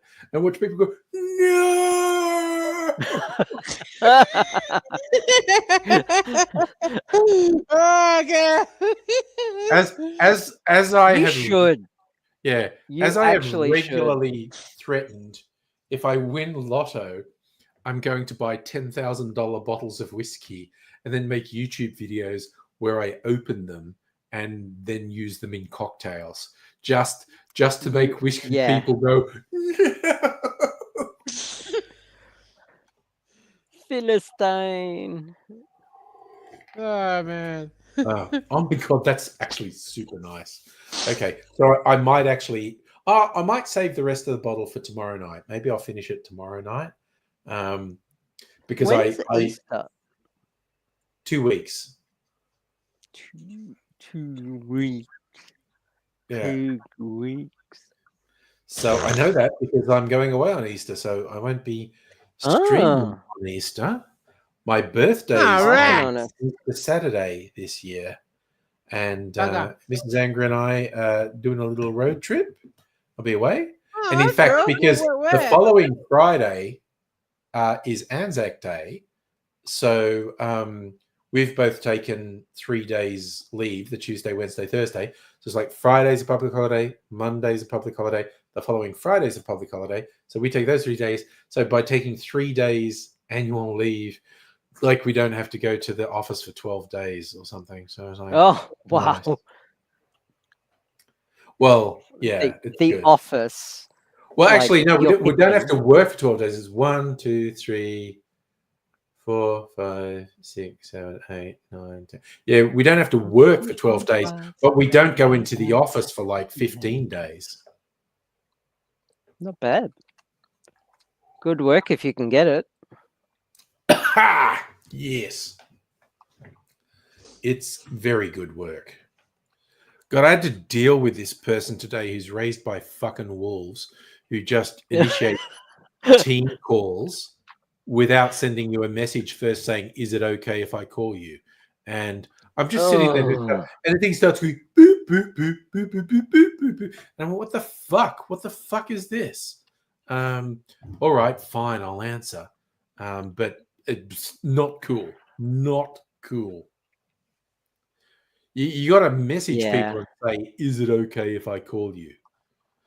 Yeah, I'm that's Gen so X weird. and I'm on that. It's like people say, oh, millennials and Zoomers. No. The world has changed. You don't just fucking call people. Absolutely. I mean, my girl. You're ringing your girl? Okay. Yeah, lots of times. That's having phone sex.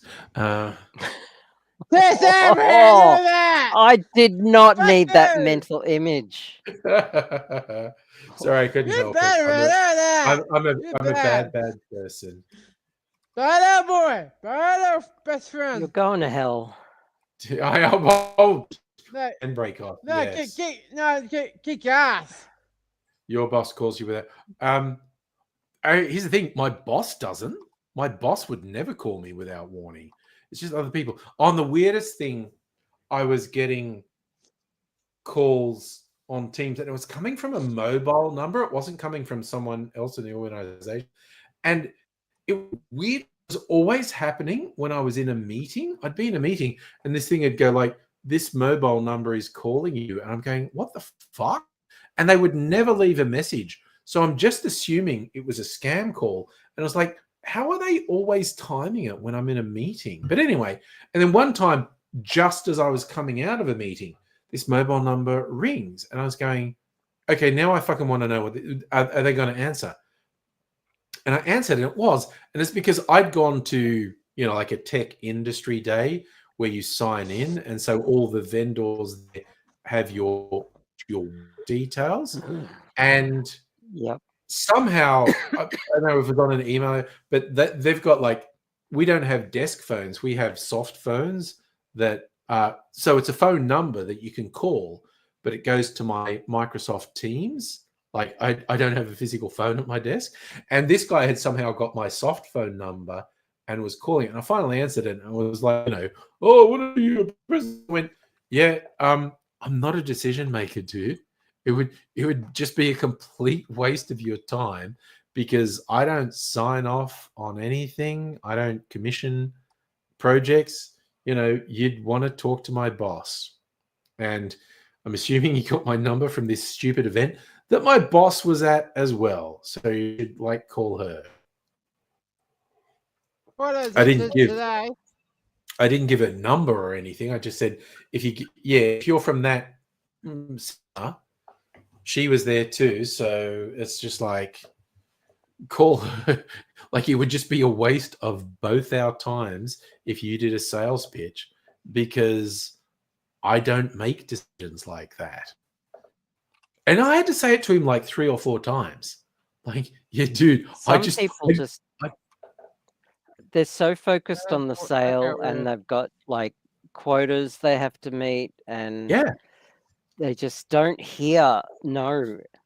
They don't hear the word no. No. But about the 3rd or 4th time, it's he finally understood don't call me, call my boss, because I don't make decisions. It would just be a waste of time. Yeah. But geez, it was like pulling teeth getting him to fucking understand it. It's a wild fucking thing. But yeah, but it finally answered this mystery for me. Why does this mobile number keep calling me? And who who doesn't leave messages? I have voicemail set up. What about, did you ever find out why those homosexuals kept sucking your dick? I don't know, but I tried to teach them a lesson. You know, I just held them down. Oh, And you got the and- intimidating large strap on and I like just yeah, held them down and fucked them to teach them a lesson, and they kept coming back. But that sounds annoying. you know, I used to just say very derogatory things to them and call names and little sluts and stuff, and they just kept coming back. oh god. For anyone next who time doesn't get it, you should wear like intimidating leather outfits. that sounds like a That'll good show tip. them. Yeah. For anyone Yeah. who doesn't get it, this is a classic bit from Oh, The no. Onion. It was an opinion column with the headline, "Why do these homosexuals keep sucking my dick?" And it was very funny. It Very was funny. so classic Onion that it was in the print edition. Yep. I used to And have from the 90s. I had a copy at one point. I used to have a print edition when I was in LA or San Francisco for a YouTube thing. At one point, it was like, "Oh my god, The Onion in physical form," and so I got a copy of it.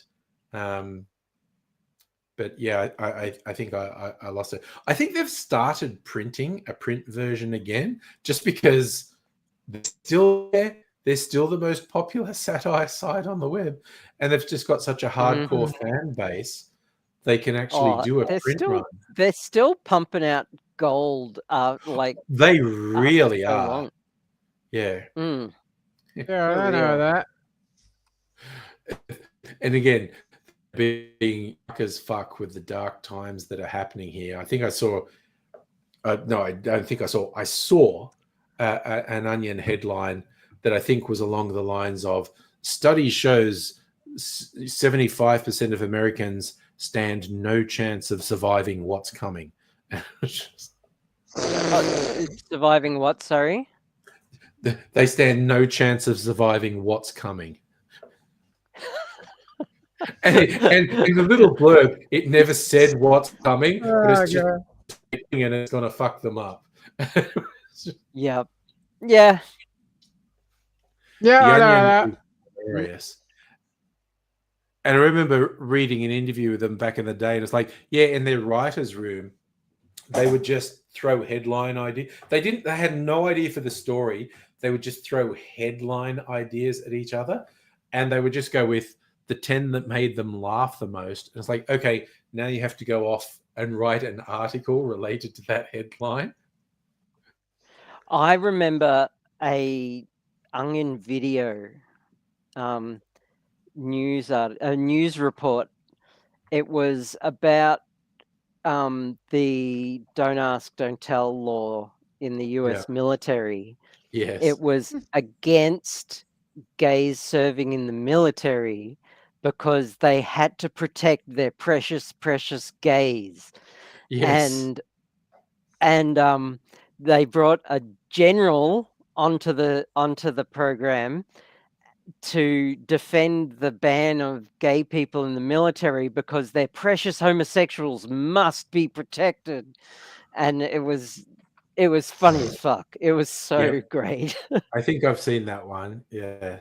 Yeah. I don't saw that. Pat something Pat hasn't seen? What? I know. Is this opposite day? Because he's seen a lot. That's true. He's usually seen that. Yeah. No, that's not true. me. I never saw that. He's either seen it or killed it. Yeah, Ah, that's oh, true. yeah, Nintendo John. Lunchbox. Oh, heck. On a long enough timeline, everyone's life expectancy is 0. Speak for yourself. I intend on living forever. And good luck to you. Oh well, I Your haven't dad- died Pat's yet, dad's so there. It's my I'm doing dad. pretty well. Pat's dad's here. Hello. He's just like, I've heard talk. Oh, is he going to say hello? Here he is. The man behind the man. It's his bedtime. All right. Again, Oh, yes, you've Is that a making- euphemism for something else? yeah, it is. It's a euphemism for stop. he's going murdering again. Stabbing Anyway.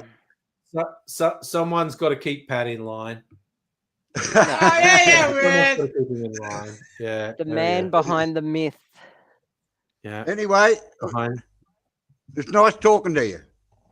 Good to see you. Good night. Make that lad look after himself. Hey, I know good.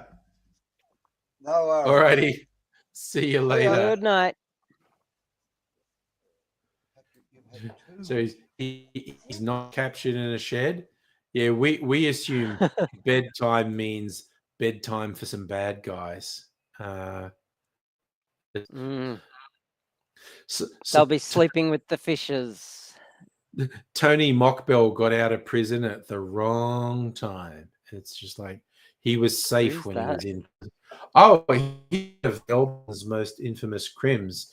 He's been in prison for the best part of 20 years, and he's enough. out on bail now. Because I don't know if you remember, there was the really trippy story.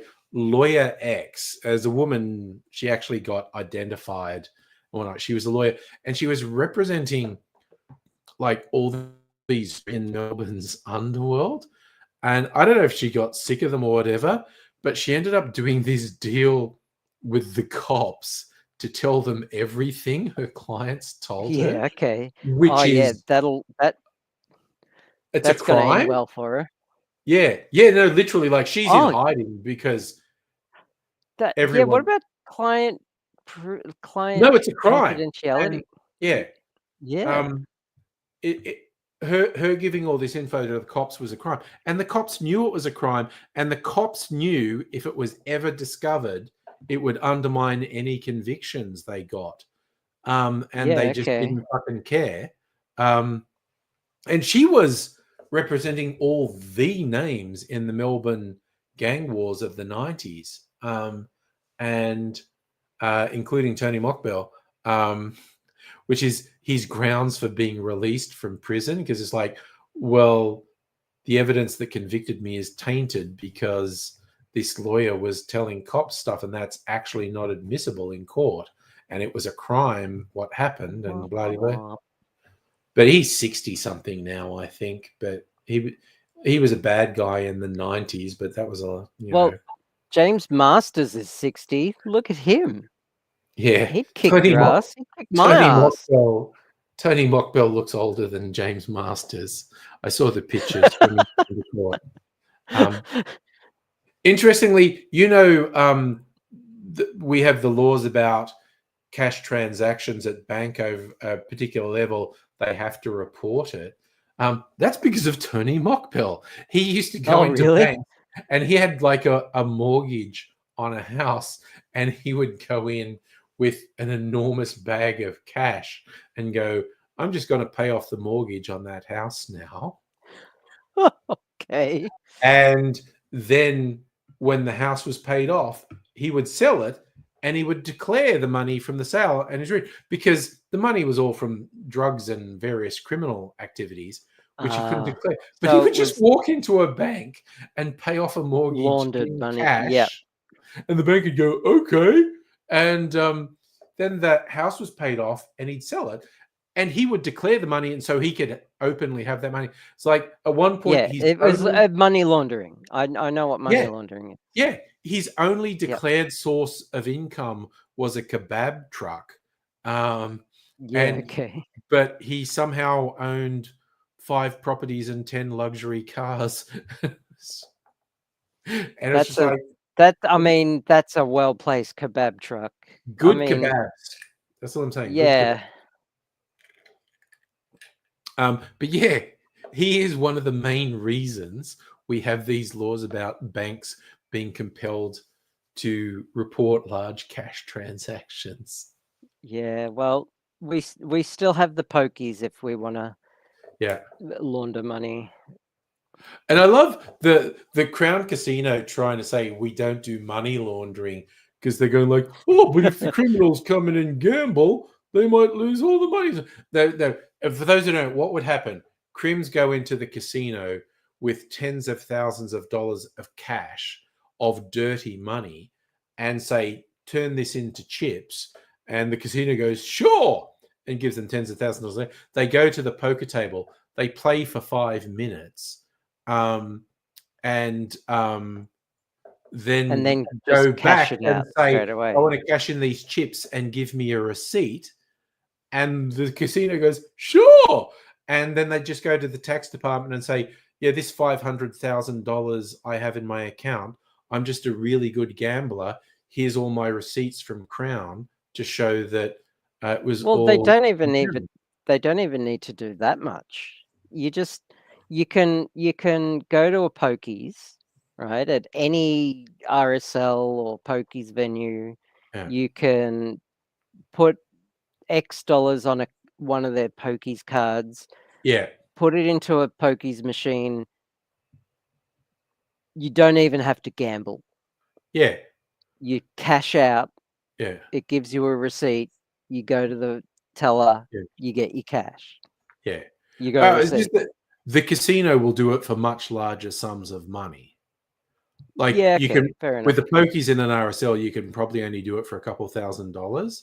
Whereas Yeah, you go into the high roller rooms and you go, I'm going to the high rollers, give me $50,000, $100,000 in chips. Here's the cash. And the casino goes, sure, here you go. And they go in there and they either play one hand or they just don't gamble. And then they come back with the chips and say, turn this into cash and give me a receipt. And then they say to the tax department, oh yeah, I got this $100,000 because I was really good at gambling at the casino. yeah. And the casino keeps going, well, us money laundering? That doesn't sound right. It's like, and they keep getting busted giving don't major care. crims penthouse rooms in there. That's just like fucking hell. Oh, was it Yep. just put something on Discord? Oh my god, Discord seized up on me. What the fuck is that?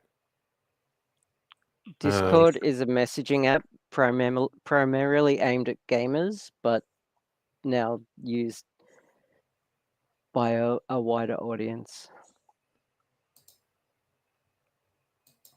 Or were you asking a specific question?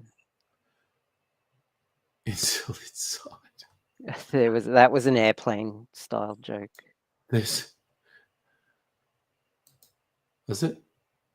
Oh, Justin has to report stuff to the US government for all his banking and whatnot. That's fine.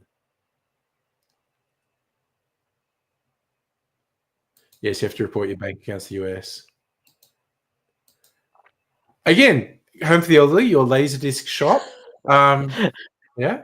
I mean, okay, this was a real one when I lived in Sydney back in the 90s. Because I happened to have a housemate who was a junkie, and she's going like, oh yeah, this shop here on King Street, that they were doing these incredibly elaborate high-end saltwater aquariums. Like they were pretty fucking amazing. And the ones they had on display in the shop were wild, and they had really exotic saltwater fish in them. And, you know, they were selling them for thousands and thousands of dollars. And a number of shops on King Street had one in there, like hairdressers had one. And my flatmate said, like, yeah, no, they're heroin dealers. This is money laundering.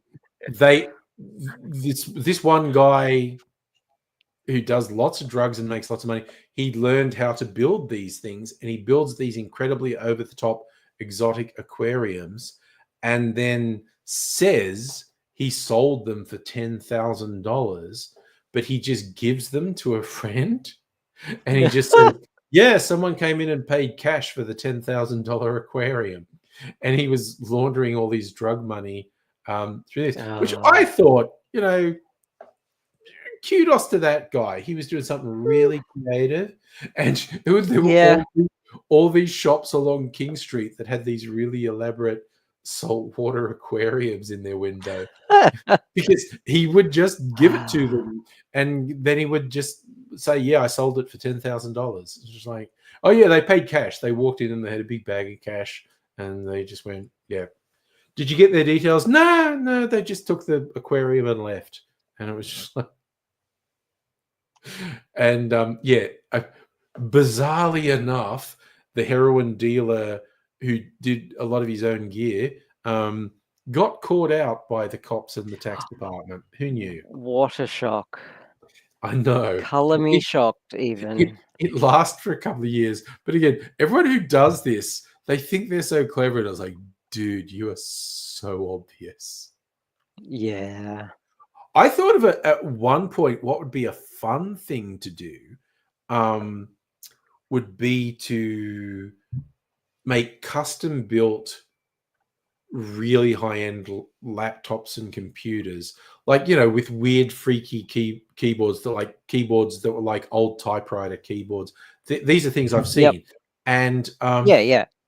you make them and then you just give them away to your friends and say, no, I sold that one for $10,000.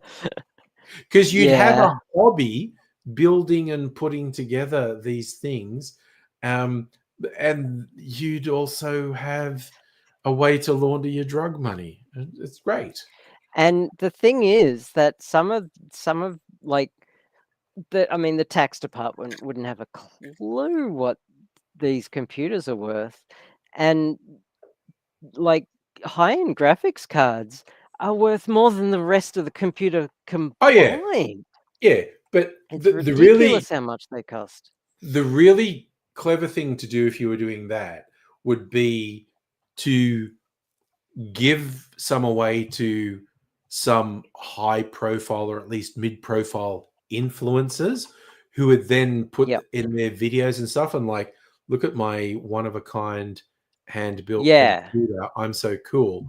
And so when the tax department goes, I don't believe what people do that. And then you just show, look at all these influencers. Those are my computers. Everyone wants them because and it's complete Yep. bullshit because you gave the computers away, but you should know everyone wants them. I sold them for $10,000. It's like, yeah, it's the whole thing. Have I seen a duck keyboard? I've seen a keyboard where every key has been replaced by a little rubber duck. Is that what you're talking about? There is a brand of keyboard called Ducky. Are they all believe ducks it's on Ducky keys? or no, they're just the brand is Duck or Ducky, Okay. something like that. But there is a keyboard that someone modded where every key is a rubber duck I have seen pictures. or And just a little Justin, resin duck. by the way, I also agree with you, Justin. You being asked all those intrusive questions is a risk, and the dumb bullshit Trump's doing with sacking people who are in cybersecurity. Oh yeah, no. All the US infrastructure and banking system is going to get compromised. It's almost no deal. So I think Home for the Elderly's got a joke. Guy walked into a bar, says, bartender, give me 3 shots of your strongest whiskey. Bartender says, hey, bud, what are you celebrating? Guy says, my first blowjob. Bartender says, that's pretty cool. 4th shot's on me. Guy says, look, if 3 doesn't get the taste out of my mouth, I doubt 4 will. I saw that coming. I did see it coming, but it's he still didn't funny. know. He didn't. He didn't. Did he? Yeah. Oh yeah, no, Justin. So, yeah, I'm gonna share I the saw picture. an Onion article recently. There we go. Ducky keyboard. I saw an Onion article recently. Parents having discussion with teen kids about not accepting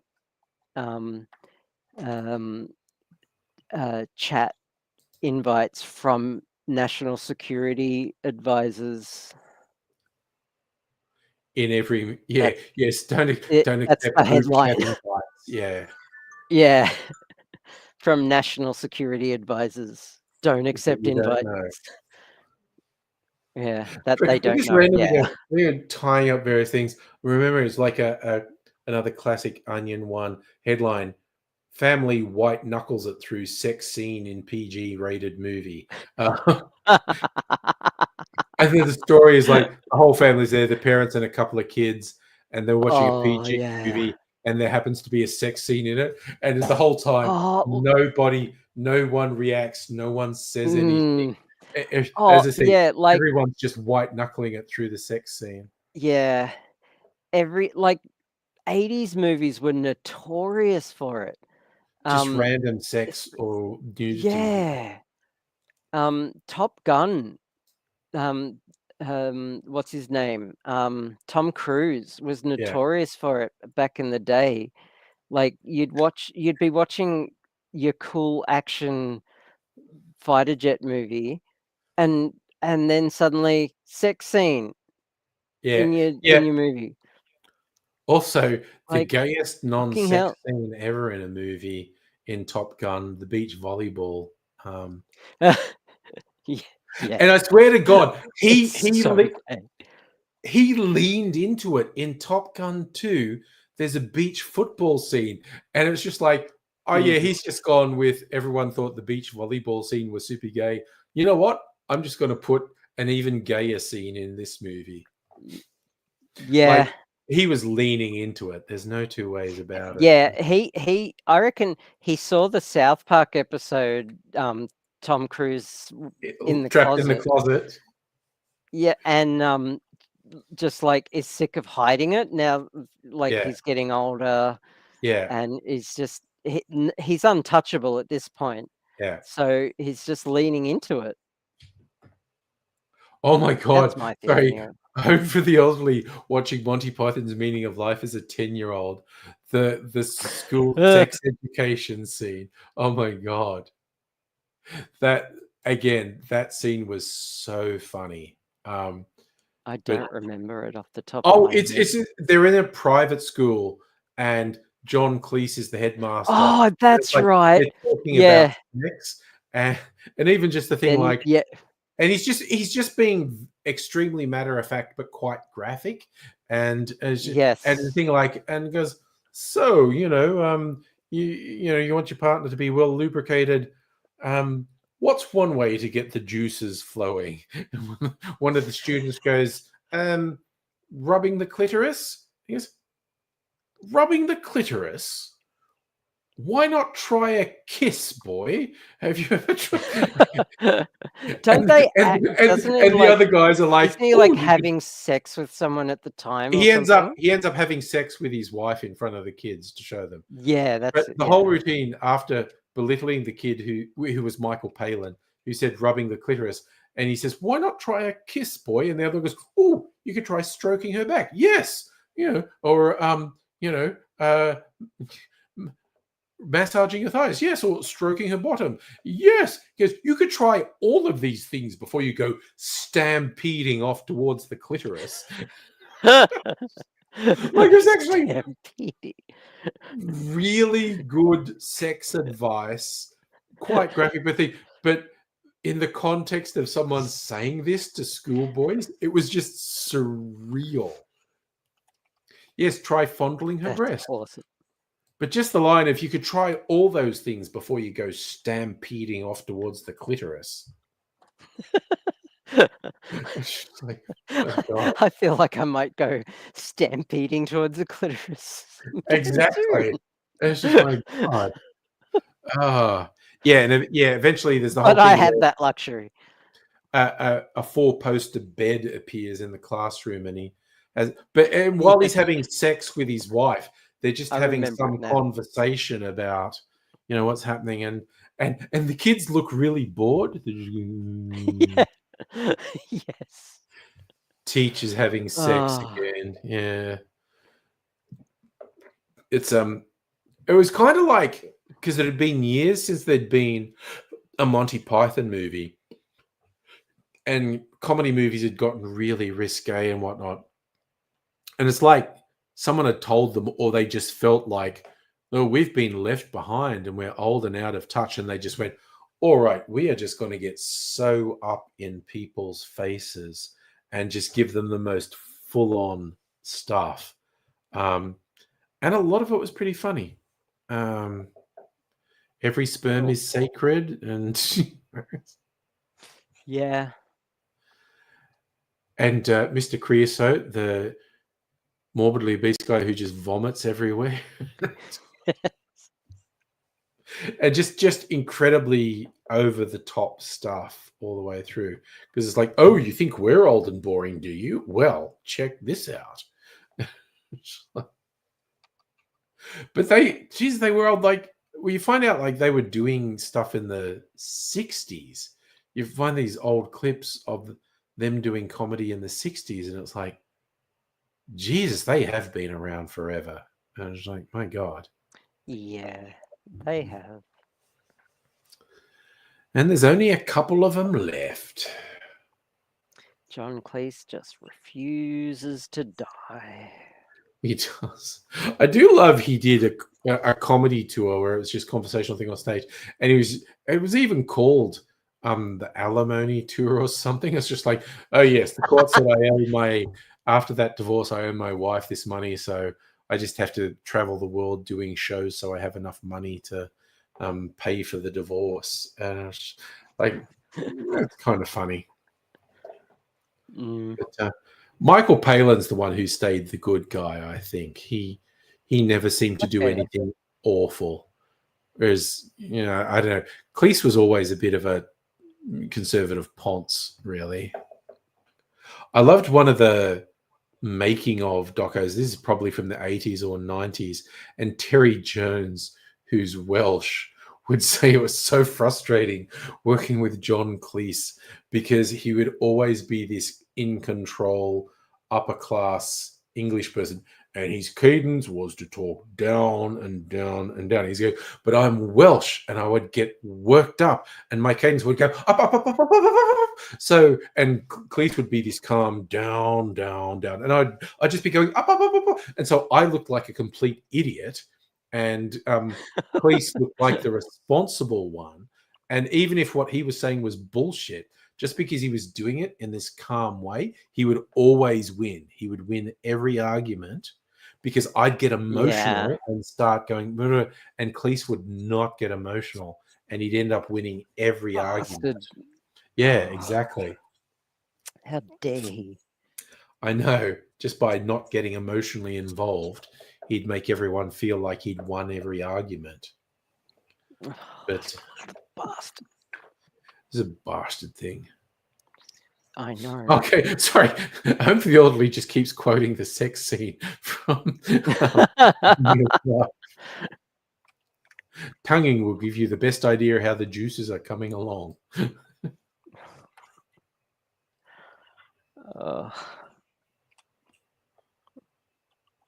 Oh dear. And I happen to, having grown up Catholic, the every sperm is sacred bit was fucking hilarious. It's like they had the one thing, the miracle of birth, and that the woman giving birth in the hospital, and that was all pretty funny. and then that was surprisingly progressive too. Oh yeah, well, things like, is it a boy or a girl? You go, well, it's a bit early to start putting gender roles on it, isn't it? Yeah.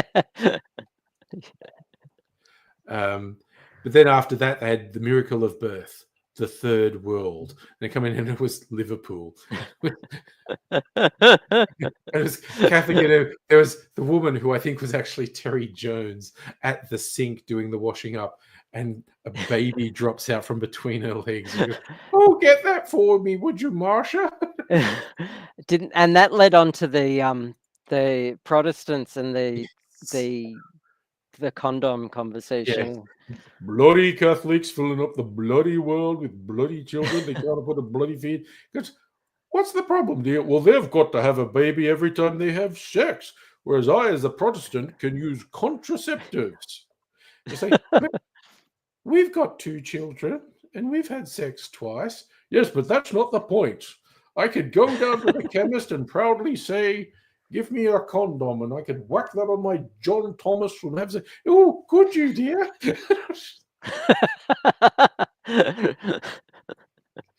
Oh my God. Think I'll go That's it. get a French tickler right now. Yeah. It was, Ah. and again, it was a really good juxtaposition. It was like, yes, okay, we made these jokes about Catholics having much shit, just in case anyone was feeling smug. Now we're going to go on about how fucked up and repressed Anglicans are.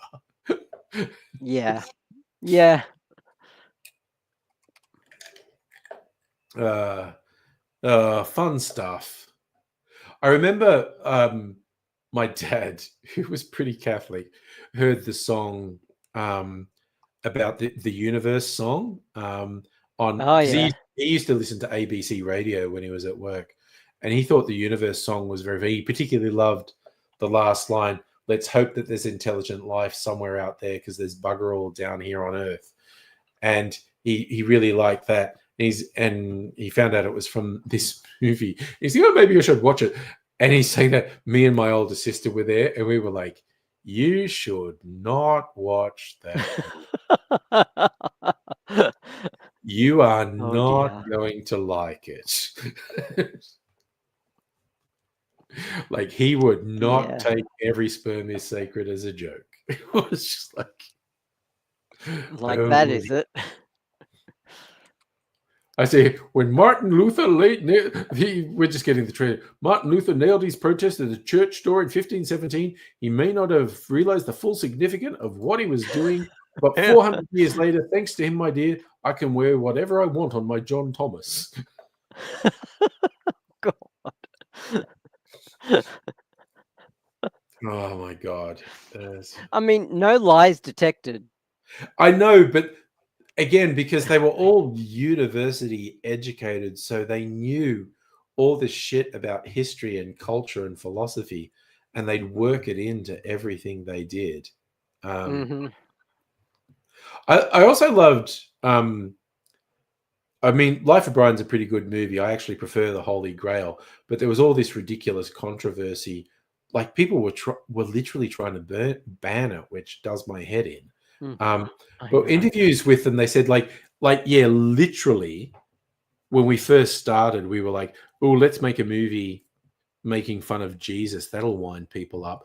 And they said they were sitting around trying to come up with ideas, and they went, making fun of Jesus is not that funny. It's like, nice guy who said nice things. And they eventually latched onto, oh, you know what's funny? The zealots, the crazy zealots. That's what's funny. And so that's what they latched onto, the obsessive cultists and zealots. And that's what the movie's about. And in fact, there are two separate, when people talk about, oh, the making fun of Jesus, and go, no, there are two separate bits where they make it clear Brian's not Jesus. And Jesus is actually over there being the son of God and stuff. And all this weird culty shit is happening over here anyway. But God, you can see the videos on YouTube, like the Archbishop of Canterbury and stuff being on TV, really actively trying to ban it. And I'm like, really?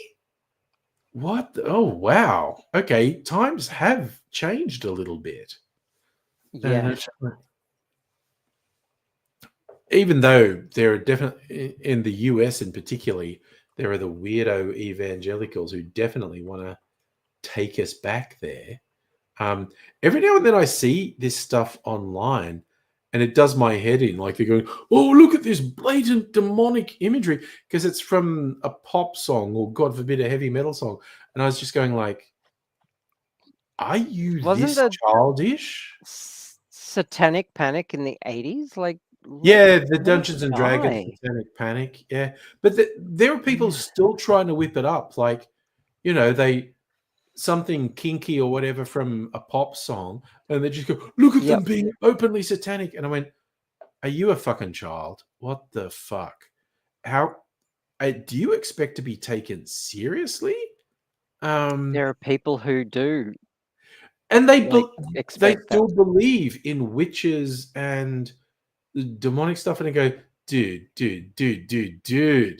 It's just pop stars doing wacky shit. What the fuck? I don't think it's about that for a lot of them. I think it's just about controlling Oh yeah, it's a their control thing. people. Yeah. So, Well, yeah. but I think there's a spectrum from the complete cynics who don't believe it at all, but are using it as a control through to the ground level weirdos who seem to genuinely believe anyone who wears a red thing and puts some plastic horns on their heads is an actual Yeah. demonic Satan worshiper. And I was like, what the fuck is wrong with you? Yeah.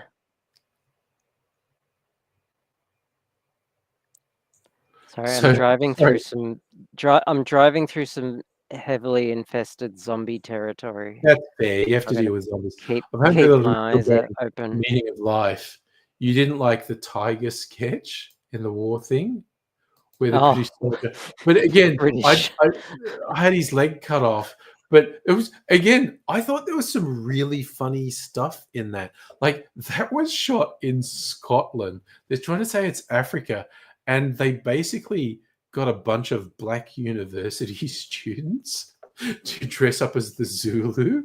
I saw the making of, and there were these black guys talking with a Scottish accent, talking about how they're freezing their tits off because they're wearing next to nothing for this scene, and it's in Scotland. Oh God. Yeah. But I thought, I mean, they were making fun of the officer class, but I still remember at one point when there's been a horrible battle and everyone's covered in blood, and one of the officers is going to one of the enlisted men, "Are you all right there, Yorkie?" And he's just going, "I'm fine, sir. I just killed 15 men. Back home, they put me in jail for life, but now they're going to give me a fucking medal." I was just like, "Ooh, Yeah. oh yeah, Yep. okay." We are talking about the dark side of club, and again, the ridiculous officers where one's had his leg bitten off, and they're just like, and she's going, "Oh, so it's just going to grow back then?" Just because it's like they know nothing about the world, and it's like, why would there be a tiger in Africa? And then it's two Tiger guys in in a Africa. tiger suit, and Yes. and it's like, "Did you take his leg?" No. Go over and search over there, Sergeant. And we goes, oh, there is a leg here. There's a leg here, but we didn't take it. It's been so long since I've seen that movie. Me I too, but it's must watch bizarrely it stuck in again. my head. Oh, yes, that was the fun thing about too many kids, and the dad says, "I've got no option but to sell you for scientific experiments." Yep. And the kids are saying things like, couldn't you, get a vasectomy? That is going, no, God sees all, we can't do that. Couldn't you say you got your balls ripped off in an industrial accident? And she's like, no, God sees all. God would know that I wasn't telling the truth. And they all go off to be sold for medical experiments. Yeah. Like a good Christian father. Yeah. Oh dear. I still remember most of the words to "Every Sperm is Sacred" because, as someone who's brought up Catholic, I found it hilarious. There are Jews in the world. There are Buddhists. There are Hindus and Mormons, and then there are those So who follow Muhammad. I found out recently because my father, when I was growing up, my father was like anti-religious, like not Yeah. just atheist, just like actively actually anti-religious. anti-religious, Yeah. actively anti, because his mum was very religious, so it got like hoisted upon him in a big way.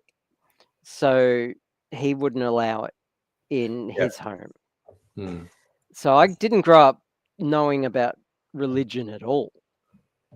So, and I found out recently that this motherfucker's going to church now. Oh wow. Okay. He found religion. Like a fucking Pascal's wager motherfucking Yeah. asshole. Like fucking hell. Also, I just want to throw out, I think Pascal's wager is one of the dumbest things I've ever heard. Oh yeah. For anyone who's course it not familiar with it, it's basically someone saying, like, should I believe in God? And it's like, well, if I don't believe in God and God turns out to be real, I'm fucked. If I do believe in God and God turns out not to be real, I lose nothing. Therefore, I should believe in God. And I was going, do you think God's falling for that? That's my one thing. Yeah. It's like, if God Yeah. is an omnipotent, omnipresent being, and you're just going, I'm believing in God to cover my bases, do you think God's not going, I call bullshit? You know, it's just like, Yeah. and Exactly. So it's why I love all the Jewish arguments about what's kosher and what's not, and them coming up with workarounds. And I'm going, really, that's what we're doing today, guys. We're fooling God. Is that fooling what God. we're doing? Yep. We caught God on a technicality. Is that what we're doing? Yeah. The loophole. It's like, The up the butt loophole. yeah. And again, that Yep. okay, but that's a thing that That's- we heard that fundamentalist Christians were doing. They can't have penis in vagina sex because they have to be virgins. So they have Yep. penis in butt sex because they're still virgins. And it's like, Yeah. Yeah. That's totally okay, not sex. Yeah. okay.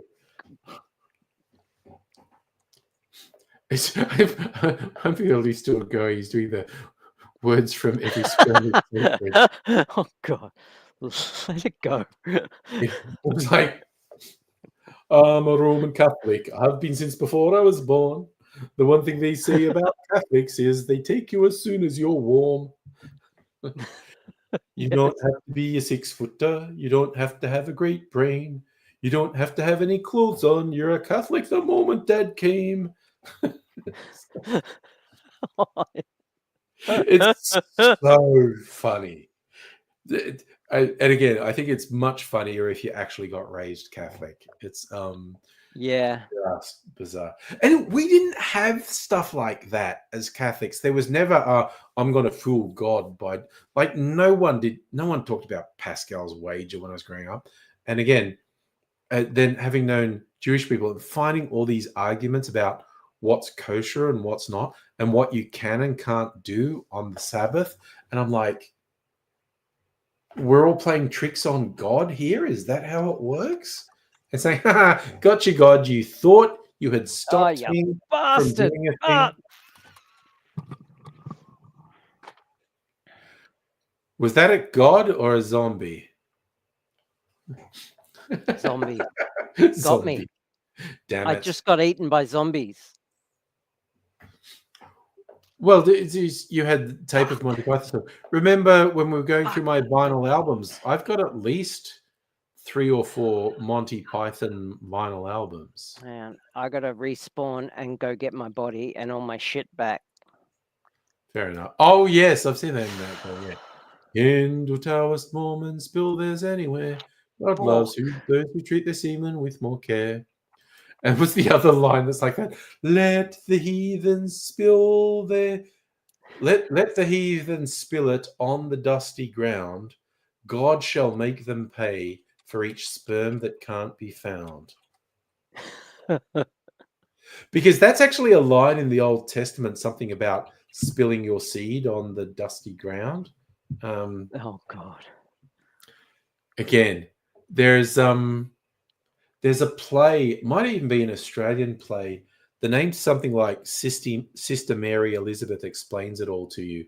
And it's like a Catholic girls' school and this horrible tyrannical nun who is just fucking up these girls with this repressive Catholic ideology. But there's one scene where the girls are just reading the Old Testament and it's all the filthy bits in the Old Testament where it talks about huge animal dicks and the amount of seed they spill. And it's like, and the girls are going, Oh, they were disgusting, weren't they? Oh, It was just there is oh. some fucked up shit in the Old Testament. I'm just gonna say that. Um, and yeah, there's a whole scene with these Catholic schoolgirls finding the really fucked up passages from the Old Testament. And it's just like, oh my god, oh that's a hell of a thing right there. Sorry, I am very distracted right now. That's okay. It's like 1 a.m. I think I might go to It is 1 bed. a.m. It's 1 a.m. I had my arts program today. I went to my arts thing today, and I had a moment of doubt about my arty abilities, and had to take a break. So I went out, and the thing is, right, because I'm painting something, right, and I'm not going to give it away what I'm painting. Yeah. But I'm very critical about the things I create, right? As all artists are, Yeah. about their own art. And I look at it and I say, that is amateurish and a piece of shit. I hate it. I want to punch it and throw it against the wall. I want to put a hole through it. It's a framed stretched canvas. It's Yeah. acrylic painting. And so I'm like, I sit there for like 5 minutes and then I go for a walk. And my support worker comes along. We have a chat. And the thing is, I know exactly the type of thing I would say to someone else having this dilemma. Yes. Which is a tactic But people often say. Yeah. yeah, like, but if it's me, of course that doesn't apply Yeah. because reasons. Yeah. But that's a really So common tactic. It's like if your friend came to you and said this about yeah, themselves, what would you say? but I would say, don't you talk like that. Don't be. yeah. But you say about yourself, So that's different. yeah. So she didn't have to even say that much. Like I Yeah. already knew that about it, the Yeah. situation. Yeah. So I went back upstairs and Yeah. I got there are professional artists there that help out. And I got some good advice. Yeah. And I just arted the shit out of the rest of the afternoon. I with renewed confidence, Mm-hmm. I basically painted over what I'd done, Mm-hmm. but artistically, like Artistically. Yeah. built on what I'd done, but Yeah. just like, and actually succeeded out of the depths of failure.